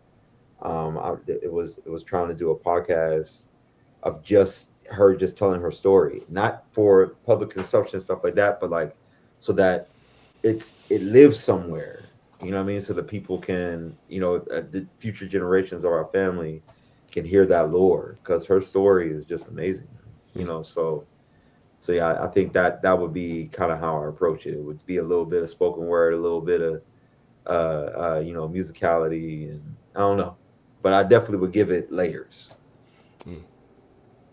That's Well, one second of my applause. favorite Erykah Badu songs. And I want to show some love to Mama K-Way. K-Way said rest in peace to Mama K-Way. So love. Nigel's out here evoking emotion. Nigel is trying, Nigel. I'm gonna shut down on you. Oh no, not another one. Here we go. Let's go. Nigel says, for the panel, what kind of government and government actions will we need for the rolling lightning of climate change? And will you step aside for the youngins when it's time? I got no problem going on retirement. That's fine with me. You know, I look forward to retirement, chilling, you know what I mean? Playing PlayStation, listening to music, traveling, all the things I never really get a chance to, I don't have that much time to do on a regular basis. You know, I'm a creative, I write. I still can do that. So yeah, stepping aside isn't an issue with me. Okay, That so climate you're change. answering the second question first. Okay, because I was like, Justin understands this question way more than I do. Okay, you were starting second. I was still stuck on the Yeah, first. I got the easy one out the way. Yeah, okay, cool. Because I was like, what? And then I was going to throw a lob to BK because I feel like this is in her wheelhouse. Throw the alley. Well, kind of, yeah. I feel like just in the immediate pursuing the forgotten and lost dream of the Green New Deal, like when we really had a lot of like energy around that, regulations, like people don't like to talk about regulations. They're boring. They seem invasive. It reminds people of big government, but I think if big government is working well for you, then that's fine. I think government should be robust and should be taking care of these like, social ills. I think, punishing big oil, switching to renewable energy, wind and air is the same thing. Wind, water, green energy, that shit. But then also, Bernie, I think right now proposed a ban on or a moratorium on data centers, which I think is a good like immediate fix where it's like, okay, like you're consuming the energy of like a small country, and like now the electric bill is like up 500%. And like they're getting headaches, and like their water is brown. It's barely coming out of the faucet. So we're gonna have to like, address that. I mean, obviously reining in corporate greed too, because right now in Texas, Corpus Christi is about to become the first American city to like not have water, like because of the drought we've experienced, because they refuse to put necessary funds into infrastructure. Like every year I was like sitting in session, like in Louisiana, back when I was involved in that type of stuff. And every infrastructure bill will get shut down. And it's like, it's still gonna flood. The floods are gonna become more frequent. The tornadoes are gonna be more unpredictable. The hail, it just hailed the other day here, and now it's like sunny and now it's cold today. So the fact that we're just not even talking about like, remember Green New Deal, like in 2016, AOC, all that, like we're not even talking about the climate anymore. So I don't know. That was a lot, but that's how the Confederacy be. I was about to say that. Like, this is how they set it up, man. Yeah. And they ended the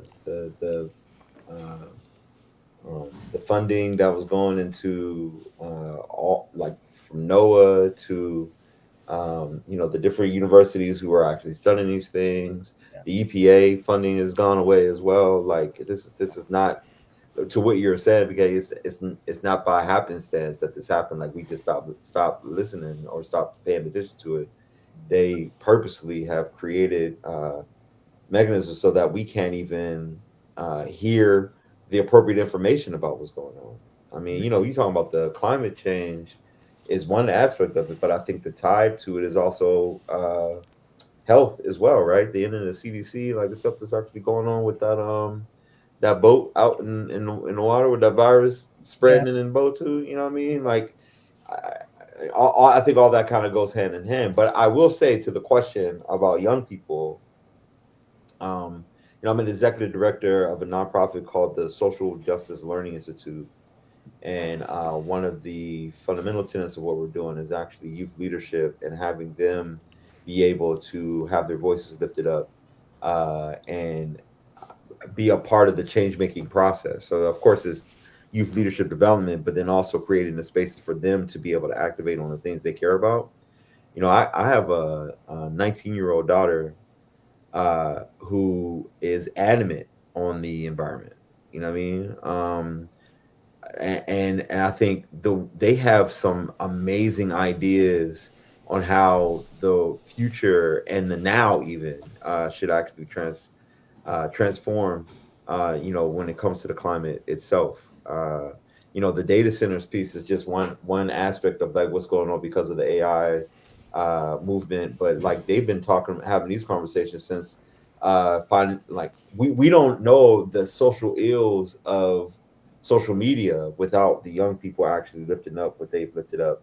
Not just like what it has done mentally, but actually what it's doing to the environment. Fast fashion being a part of that conversation as well. My daughter does not buy clothes from any of the other places. She is a thrift shopper for sure, and like her wardrobe, and she's not it don't matter to her to be able to rewear certain things and be cool with it. You know what I'm saying?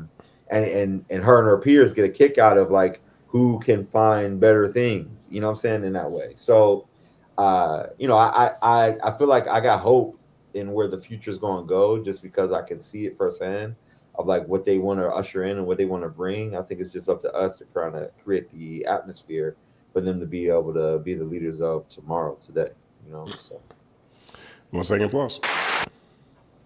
I missed FD on this one, to me, my bad. At FD, what are your thoughts on court reform and how we can accomplish that? Also, this is being done through the SCOTUS, and we should include that in what we fight for moving forward. I'll send him a screenshot. Mm-hmm. So boom. That's how we're gonna do that. We're gonna, and if he taps back in, I will tap back in with you and let you know. I'll report back because I am a journalist. All right. What do we got next? Just Gwen. Shout out to Just Gwen. 1 second applause. Just Gwen's so awesome. Always has the positive vibes. You know, I feel like she's like a real community person, bringing people together all the time. Big part and big active member of this community. Big shout out to Just Gwen. 1 second applause. She says, salute to the panel. Welcome back, BK. You and Elle look beautiful. Salute to FD for his thoughtful insight. I'll catch the replay later, but wanted to show some love. Thank you so much, JG. Thank you, Gwen. I also just brilliant too, man. I'm honored to kind of share space with y'all, man. You dropping gems in so many different ways, asking questions and pushing back on ideas. Like I'm grateful to share space with y'all in a very real way. Man, thank you for being here, Dick. 1 second applause. All right, we got Same way, I'm really excited to hear about all the great work you guys do. and you guys got to see the fire Bold Black LA merch. Yeah, merch game is tight. I get compliments every time I wear the shirt. Yeah, it's fire. Gang gang. Lil Figurative. I love that name. Lil Figurative. Lil Figurative. I'd buy that album. Me too. Sending love from Nashville, Tennessee, another victim of Confederate gerrymandering. Right now, we're protesting in the Capitol against packing and cracking of Memphis, the last blue district in the state. I saw a video of that today, and it looks pretty crazy. Let me pull some up, actually. Wow. Wow. That is not a little figurative. Wow.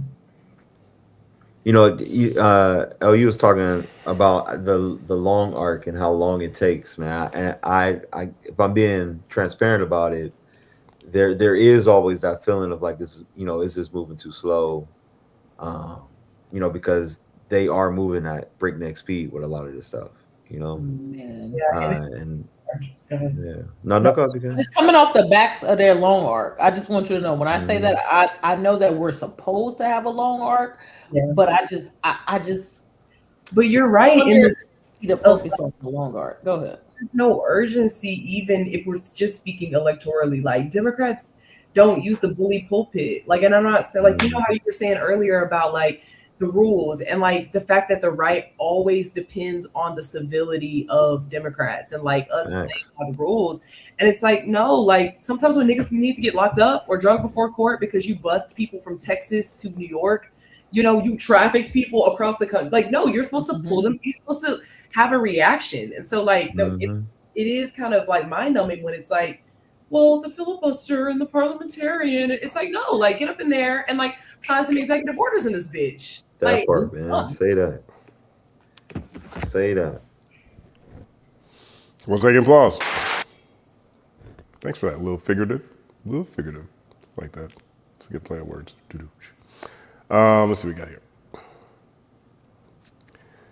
Can't Wait for Real Again says, we should have listened to Al Gore in 2000 back in my hometown of Indy. You can literally get all 4 seasons in one day. My dad leaves the house with a winter coat and a Hawaiian shirt smelling like cool water cologne. Cool water cologne, now I'm fresh, dressed like $1 million. Love that song. I'm surprised y'all know about cool water out here. I thought that was a Midwest thing. Yeah, cool. It was a South thing too. We used to love cool water in the South. It was a South thing too. Holding a Hawaiian shirt, he hella funny. I spent a lot of time in Indy. I like Indy. It's a cool Really? town. Yeah, it's a cool town. They First of all, Gamebridge Stadium is one of the best. Gamebridge Arena, I think or Fieldhouse. Gamebridge Fieldhouse, one of the best arenas I've ever been to. A basketball game, and that's great over there. There's this restaurant there too. It's kind of like an Irishy sports bar thing. I think there's 2 or 3 around Indy. Yo, they have pizza stuffed breadsticks. Like, just get that image in your mind. You know, imagine your taste buds when you bite into a soft pizza stuffed breadstick. It's one of the. I got round really fast, but it was worth it. You know what I mean? Oh, so good. Shout out to K-Way with the cool water. 1 second, please. I keep a straight face like my food's not on the porch. Tamia Peach, important topics tonight. Looking forward. Thank you very much. How do we do? Let us know how we did. I had a good time on this conversation. This is actually really good. Yeah, this was solid. Star Trek Ambassador says Nardwuar should be higher, but that's my biases. He's earned it. You know, his research is impeccable. It is. We got. You made everybody hungry. It's good, yo. These people. Ask K-Way. Let me know if you try these. I can't think of the name of the place. It's green. Feels like St. Patrick's Day, even when it's not. Got a lot of TVs. There's one on the side of town that has like a river next to it, and then there's another one downtown, and it's amazing. Did you have to go to the other one just to see if the pizza stuffed breadsticks was just as good as the other one too? They had better TVs because it was March Madness. Got it. Is it Gilroy's Bar and Grill? Gilroy's. Not taking applause to Gilroy's. Couldn't remember that place. So good. Oh my God, that place is so good. Love that place. The Last Pro says, can someone check in on our boy Screw? He's going through it. What's going on with Screw? Have you guys been watching it? Somebody from Chicago said Bennigan's. No, they don't know shit about Bennigan's. Go ahead. Oh, Bennigan's good. I mean, What's wrong with Screw? I don't know what's going on with Screw though. What's going on with Screw? Somebody let us know what's going on with He Screw. should have been on the list. Is this a No, list? but he should have been. He should be. Is this a list comment? Because I saw this earlier and I was wondering what they were talking about. I'm not sure. I think this is the list. All right, Sergio G52. What's up, Sergio? 1 second, plus. Concerts are exposing all the bot listeners, but Blue Dot Fever is crazy right now. Just ask Post Malone. I just saw Kid Cudi had to cancel his Birmingham show. Yeah. Post Malone, which I'm happy about. Ilya Gross. Tomato. Fucking Somebody else has their North American tour, but I can't remember. There was another one, yeah. Just book smaller venues. Spend more days in a town and go to a smaller place. Like, I'm not saying that, that's as easy as said, easily said and done or whatever, but I think there's a lot of arrogance with this. I think you start seeing certain artists, well, if Kendrick can do a stadium, I know I can do an arena. No, you can't. And plus, people are broke. People are straight up broke right now. We have a monopolized ticketing and events industry. I don't remember the last time I saw tickets to a show I didn't want to go see that were less than $200. I just loved the one, but it's because these are like very young, up and coming small artists. We saw Baby Osama and Skywater at Club Dada in Dallas for $20. Awesome. And it was like only, and everybody was black. I was like, oh my God, like what's happening anymore? Outside, yeah. I like that. It's tough. Blue Dot Fever is serious though. 1 second, applause, Sergio. Fan Thomas Fanto says Drake is king of stream bots. One day we will find out. Man. I think we already know. Yeah. I mean, really, the whole industry. It is how things move. Yeah. It's unfortunate, but there's not a lot of all natural out here. Everybody's on performance enhancers. Yeah, I'm actually excited to listen to the show when Iceman comes out to see what y'all got to say. I'm listening. Yeah. Yeah, I'm definitely gonna listen to it. If it's good, I have no problem saying it's good. I'll put an asterisk on it because he's suing hip hop. But if it's good, it's fine. Yeah, I just think that,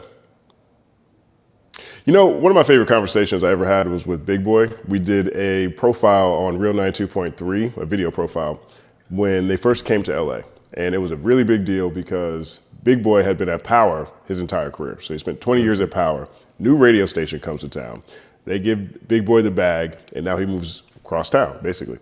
And there's billboards all over the place that says, Big Boy has moved neighborhoods. Big Boy has switched neighborhoods. I'm in the conversation with him, and I'm like, yo, how does that feel? Like, you're LA down, you know what I'm saying? Like, you riding around, you're seeing your face, your new company's like, Big Boy moved. How does that feel? Does it feel weird? And he said, to be honest, it was uncomfortable, you know, but when you're starting a new venture or you're trying to make a big splash, you have to scream fire in a stadium. Fortunately for me, I have enough, my reputation strong enough that people know exactly what they're going to get when they go check out the fire.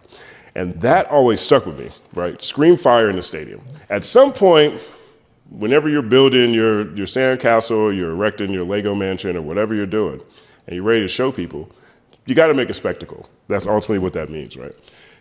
What's most important is, what are people going to find when they get to the fire? Are they going to be like, yo, this fire is crazy. Oh, snap, everything's crazy over here. This is awesome. Or are they going to be like, dang, that fire's crazy. Oh, out already? I'm out, right? And so I adopted that. I'm like, all right, scream fire in the stadium. At some point, I got to do that. So let me just make sure I'm building everything around so it's dope, so that whenever I scream fire or fire happens, people are like, yo, it's fresh over here, right? And I think that's what bots are for a lot of people. Like, I think bots work in two directions. One, I've never used bots on any of my platforms, like the ones I've built, never done it. And I've never, and at DX, we had a strict don't pay for nothing policy. So I came up in all organic verticals. Every organization I was in, it was all organic until I got to the record label. And then I got to the record label and I started understanding things a little bit different. Now I talk to Stat and DJ all the time, and they're just pulling all the curtains back, right? And the bots, apparently that is just standard practice. And people, unfortunately, or I guess fortunately and unfortunately, it works out for the people who built something dope so they can use the bots as the fire in the stadium. So when people get there, they're like, oh, this makes sense. It doesn't look crazy.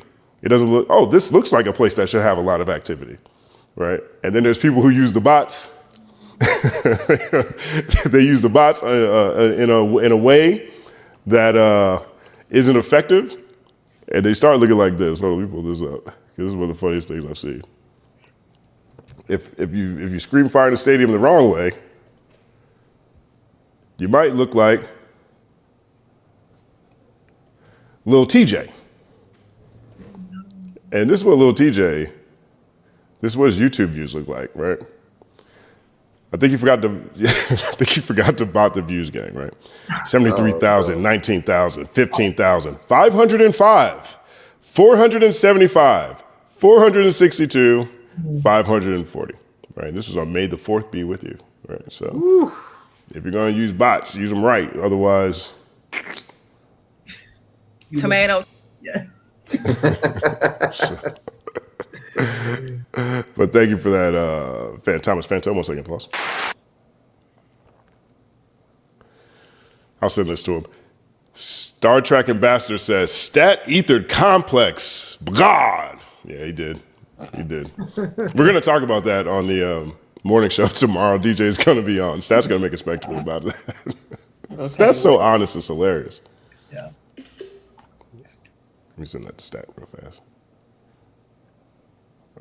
Grab it. I see you knew about my Star Wars joke, my May the 4th be with you joke. Yeah, Good man. to know. You created that? No, of course not. Hell no. I'm just Like, you did that? highlighting I believe You said it first on the platform, though. You're influential. Tamia Peach. Joe is the most powerful media outlet in hip hop because he doesn't report to a master. Economic freedom is power as well as cultural power. This is the thought I was having when this conversation was going on. And I see where you're coming from, Elle, and I see where Stat was. And so, yeah, you guys have anything else around this? Yeah, I think both outlooks are actually valid.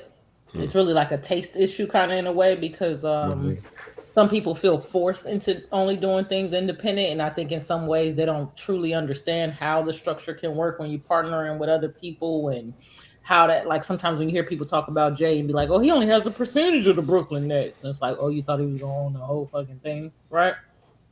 So I get what he's saying, but just to me, I feel like until we have enough institutions that we own, we run, we control, we because think about it, he was able to give Mark Lamont Hill a job. Even though I'm not saying that he was thirsty or needed money or nothing, but they fired Mark Lamont Hill.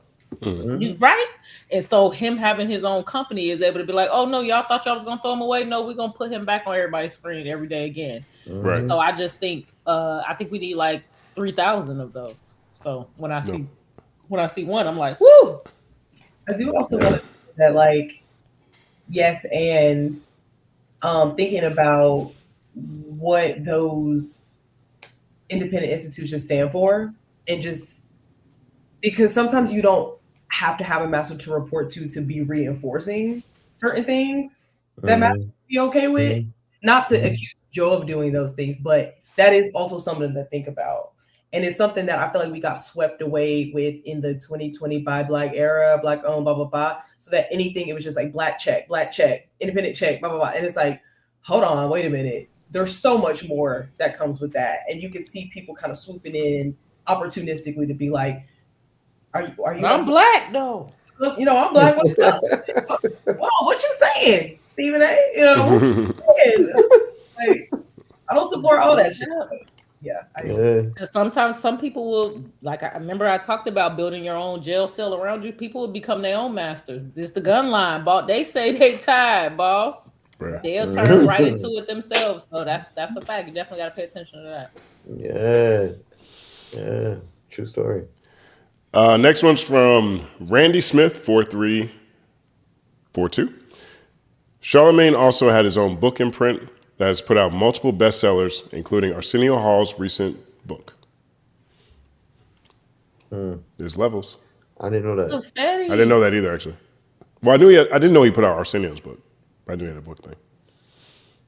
Yeah, but is that the only one though? You know what I mean? Like I see it as an example, but I wonder if other people are using his avenue in order to be able to, you know, publish. You know, because if that's the case, I think that's really dope.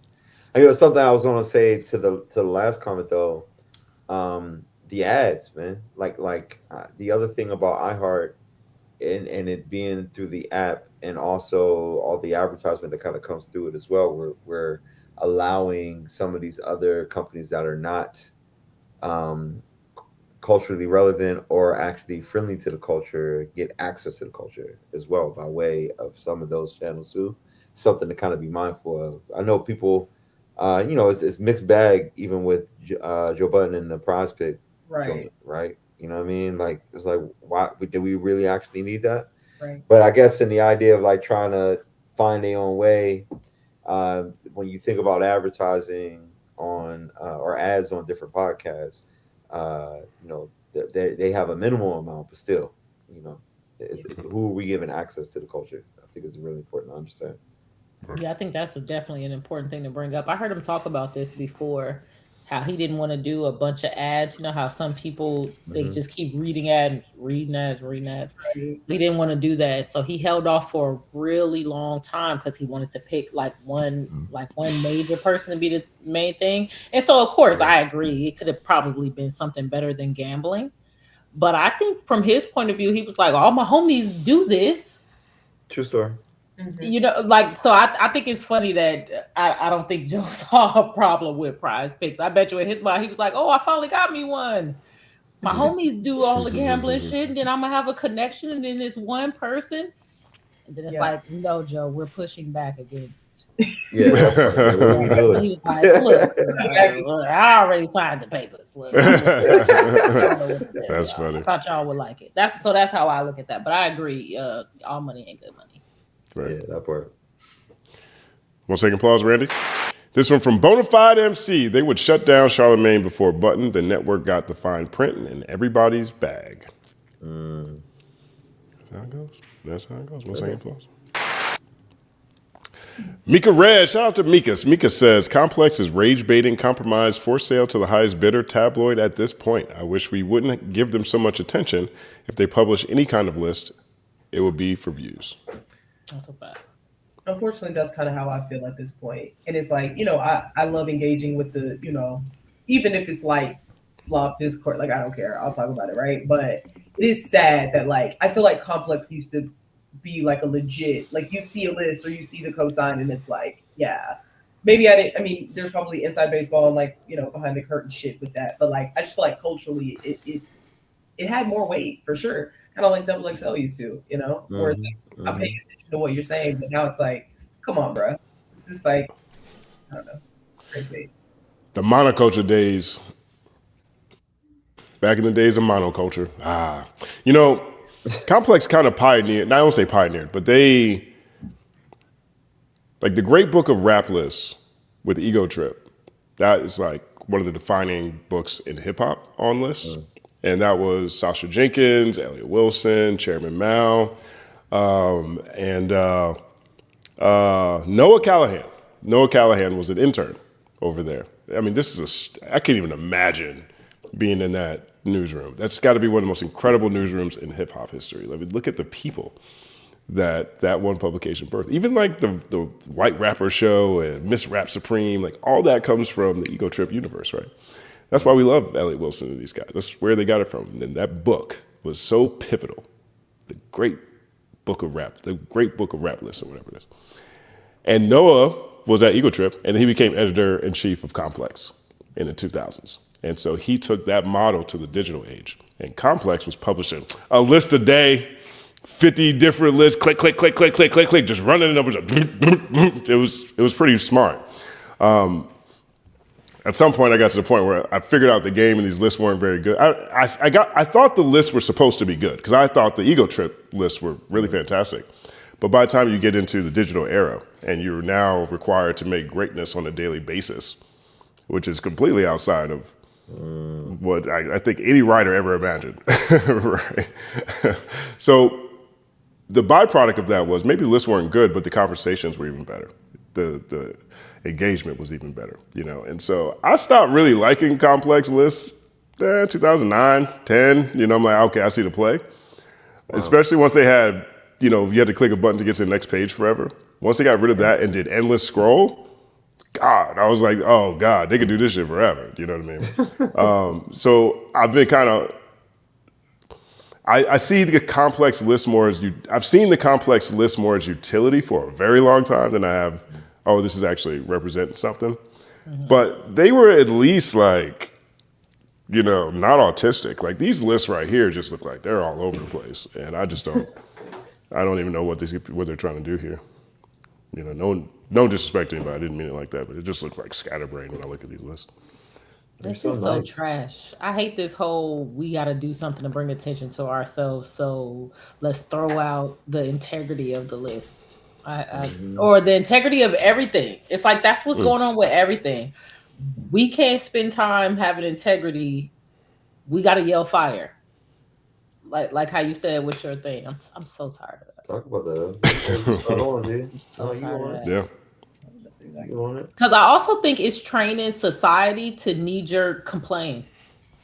It's almost like you're compelled to complain. It's almost like everywhere you go, something is being created in a way to see if you'll complain. I feel like it's people always watching me like, you cool with that? You cool with that? Like, no, this is some bullshit. That's some bullshit. That's some bullshit. And I don't even appreciate being restructured in that way where I'm spending my whole life pointing and saying, this is wrong. That's wrong. Yeah. This is wrong. This is some bullshit. Like, I don't even appreciate that. Damn debaters. Rest in peace, Sasha Jenkins. Thank you so much, Mika Red. Thank you for all the support, man. You were undefeated. 1 second applause to you. Okay. Shy Nose. Big shout out to Shy Nose. 1 second applause to Shy Nose. Justin should have been on the list. Thank you. I appreciate it. Shy Nose. Exactly. Shy Nose. Yeah. Looks like I'm going to be in Chicago in August for a conference. I don't have the details yet. I'm not sure if you're in Chicago, but Shy Nose, it'll be a weekend, so I'll still be here on Wednesdays. Don't worry, guys. It's all happening. Long-winded. Chicago's my favorite city, by the way. Low-key best pizza, high-key best hot dog. 1 second applause to Chicago. Long-winded short story says, game got flued out like the other V option. What about Italian beef? They're in a category all their own. You know, there's a whatchamacallit, oh my God, what's that place? What's the place? What's the Italian beef place? It's like the main one. Like the main one. Like the chain. The main chain. First one that comes to your mind. Giordano's. What's the other one? That's the pizza place, isn't it? Isn't Giordano's a pizza place? But they have an amazing Italian beef. But they're all right. But I know them for pizza. What's the one? Which one? Maxwell's. Those hot dogs, but they also have an amazing Italian beef. Dickie's, Okay. which is my favorite in Calumet City for all y'all that's Oh my gosh. scared to come outside the city. What's the one in what's the one in LA? The Italian beef spot in LA. Yeah. Portillo's. There we go. Portillo's. They have a Portillo's out here. I like Portillo's. You don't like Portillo's? I don't know if I'm gonna say that publicly. It's too late. Dip it and add extra cheese, maybe. I'll drive down to Bueno Park. No. I'll drive down to Bueno Park and get a Italian beef. Look, they say I'm being difficult. I didn't know who he meant. I think you did know what I mean. I did not. You knew. I feel like Portillo's the most famous one because they're the worst one, like you said. Well, like you say, you don't like it, so that's like they're probably the McDonald's of Italian beefs. Look at your I think they're fire to me. You know. You getting a dip? Anyway. Yeah. The other V option. Did game get flued out? He posted a picture of champagne glasses. I think posted like he got flued out. Whether he got flued out or not is up to debate, right? He could have really just said, "I want a nice evening for myself." Let me da. But I think people were playing on the way he posted about it. You know, very mysterious caption, very very baddie-esque. I have no issues with that, but it was nobody on the other side of the table with the champagne, but it's like he was like, right. Who? Right.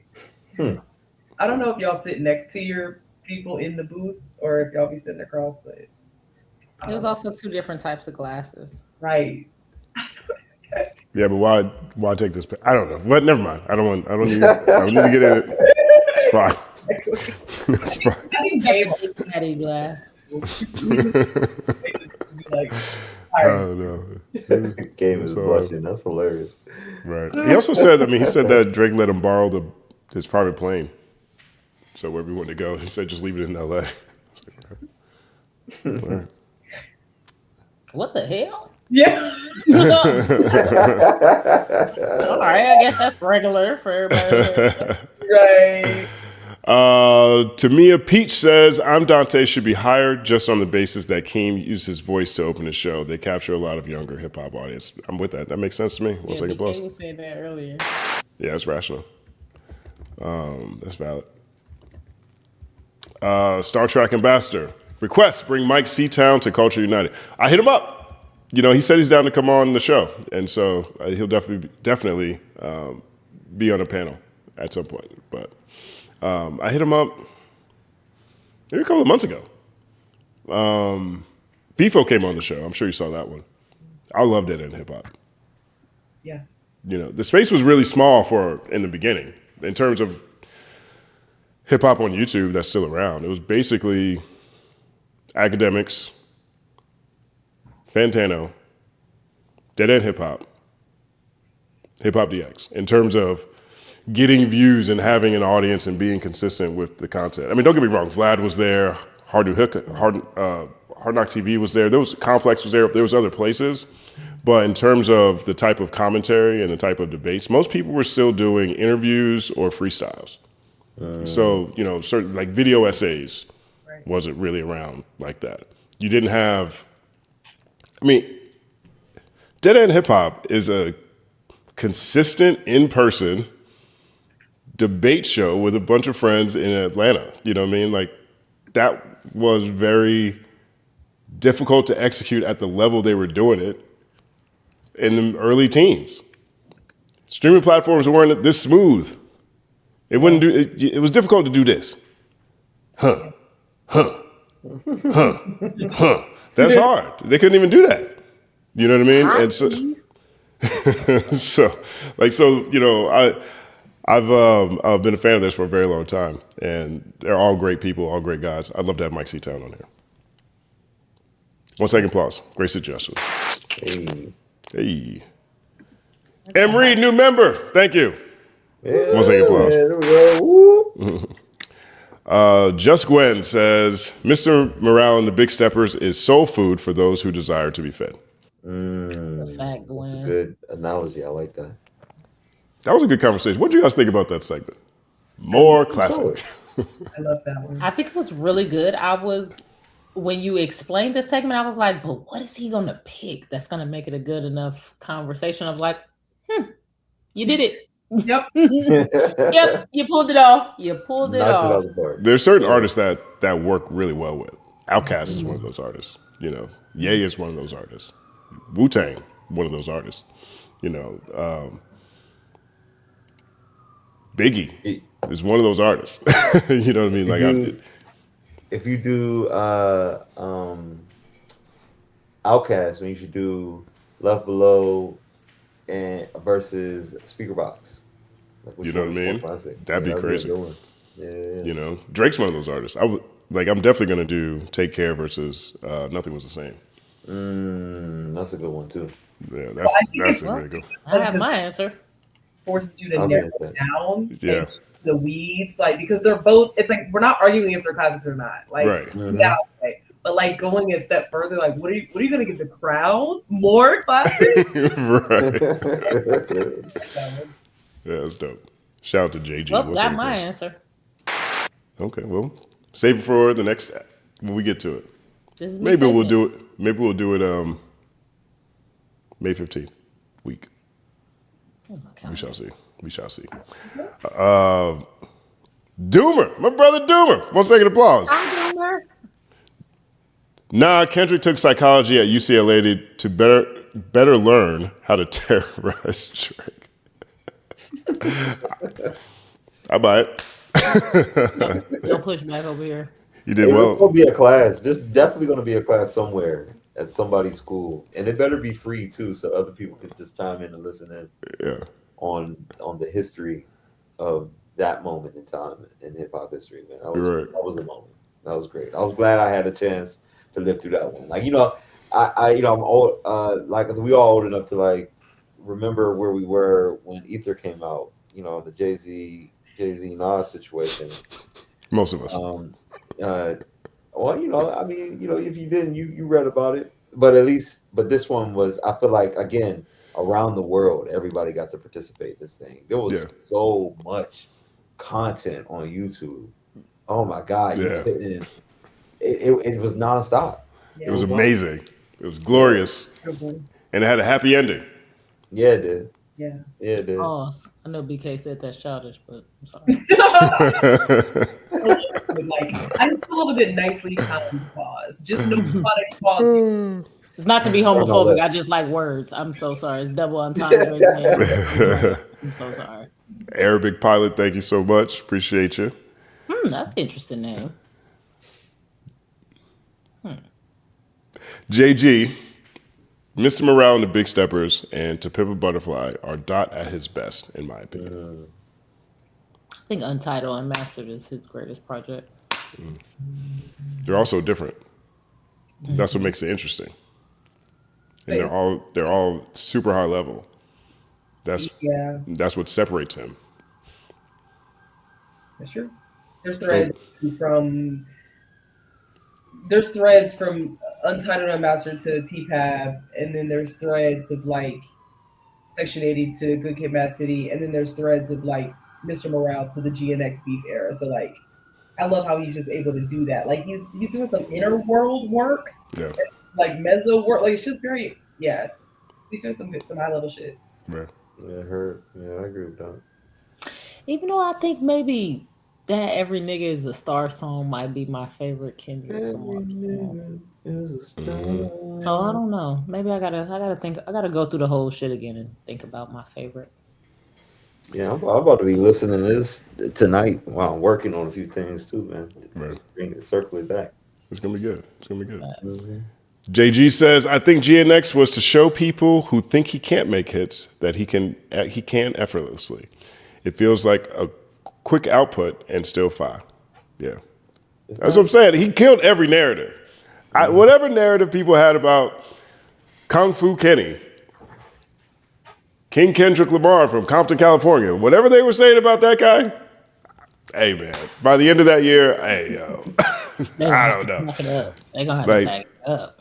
There might be, and the only ones might be left are ones that I haven't heard nobody say yet, you know, that I can think about, but I haven't heard nobody say. So it was an incredible run.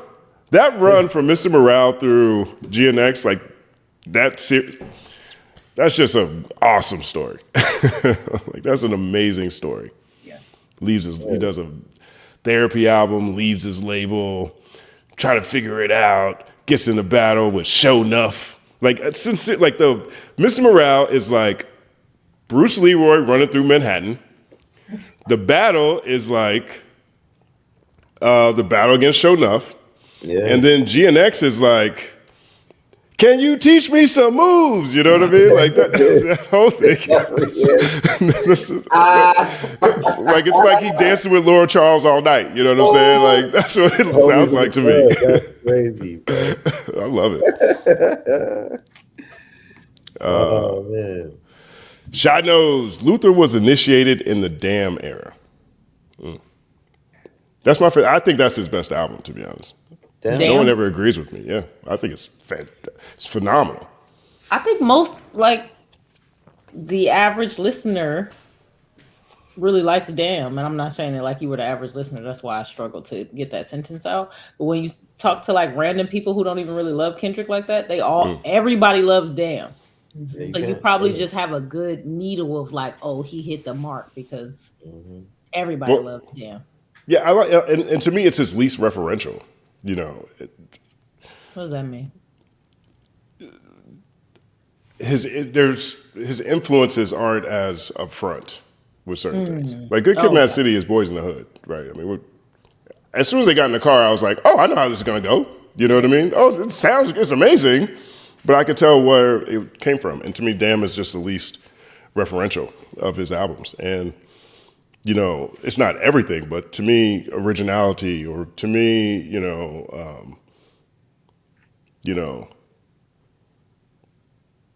doing something that is farther away from something that I've seen before.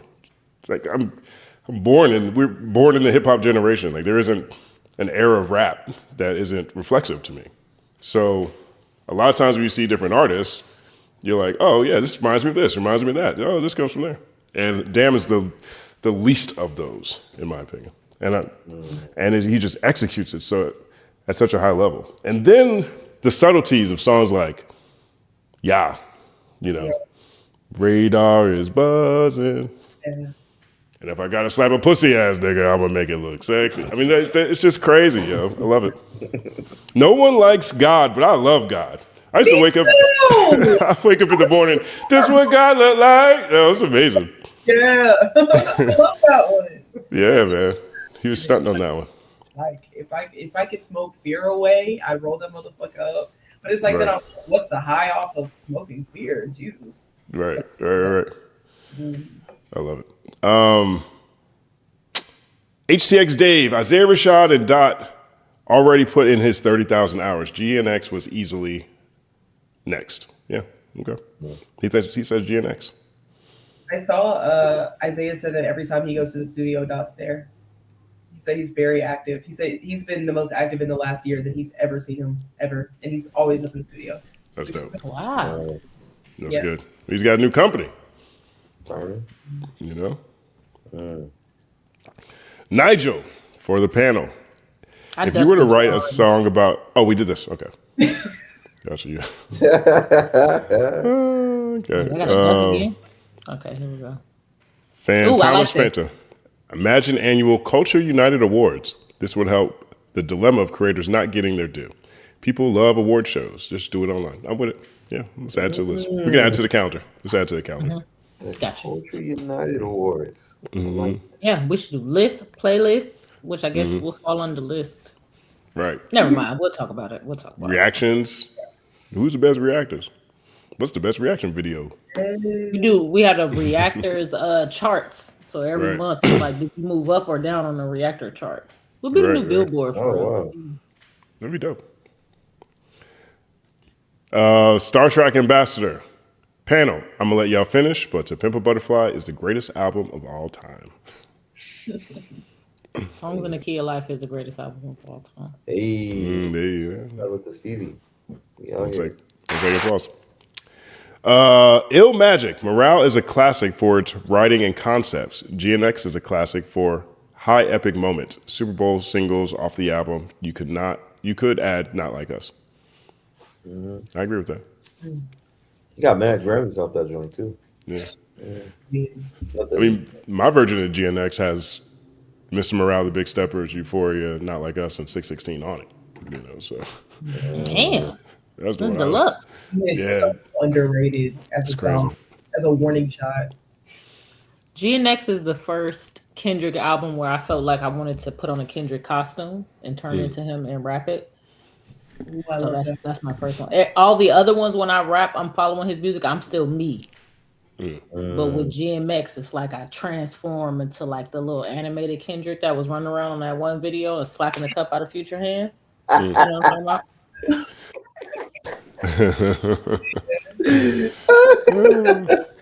Yes, I love that. Because I feel you. I feel that. I've definitely turned it to a whole different thing. Yeah. Only GNX though. Everything else, I'm me rapping it. He just wrote it. We should do that for Halloween episode. You dress up like Kendrick. My God. Back to our meeting. We'll talk about dressing up like Kendrick. That's funny. Stephen Bikos says governor races and Supreme Court seats in the South are very important. Without the protection of the VRA, governors can veto maps. Right. Yep. True story. It's the same thing that happened in Reconstruction. You know, they were like, y'all don't need these troops no more. Yeah, changed my We mind. understand. I don't leave y'all with them. Yeah, that's I crazy. did see there were some states that have voter rights laws that kind of protect it, but I can't remember where I saw that at. I know California is one, but some states made their own voters' rights act. Are you guys familiar with this? California, Washington, Oregon, Virginia, New York, Connecticut, Minnesota, Colorado, Maryland have their own state level voter rights act. So that's dope. Yeah. Not a lot of Southern ones though. Oh, man, it's because of the Southern strategy. Yeah. You got Maryland. Oh wait, no, Maryland's hasn't gone through yet. It's 2026. Fight back, people. Here's a little breaking news. Oh.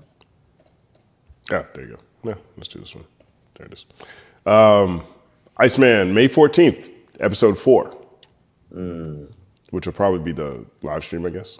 Oh yeah. Yeah, I saw this. The album comes the next day though, right? Yep. Yeah. So he's probably gonna stream into the window. There can be a graphic designer involved. What does that mean? Just from my little bit of work with different people, I know. Go ahead. I know when people decide, you know what, fuck it, I'll do it myself. Yeah. On the court cases, I will just say that. Probably got a hold of bread.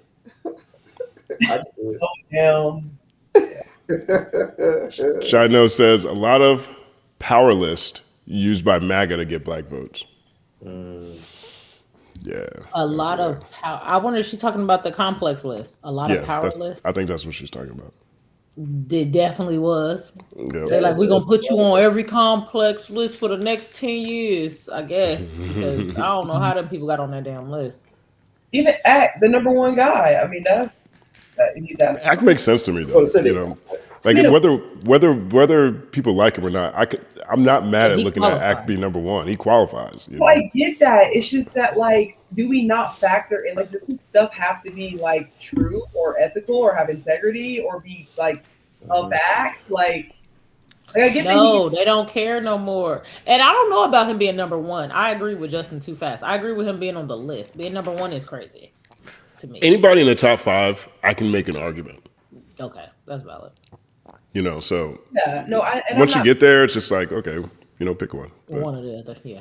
Yeah. But no, BK, I think you make a good point. Like, damn, I can qualify in power rankings by just like making shit up and being like paid opposite. It's like seeing Fox News get a tone. What do you get for TV? I think a Tony, right?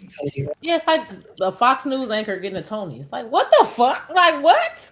Like, yes, thank you for watching my show. I worked so hard to get this.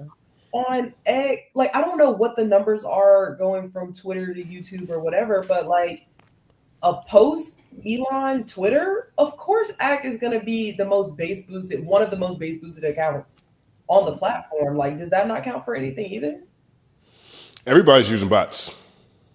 But like that whole list is botted. Right. You were telling us about streaming bots. Yes, but like the right wing misinformation slant specifically, like that specific combination, like the Nick Shirley, like the Tucker Carl, like, you know, I mean, in Tucker's. I agree with you, right? But clearly, we've been in the era of alternative facts for a long time. Yeah. So, like, for these things to be included doesn't shock me. You know, it's not something that I'm surprised by. Remember when alternative? Go ahead. Said the same thing. Remember when alternative facts was new and we was like, "What is this guy talking about? He's crazy." That shit wasn't even. Oh my God, we've been through so much. Yeah, right. Oh my God. Yo, Derek, I know you got to go, man. Thank you so much. Where can people find you? Where can they get more information on what you got going on? How can they get in touch? You can find me at Legend of Steele on all platforms. I'm most active on Instagram, but really I would rather people follow some of the work either at SJLI, the Social Justice Learning Institute, that's at SJLI_CA on all platforms, and Bold Black LA. If you want to, find out what's going on, be a part of the movement, follow us there at Bold Black LA. I do, before I go, for those folks who are listening in who live here in California, your mail-in ballot should already be in your inbox. First day to turn in mail-in ballots, particularly here in LA, is May 23rd. So you can drop them in the box before we get to the primaries on June 2nd. There's a lot happening on the ballot this year, man. There's the governor's race. This is a very, very big deal. You got Tom Steyer, who's running, who's the billionaire who has like a history of how he made his money, but him and his wife have been spending money in a very strategic way to try to support, communities, particularly Black communities. You also have Javier Becerra, who has gotten a rise since the other white dude who got caught up with the, I'm not going to mention his name, but he got caught up with the sexual assault charges. So when he dropped out, Javier Becerra got basically all his votes, but he's the consummate, middle of the road Democrat. And we had this conversation earlier about what is actually middle of the road. But yeah, HSS, he would also become the first Latino governor if he actually wins. You got two Republicans. You should know that in California, the way it works is the top two candidates, doesn't matter what party, right? So whoever gets the most votes, top two people will get the most votes are the ones who end up on the in the general election. That's across all of the statewide elections. So, but yeah, man, vote, find out. Like, you can look at a lot of Defensive if you live in LA to find out what theirs recommendations are. You can look up Blade, the Black Los Angeles Young Democrats, if you want to see what they're saying as well about what the candidates should look like. The mayor's race is a big deal here. City council members, a big deal here. So get involved, get engaged, man. If you want to holler at me on the sidebar, you can DM me. I got you. We can have a whole conversation. But I appreciate the platform. Y'all are dope. Thank you for the time. Thank you for the space. Thank you for the brilliance, man. I really mean it. LBK, y'all are really dope. You're just as dope being on platform with you as I'll be when I'll be watching. So thank you very much. And of course, Justin, man, you the guy, man. Thank you very much. Appreciate you, for bro. the space, man. I'll see you around. Derek Steele, 9-second applause.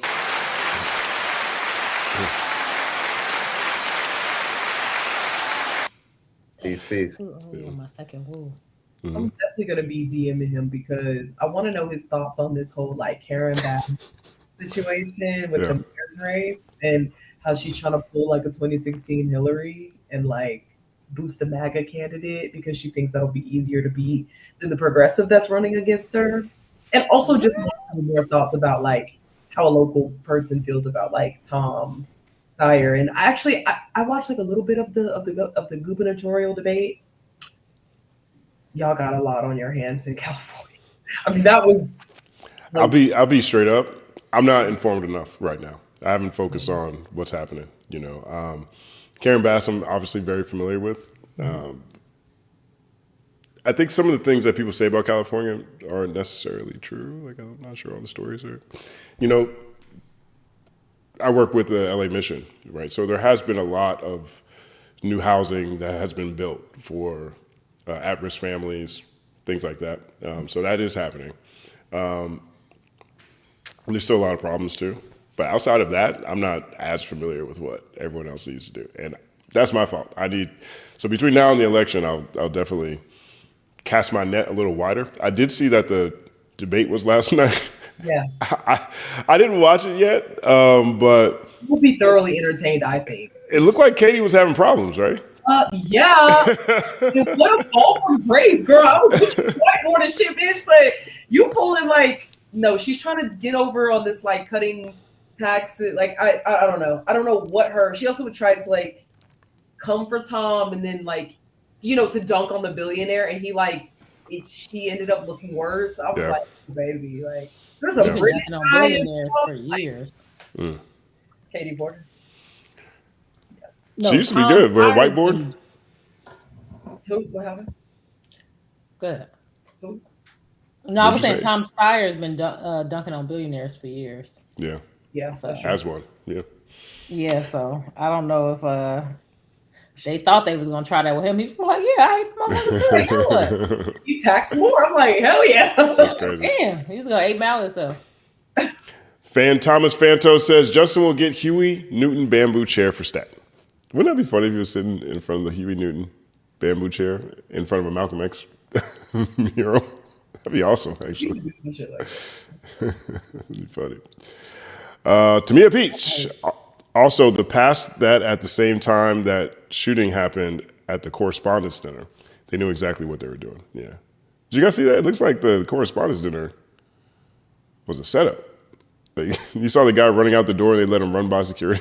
No, I didn't see the guy run They had by the dog? security. I did see that. That was actually crazy. Then they have some like insane shot of him where it's like, was the person on the ground when they took this photo? Right. Like, Right. The guy just dove head first right in front of his face. right? Weird. That's funny. Felt like a false flag to me, but I didn't want to be a conspiracy theorist. I don't believe anything coming out this administration. Yeah. Everything's on the table. Low Tech 42, welcome back. BK, last week Dwan said in the Jay-Z convo, capitalism isn't inherently bad. What's your take? Miss ya. LOL, missed ya. Oh, nice to be missed. Yeah, I mean, my worldview disagrees with that. Just my view on like I hold the Marxist critique of capitalism in that like by its design, someone has to be exploited. Like it's like winners and losers, and I just don't think an economic system has to be designed that way.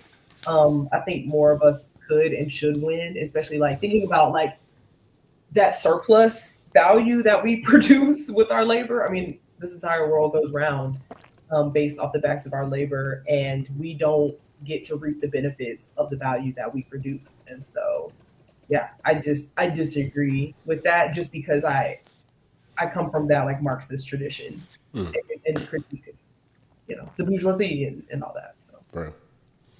Yep. No? 1 second applause. Let's see. We did that one. Did these? Did we do this one?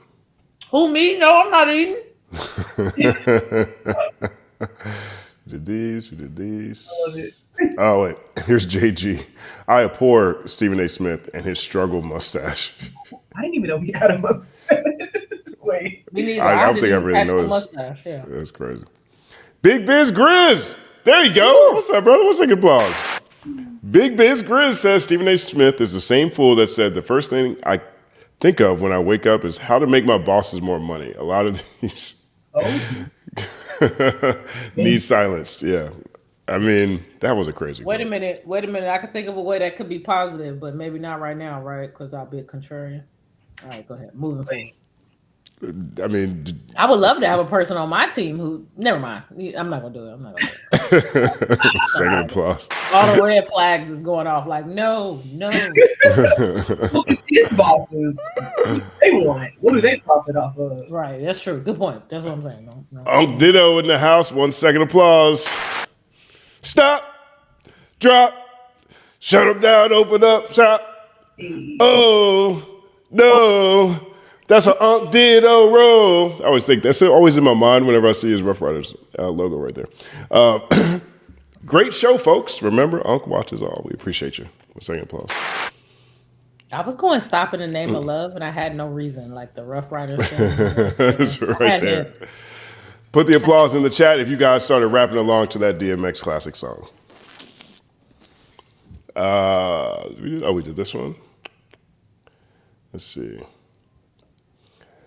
Reblastin says, R-Blastin, YT says, Luigi is my favorite Mario character in reference to the solutions to our political problems. Second applause. That was slick and covert enough. I'll allow it. 1 second applause. They scary ass ain't gonna do it. What? Did I say that out loud? Yeah, that is not. That's not. What is going on around here? Who was that? Who said that? Who said that? Shout out to Maritza Dapp. Big shout out to Maritza Dapp. 1 second applause. Thank you so much for all the support. All the comments across all the videos, all the insight, all the jokes, and all the honesty. I really appreciate you. I see it all. Maritza says, what can we really do when it's always a two-party system? Smaller parties divide the minority vote. Republicans don't get swayed at the polls. We have to convince our side to thug it out. They act like they too good to thug. The same thing goes on with the police. Everybody be like, no, we're not criminals. We're going to do what we're supposed to do and let the police do their job. And it's like, oh, well, the police is being criminals. You know, y'all hate criminals, right? And all of a sudden they be like, well, no, they're not being criminals. It's hard to do this. And they understand all the excuses. Like, I go through this a lot. Even speaking with Black middle income people, or just because, you know, people make it like Black people are just so criminal, but a lot of them just be wanting to follow the law, follow the rules, figure out how the system works, and just do what they have to do and go back. So they're trained to be like anti-crime. Right. When you're talking about me and you. Then all of a sudden it becomes, of course they need a punishment. They knew this was wrong. I can't do that and get away with it. Oh, well, I guess you have to pay the piper. But then when you go, oh, well, the police are committing this crimes. Well, their job is so hard. Right. And it makes sense. Sometimes you got to do what you got to do. And I think that's what frustrates me. And that's why I always go back to, I think, media. I think it's a little bit why I leaned away from law and into media, because it really doesn't matter what's true or what can be proven to so many other people. What matters is convincing language where I feel like, similar to what Isaiah said, I won't be exiled from the community for using this language, or I understand that it's punishments for thinking this way and it's benefits for thinking this way. And so after a while, people just sway to the benefit side. I don't know if they know they're doing it. I don't think they're doing it on purpose. I think it's just like a subconscious, I'm supposed to be over here. And you could test this for yourself. Next time you're talking to somebody and you ask them a question, signal to them without words, like signal with like your body language that you want the answer to be no. Or whatever. And watch how people will start to calculate in their mind why the answer is no, because people can pick up they can pick up on like the group messaging of you want to eat, like if I let's say I do this, you don't want to eat no pizza, do you? Like I'm signaling to you that you should be saying no. And I watch people do that all the time. And I think to me, that's why media is more important than a lot of shit. Like we have to trick people into doing we got to trick them. Yeah, I think media is like a good is it. And you know, Ta-Nehisi Coates' work right now, I feel like, or it has been, but in this era especially, is talking about messages and stories that we tell, and how like all of the good guy, bad guy, evil, all this is just narratives that are crafted and told and told and told over and over and over again, and it just gets embedded, where it's like you may be playing into your own subjugation without even knowing because of the messaging that you're receiving, even just the casual propaganda, like we're just. Like show after show after show, it's like, no, they're the good guy to swoop in and fix the problem, right? And it's like that does not match up with reality statistically. Right? But that's what's been, told. But I also, I think that the two-party system duopoly is a failure because you cannot encapsulate a whole society, a whole nation's like worldview, political ideology into two different camps. You're just failing like immediately upon arrival, I feel like. I agree. 1 second applause. And you know what? They get away with a lot of that propaganda shit too. Like, you know how you always hear people saying Rock Nation did this, Rock Nation. I never heard them say that about Dick Wolf. Have you ever heard somebody say, Dick Wolf, you will crumble, ever? Y'all know who Dick Wolf is? It's a terrible name. Neither one of y'all know who Dick Wolf is? It sounds familiar, but maybe it doesn't. Dick Wolf is the guy who met, which I hate this name. This name is crazy for like reasons. Like really like it's a lot of ways that I can make a joke out of Dick Wolf. But I'm You sound like he might be in FD's next YouTube video. That's what I'm saying. See how you made a little side joke about the side joke? Anyway, Dick Wolf is the Law and Order creator. Oh, yeah. There you go. All of those episodes. And then they have all these spinoffs. They have all the Law and Order spinoffs, and then they have like CIA, FBI, all of this. SVU. Nobody ever says, fuck Dick Wolf. He's been teaching us that the cops are our friends all this time. You never hear that. But you hear people organizing against. No, never mind, because I'm about to do what about it. We should make a drop. You should make a drop for your fuck book. Dick Wolf. Yeah. Do it one time. Do it again, and I'll add it over here. No, I'm nervous now. It's fine. I'll catch it. I'll go back to that. I'll take the audio. All right, cool. Fuck Dick Wolf. FDW. FDW. That's not Tandra.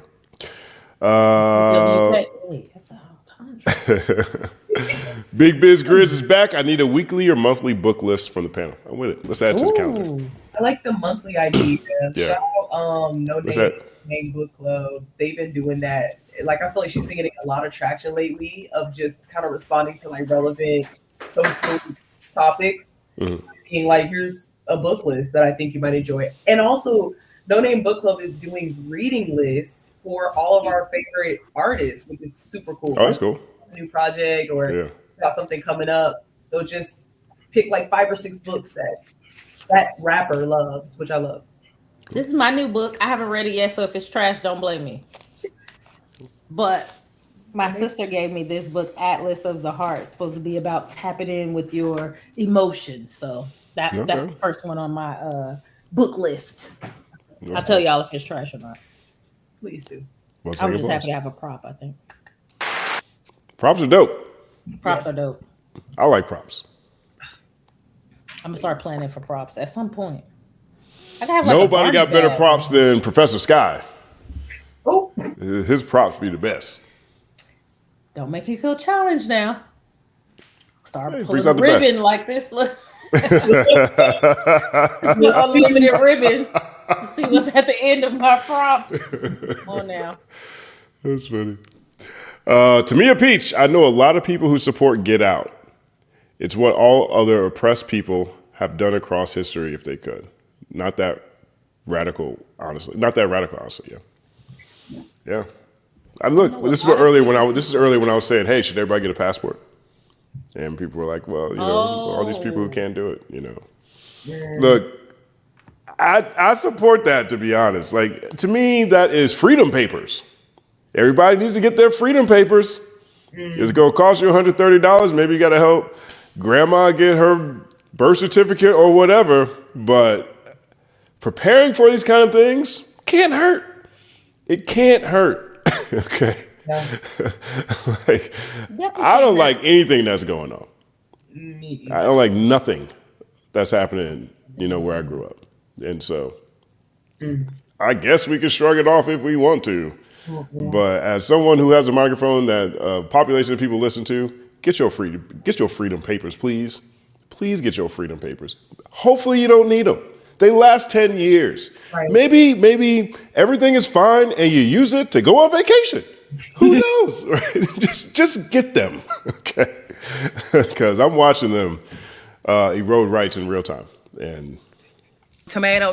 And you know what you can start with too? A good compass, an atlas, a dictionary, thesaurus, like these a map, that has like the roadways and the off-ramp and the back roads and shit. Like, right. Thinking about some sort of material, physical tool that you can use that can help you get to where you need to go without if this is just, right. not in the picture. And get yourself an old car too. Don't be rolling around in none of these government tracking vehicles. There was a shit inside. Get yourself a 2006 something, okay? Don't be out here committing crimes in a Tesla. That's crazy. Cats out here committing crimes in a Tesla. Outrageous. The whole vehicle is a surveillance system. Right. Y'all must be planning on like surviving natural disasters. Y'all can't be talking about like going to army or nothing like that. You were talking about the timeline. Can we move things faster? What can we do to speed things up, right? Well, I think that's a great conversation. We can continue to have that. And if not, we'll take the methodical approach. I'm looking at this as, what are the next 40, 50 years of my life going to look like? Not with me, but in the macro environment. Mm-hmm. If I'm just basing this off of history, it took 50 years for them to flip things like this, right? Yeah. You get 100 years between Reconstruction and the Civil Rights Act. I don't know how old y'all are, but we're clearly on the wrong side of the bell curve. Yeah. Okay. So there are certain survival things that we never thought about needing before that I actually think that it's not crazy to me if they come into play. Everything that they said they weren't going to do, every time somebody told me people were paranoid, I was paranoid. Those people have been wrong. Yeah. Facts. Okay, so, Trump's not really going to do that. And that's the other thing. I'm starting to have a real problem with people blaming everything on Trump or whatever president. Yeah. Okay, like there is a very obvious, very defined apparatus and cabal that is funding things in this direction, and it's happening globally. Okay, that dude is willing to take a check from anybody. And he took a lot of checks from, in my opinion, the worst people on the planet. Mm-hmm. But those people have been doing this stuff anyway. Like there's no money for nothing but data centers to take all the water out of Corpus Christi. Yeah. This is much larger. We're watching the return of the Cold War. It's going to be this hemisphere versus the other hemisphere, and everybody's going to be fighting in the Middle East. Mm-hmm. It's already happening. Yeah. This is, go look at a YouTube video, a Netflix movie, go look at a Tom Hanks film. All of it is the same thing. And I'm someone who looks at history as it doesn't repeat, but it rhymes. We're moving in a spiral like the universe through the galaxy, or the galaxy through the universe. Yep. That is way bigger than whatever Trump talking about. Trump just takes the checks. Yeah, he's just like the face of the newest iteration, the newest Hydra of like. And I'm not absolving him at all. Yeah. But I look at all the presidents like that. Of course. And I think it minimizes the enemy and the threat. It minimizes the challenge ahead of us. Like, you don't want to be out here fighting shadows. Yeah, it doesn't like name the actual demon or doesn't name the actual issue because people then think, okay, well, once Trump's gone, I can just relax and sit back and it's that back. We learned that with Obama, right? Yeah. And not to discredit Obama, Worse. but that was the only time in my life where I was like, oh, we really about to get this stuff. Hope and change, right? But then I realized there's always enough people on the blue team to stop the blue team from doing the things the blue team says they're going to do. Yeah, because what were they doing the past 5 decades? Like when the Southern strategy was being laid out, when all of this, when the meat of Project 2025 was being crafted, like when there were think tanks and policymakers hard at work and funding media to support, like where Fox News can correspond with an influencer that you see on TikTok, where your grandma's watching the Fox News and we're hearing the same things as I'm seeing on Twitter. Like, where were they? I think strategically it's at the will. I don't know. I mean, No, they were doing their part to help advance neoliberal capitalism. They had the FCC Act. They had Glass-Steagall. They were on the media and finance side of things. Okay, that continues with Obama because that's who he bailed out. And this isn't again Obama. This is like the entire corporate apparatus the vampire squid's attempt to swallow the world. That is what we're really up against. So when people say, oh, it's MAGA and it's Trump, it minimizes it. It makes it seem like as long as it's not them, then everything's going to be better. That is not where we're at. We're on the wrong side of the bell curve. And not even just as black people, not even just as young people, but just in general. Culture and life is that. And they're drawing lines, and this hemisphere is at war with the other hemisphere because the other hemisphere caught up. It used to just be a unipolar world, now it's a multipolar world, and this is what it looks like again. And that's what we have to prepare for. Get your freedom papers.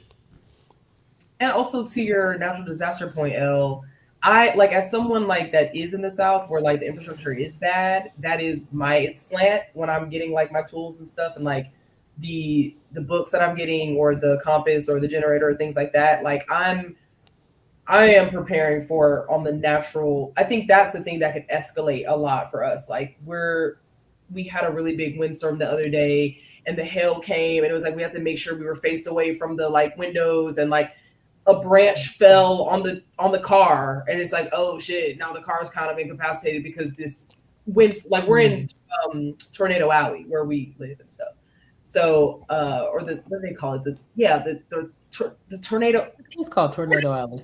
I heard that before. At least I made it up with you. Yeah, and we'll get very weird, like warm, humid, but it's cool, but it's at the same time. So I kind of think about that, like, you know, water and wind and shit like that. But yeah.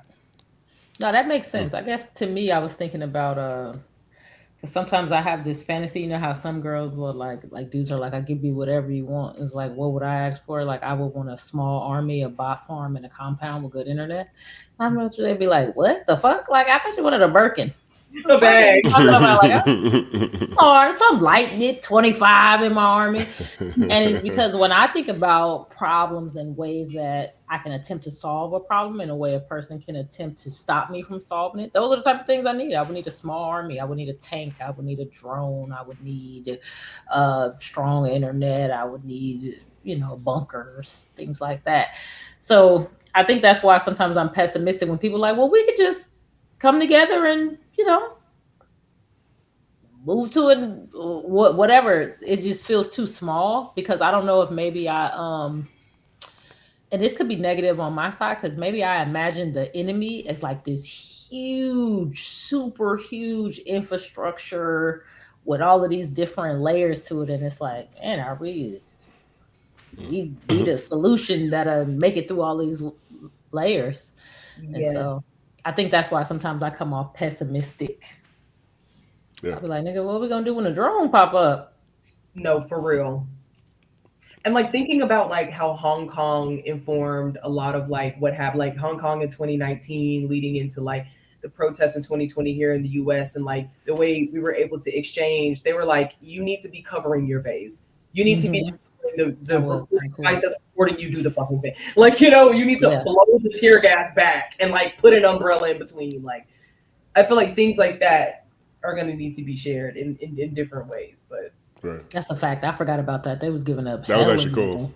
That was super. You know, cool. one of my favorite times on the internet was when all of the K-pop army online was over there terrorizing the white supremacists online during the uprisings in 2020.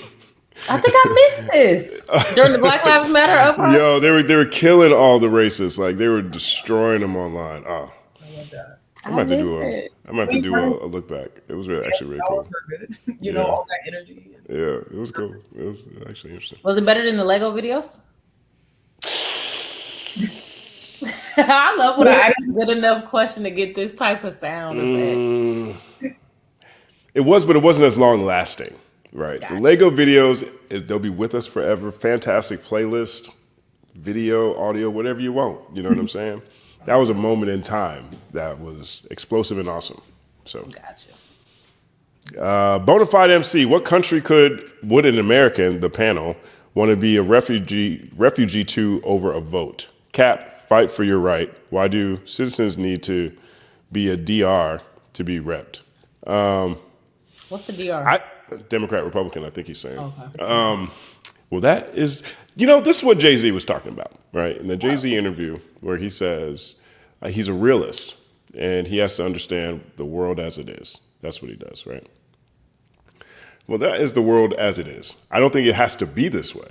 And I think that everybody should to do everything they can to change anything that they feel is out of place within their society, right?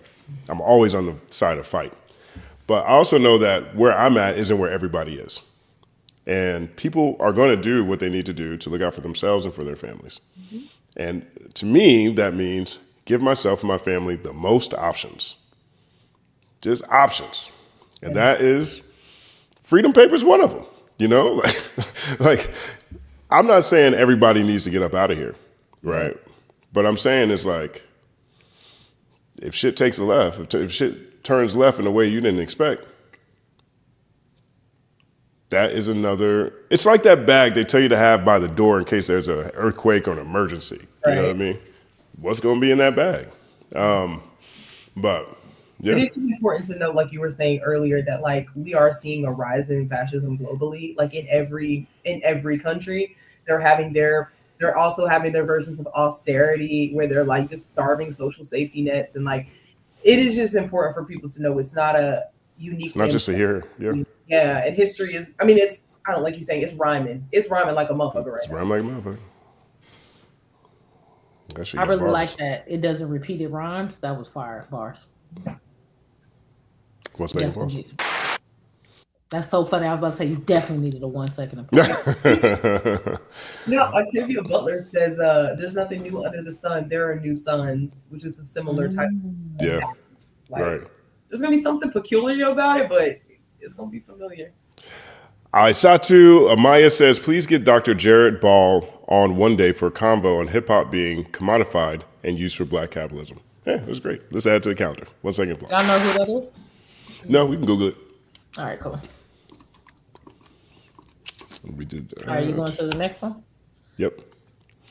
Also, would be cool to see Sally Bowen and Pierre from Purse First podcast for insightful perspective on the women, femmes, and queer folks in rap. Add it to the calendar. I like this.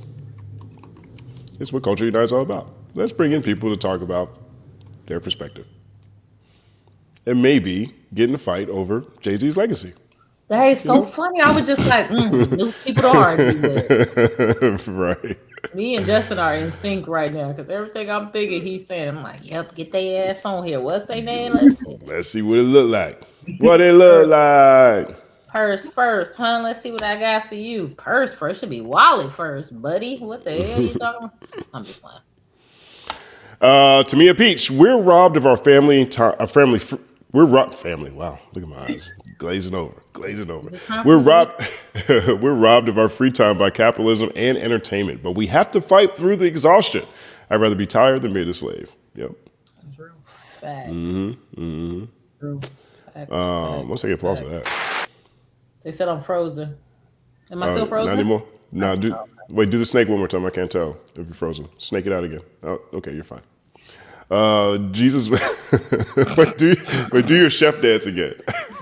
Wait, what was my chef The dance? chef dance. You said we were talking about the chef dance. She was like, I can't remember what she was doing. Oh, baby, she was up there like. That shit funny. That shit funny. Then somebody was like, she was doing the Dougie. I'm like, that wasn't no damn Dougie. That wasn't the Dougie. She was not doing the Dougie. Not the Dougie. Oh, baby. She did her so wrong. She was doing like the Lisa and Shireen, you know what I'm saying, from House Party. They was like, this is when your pain was supposed to be a 10 out of 10, right? Like, maybe that's how she deals with her pain. She danced it off. No, she right. Jesus Walks For You says, the world is crazy. Keep your head up. Thank you for that. You keep your head up too as well. Jesus Walks For You. One second, pause. Jesus walks with the yin and the yang of peaches and nighttime sky and daytime sky. Oh, that's actually fresh. Can't wait for real. Happy Hour is one of the dopest records I've ever heard. It's Profit Over Love, baby. I love that. I'm probably on my drugs, baby. It's Profit Over Love, baby. That song is amazing. Oh, if YouTube had better rules, I'd be bumping that this whole show. And now for our 47th Happy Hour. Soundtrack by Isaiah Rashad's Happy Hour. Me doing that shit the whole time. Let's see. Oh, somebody offered me a bunker in the comments. Period. Oh, that's dope. They offered all of us a bunker. That's amazing. Us, you know, where I go, we go.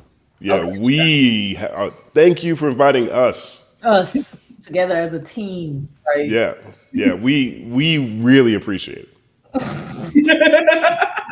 I'm glad that bunker is ours. It's our bunker. Okay, you made your point. It's all of ours. All of ours. Team bunker. HTX Dave says, homosocialism, bonding and sharing community and meaning experiences over misogyny, my theory. Yo, Sky has a great video about homosocial behavior. It was after some sexy songs dropped, and he described it as that, I guess Drake and Party was having sex in the room, and then the ladies left, and then they was just there with each other. Wow. Just imagine that. But and like enjoying that, and not in a sexual way, but like just in a like, yo, bro, these hoes we just smashed, right? That being the whole point of the gathering.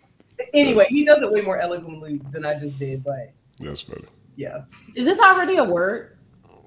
Is what? Is homosocialism already a word? Because I think I was thinking about homoeroticism as the same thing, but I'm trying to figure out are they two different terms? I think homosocial is, and it's more about platonic social dynamics or bonding practices versus the erotic is like inherently sexual. Maybe.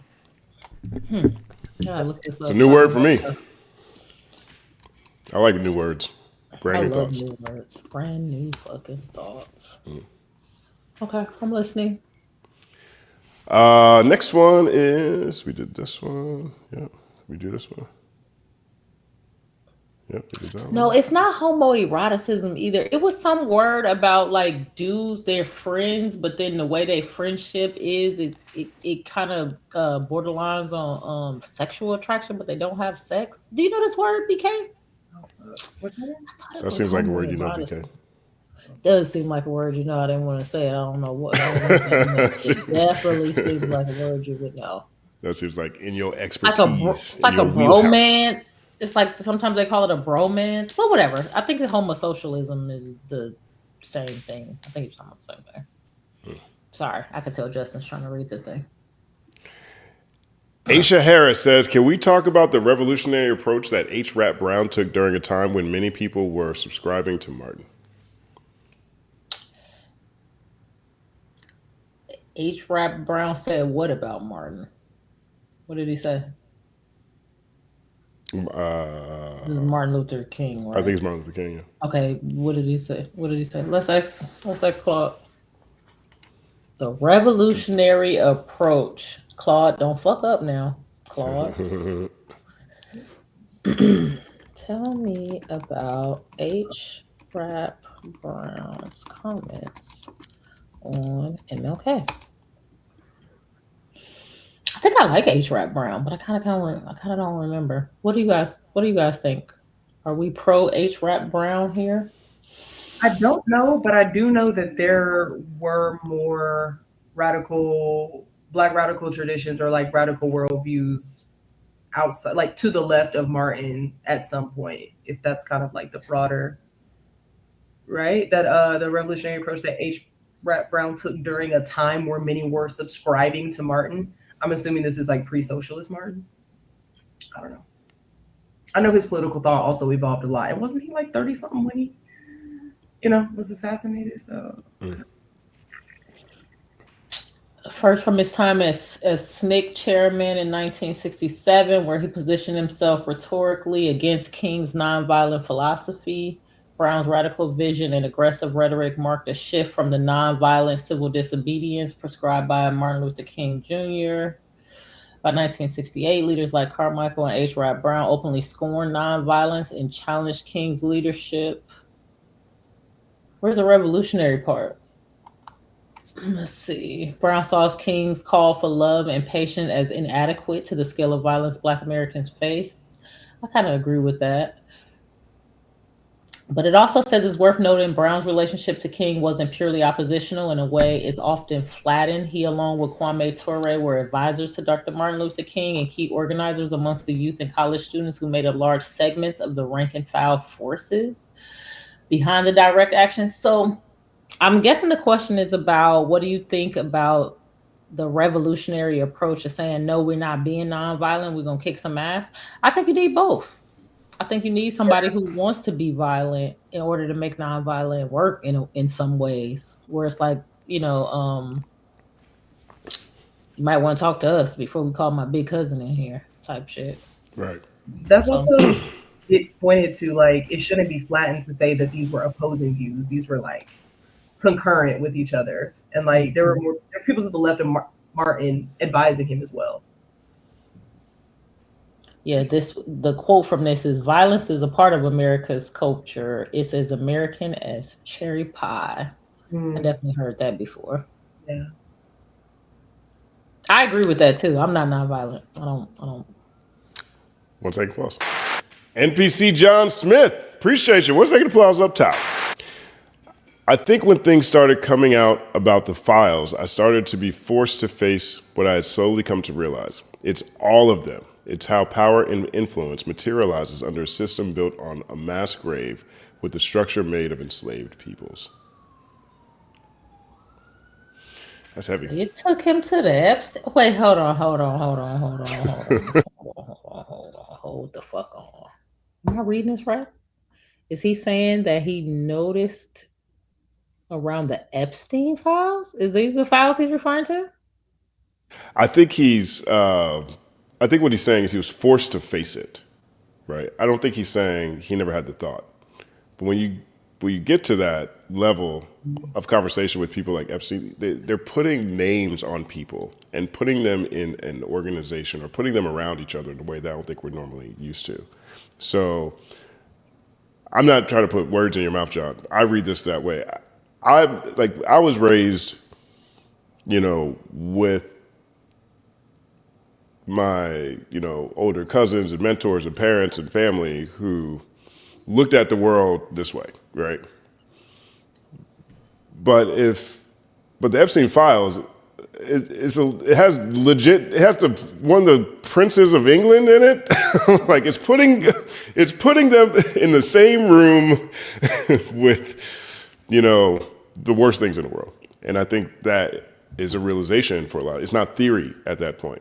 Right. You know what I mean? It's no longer like, I feel like this is probably what it is. It's like, oh, this is exactly what it is. And I think a lot of people have had that revelation. I think that's cool. It kind of reminds me of like when you watch a show and then somebody, like if somebody got to watch Game of Thrones right now for the first time and they never saw it, and it's like, oh, snaps, I'm kind of jealous of you getting to experience this thing. But it just seems weird sometimes to me, off-putting, that it's like a new thing can happen in 2026 or 2025 and it's like, oh damn, now I see how this power influenced. Well, we don't know how old John is. That's true, John. I did think you looked 45 in this NPC, but that ain't even you for real. It's a emoji. Yeah, he's like, that ain't me. That's my pops. My bad, John. I didn't know you was 18. Thank you so much, Javin. 9-second applause for that.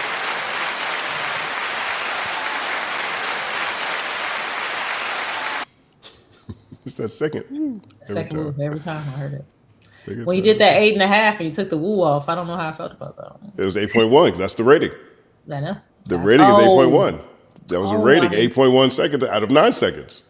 Gotcha. That's why we took it off, because it was for Isaiah Rashad. You know what I'm saying? I feel like, and people are like, where's the other stuff? I feel like there's a couple songs. It runs a little long at the end. Like, I'll be honest, like, there's probably 3 or 4 songs in there that, which is great. You know, like, all things considered, there's albums I've listened to where I like a third of them. If I like 6 out of 18 songs, that's a problem.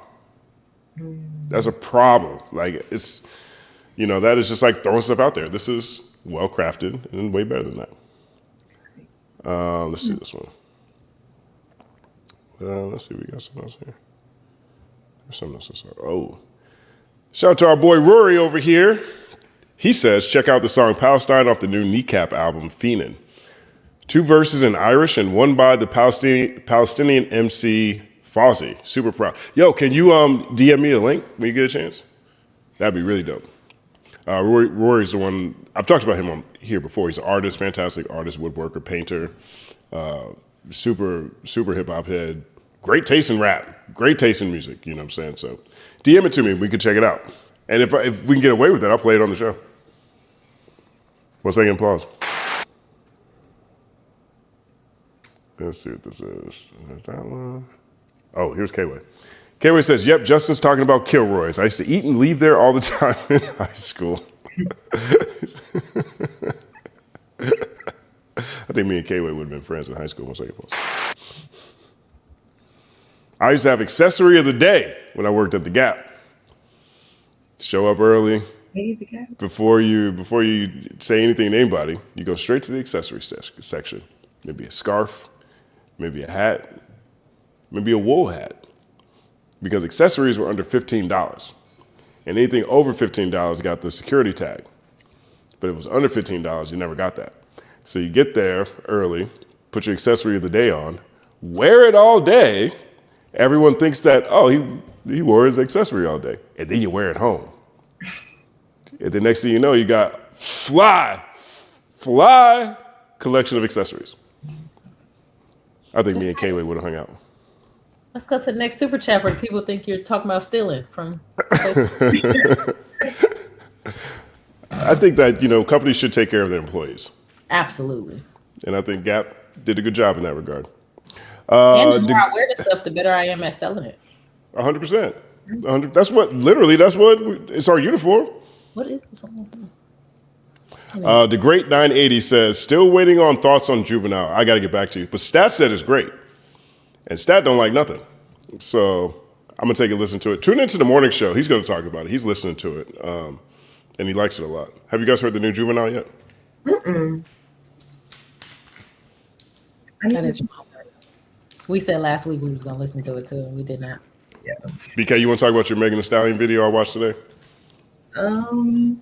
Yeah, it was based off Kev on Stage's clip that he posted from his podcast Here's the Thing with that chick Angel. And he was just saying that like he feels like asking your potential mate like what they think about Megan Thee Stallion is a good litmus test. And then at the end he said it's not like exclusive to men, like right? And like, you know, because you can't talk about Tory Gate without Milagro, right? Like there's women that like aid and abet like men that do shit like this. So I just think it's like well, when the Tory Gate first dropped, like my friends and I were already using that as a litmus test, like, because it just was casually coming up in conversation and like just the vitriol and the misogyny that you would hear come from people that you otherwise were like, oh my God, this was a great date. Or like, this was a great friend hangout or whatever, like, but oh my God. And it doesn't necessarily mean that like you just discard people. I don't know. I feel like that's another conversation for another day. But I think that for people to chalk it up in his comment section to you're just being parasocial about celebrity relationships. And like, yeah, although people get parasocial about celebs, I think that like Meg has been such a lightning rod for really important conversations. And so I think it's a relevant pop culture question you can ask, you know, if you want to just talk about something that's not, even though this could be pretty polarizing too, but if you want to just talk about what's going on, what's on your feed, whatever, you know, it's just like, what do you think about the whole like Clayton breakup? Or like, what do you think about the whole Megan Tory situation? Like I'm just curious, what do you think about that? I feel like it just will reveal, or reveal at least in part, someone's worldview. It's like the new who you voted for. Like low key, and you see people strategically now being like, oh, I don't get into that or whatever, because it signals. I'm not to say that it's the sum of you, but if you immediately, it's a lot. Well, that's what that bitch got. I mean, that's going to inform a lot about like what you think. So yeah. That's okay. Well, is people saying that? Is people saying that's what she got for Clay cheating on her? Yes. Or allegedly. Yes. And even like back with the Torygate, like people were like, I literally saw real videos on my feed, like he should have aimed higher. Like well, man, she don't deserve all this, man. It's disgusting to me, to be honest. I've been watching this woman take all kinds of shots, elbows, for what? Like the conspiracy brigade, and I don't know. I guess maybe it's the association with Rock Nation, but it's disgusting to me from every angle. Well, and to me, like it illuminated a lot. Oh, that was just such a sad point in time. But it illuminated a lot. I was like, damn, like Megan Thee Stallion, like she was just on top of the world at the moment that this happened. Not to say that she's not now, but just like culturally, everybody was still bought in or whatever, driving the boat and shit. And then like to see that and people being like, oh, free Tory, or like making fun of it, or you know, the whole dance bitch thing, and like I don't know. I was like, damn, like this happens to regular ass women all the time, like where the story is not believed, or they're like, well, what were you doing? What were you wearing? Where were you?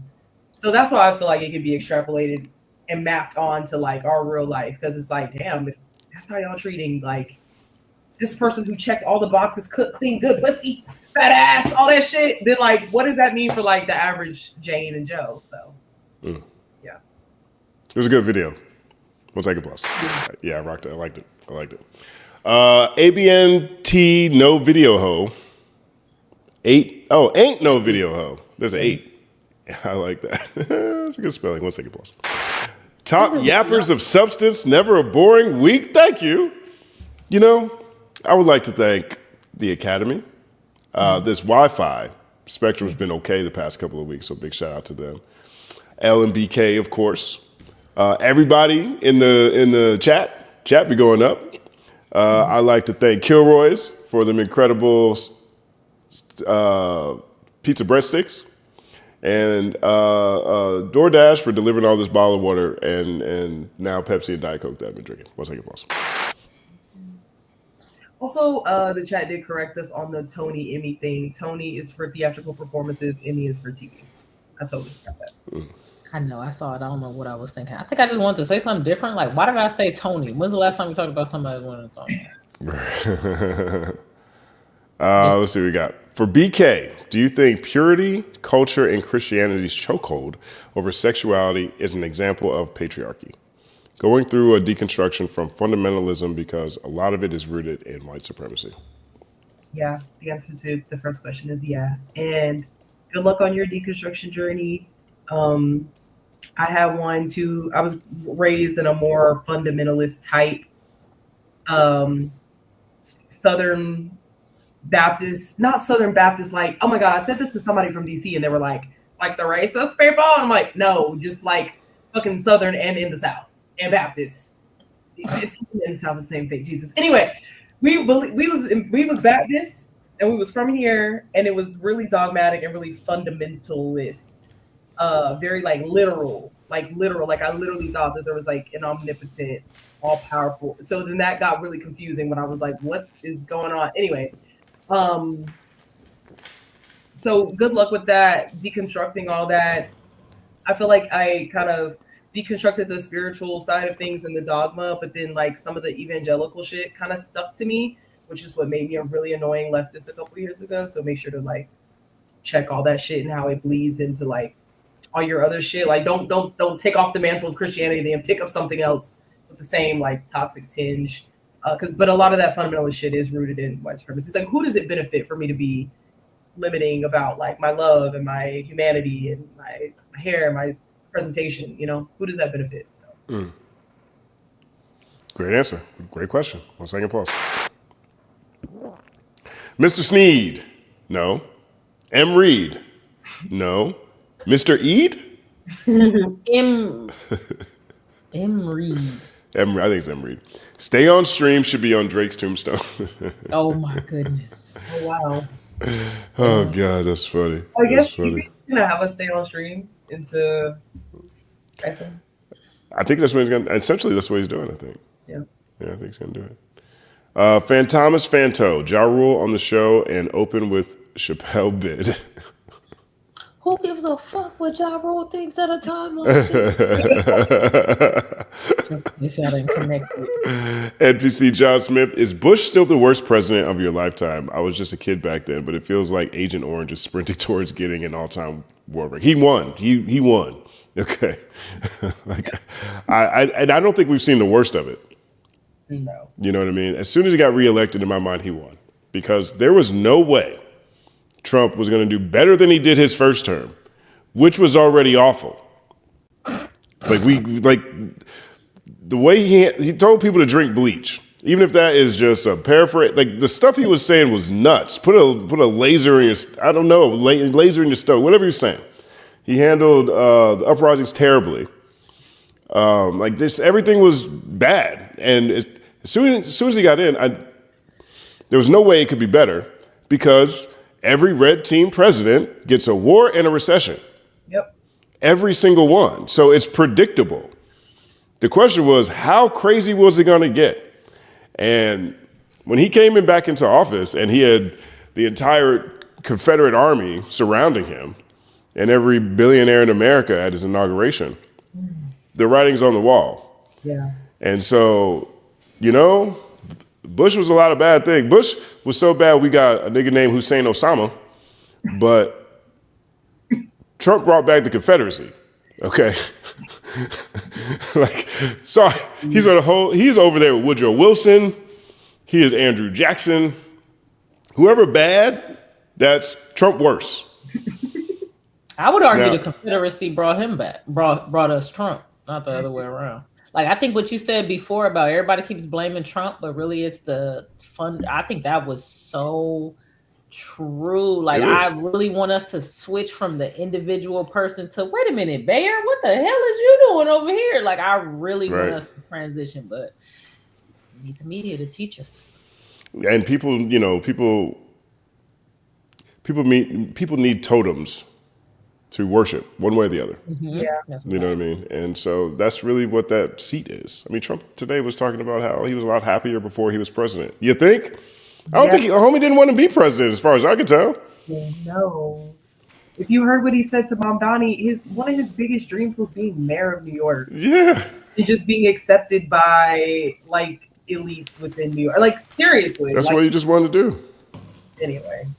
You know, so the odd man. Yeah, he's now the worst. John, he's the worst. Okay. He's the worst. If there were in 99 out of 100 Marvel timelines, he's the worst. You know what I'm saying? Wait, it's who's like the one dude who, no, I'm good. Who's the one dude who they had a duel? They shot somebody. Who was that? John Adams? Oh, Aaron Burr. Aaron Burr. I remember that Snickers commercial. Aaron Burr. Aaron Burr, like the guy was, you know, you couldn't tell him because he was, you know, has too much nougat in his mouth. Who did he shoot? Was it a president, vice president? Was it not Alexander Hamilton, was it? He killed somebody. It got to be whoever he popped. Aaron Burr. Who killed Alexander Hamilton? Aaron Burr. Alexander Hamilton. Okay, yeah. Yeah.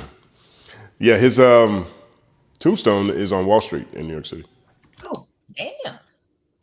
Wow. Well, it's right across the street from it, yeah. Thank you very much, my brother John Smith. Thank you, John. I mean, as to the Luigi's Mansion question, if someone who looks like me does some real house cleaning, people who don't look like me get the fallout and nothing actually changes. It's actually what happens. That is how the system is set up. Yep. You know, and thank you for recognizing that. Most people don't see it, or choose not to see it, or never get that far in terms of empathy to land on how other people might feel. Most people never get there. And we're not even really taught that. I mean, BK's talking about the prosperity gospel. You know what I'm saying? Why is that a thing? Why is that a thing? When did Jesus become so secondary? I saw this movie, not a movie, it's a documentary on Netflix a while ago. Oh my God, what was it called? I can't remember, but it's about this sect within Congress. And it's a bunch of religious fundamentalists who are, you know, also paying Trump a whole lot of money. And they created their own Bible. It's not their own Bible. What they did was they only pulled out 4 books of the Bible, right? And they de-emphasized all the red words, which is Jesus talking. Right. Right. And so they are, and then they push that globally. So they'll go take a meeting with some leader in Nigeria or something, and they'll say, "How can we pray for you?" And then the leader will say, "Hey man, if you could just go ahead and, you know what I'm saying, well, I really got to get these, you know, this militia off my ass right now. That'd be great. So can you pray for me for that?" And they'll be like, "Okay, awesome. Oh, God answered with a whole bunch of bombs and missiles. The only thing we need you to do is dedicate your life to our Lord and Savior, Jesus Christ. And what that looks like is give us your resources." You know, oh, what's this thing called? What's that? Netflix documentary So I can about point at it and say, this is exactly what I be religious congressmen. What's it called? What order is it? This is it right here. The Family. The Family. Yeah. The Fellowship Foundation, or the Family, a secretive conservative Christian group with profound influence over Washington, D.C., politicians, and global leaders. It's a really good documentary. It's crazy. Yeah. It's crazy what they're doing. And so, you know, you start, I mean, even what's his name was all over the place on this. Who's the guy? Who's the guy who got shot in the neck? What's his name? Charlie Kirk. Charlie Kirk was like, I'm not really into empathy. Like, that to me is the definition. That is like wearing a bright orange vest that says Antichrist on it. Yeah. Not really. Yeah, and like, just like even Sam Almond and them and being like, we got to rework the social order. It's just like the way that we relate to each other as humans. Like, why? Or that you know, I don't know if it was Bill Ackman that was like, reflection is just like weak. Like there's no we've moved past as a society like reflection, oneself. Like I'm like that's right. Some anti-social shit. Like they'll say that in one breath, and the next breath they'll be like, "But we're originalists with the Constitution." You know what I'm saying? Right. It's like, what the hell? Did you read it? Forget slavery, but let's celebrate the Confederacy. Right. You know, it's like Don't make no sense. it's just yeah. It was so funny watching all the psychologists come in and be like, hold on, wait, this is bad that you're not doing any reflection. This like, I don't think you should go saying that out loud like that. It's like they ran out like, sir, please step this way. Step this way. NPC John Smith says, "Elle, to clarify, it did not take me till the files to come to the realization of what this country is built on. The files made me realize that everyone in and or vying for power is complicit and no one is coming to help. Ain't nobody come to save you. Ain't nobody come to save you." Clarence Thomas, I hope they get him in the files. Ooh. If he's in the files, he's going to be the only one to suffer. Exactly. They're going to be like, oh, well. Clarence the whole time? Hey, man, well, I thought he was a good guy. That would be so crazy. It's all coming down on him. Oh, yeah. I don't like this framing, but I don't want to I don't want to pick on John Smith. I don't like this. This files made me realize that everyone in or vying for power is complicit. It's really giving me flashback to both parties are the same. Well, I think these guys supersede parties. Yeah, that's true. But I'm talking about the messaging. I'm talking about the messaging. Oh, like the both sides-ism? Yeah, it doesn't have to be true. This is what I learned about the messaging. It doesn't have to be true.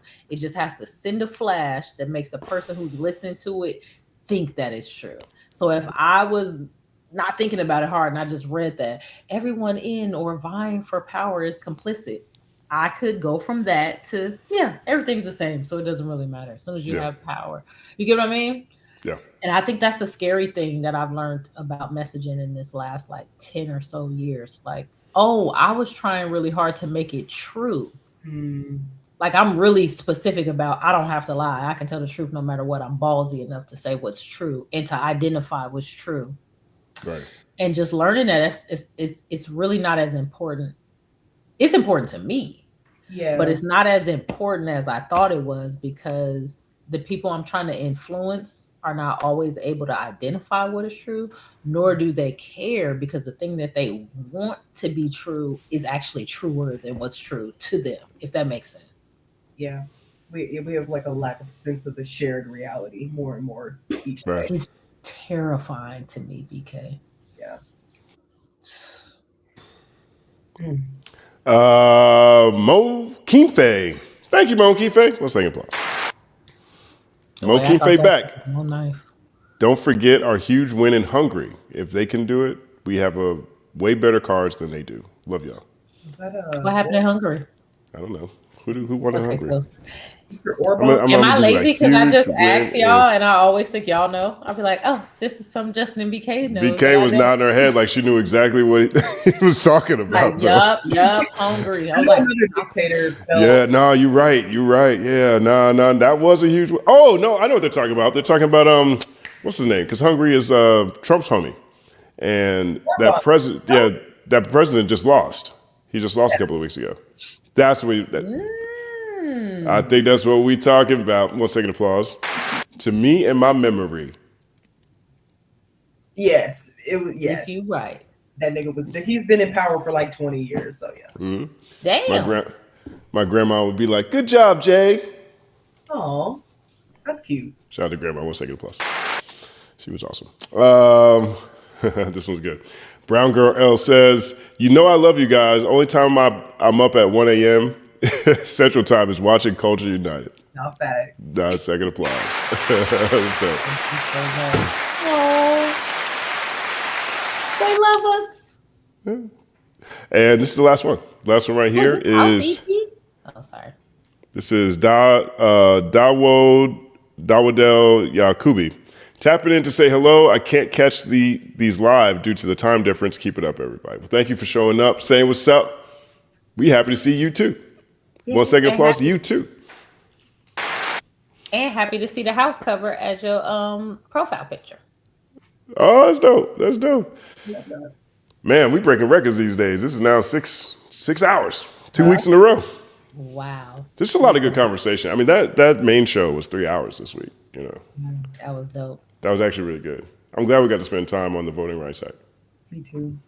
And I think that was a really healthy community conversation. Yes, I agree. Definitely. Those are my favorite shows. Operating in good faith. Yeah. And politics can get so sticky, especially based on strategy and what people are doing. Everybody was respectful, but also able to critique. Like it's an intellectually safe space to do that. Yeah. I like that. Instead of everybody looking for their moment to try to say something or whatever, it's like, no, let's really analyze. So, yeah, that was really fun. I really enjoyed it. Right. Yeah, me too. You guys got any closing words until next week? I have a sneak peek of something new coming from 1st and 15th. Ooh, nice. So the word around the block is there will be a live Lupe album coming mid to late this year. A live Lupe album? Oh, snap. 1 second, boy. That's crazy. That's what I heard. That's what crazy. I heard. A live Lupe album? That's what's up. I was like, ooh. So that's something, orchestra type that's crazy. Situation you guys should be on the lookout for this year. But you ain't heard that from me. You ain't heard That's that. W right there. I talked to Chill today, actually. Because Dame Dash was talking to Art of Dialogue about how much he loved Chill, one, how close they were as friends. And he was talking about how Jay really loved Lupe and wanted him to go to Rockefeller or whatever. And so I sent that over to Chill. Chill was just laughing. He was like, "Where'd you get this from?" You sound just like him. He told me the real story. BK, you got anything you want to close with? Well, I love y'all. It feels so good to be back. I was like missing my family. It was just 1 week, but I was like, wait, I miss y'all. But I was tapped in. Me and Morgan were literally yelling at the screen like, Barry! We always talk about Barry. Like we definitely got spirited in our car with that. Nice. Definitely check out my latest video, the litmus test. Also, I have some questions about mod things. I may hit y'all privately about that, but if you're versed in moddery and mod world, feel free to DM me and let me know. I just feel like there's just like a curve that I'm not like clearing right now. And yeah, come back next week for Culture United. Yeah, definitely. We got a lot of great mods in here. Big shout out to Sed. Big shout out to Chillin' with Moni. She's always in here modding, man. I really, really appreciate her and her support on that. Big shout out to Deluxe, the champ. Big shout out to Lils. If you guys are interested in being a mod, let me know next time. And, we definitely need mods on Third Verse Morning Show. And, tune into the morning show. We have an announcement we're making about upcoming endeavors. And so that'll be 7 a.m. tomorrow morning. Me, Stat DJ. Goofy as hell in the morning. I'm running on fumes in the morning, y'all. Because after this, I gotta timestamp it up, and then I gotta get the segments and put them over on the Clips channel, and then it's like 3, and then it's like 7. The last week's episode, I opened the show, I'm like, third verse morning show. I was like falling out my chair, I couldn't even talk. It was crazy, and which is funny because we had the longest opening retention time we ever had with that, so maybe I'll make a mistake tomorrow. I don't know. You got to tune in. Big thanks to everybody. Again, the Culture United is something that I think is really important to all of us because, as always, I say this often, hip-hop is culture, but it's also community. And I'm really, really proud of the space that we've been able to create, and I'm really excited for all the places that we could take it. And I'm very, very thankful for BK and Elle every week being here and contributing so many awesome things and helping to grow this platform. I don't even know what it would look like without him. So see you guys tomorrow morning for Third Verse Morning Show. And it's all happening. Peace. Culture united, culture united, culture united, culture united, connecting all over the world, connecting all over the world.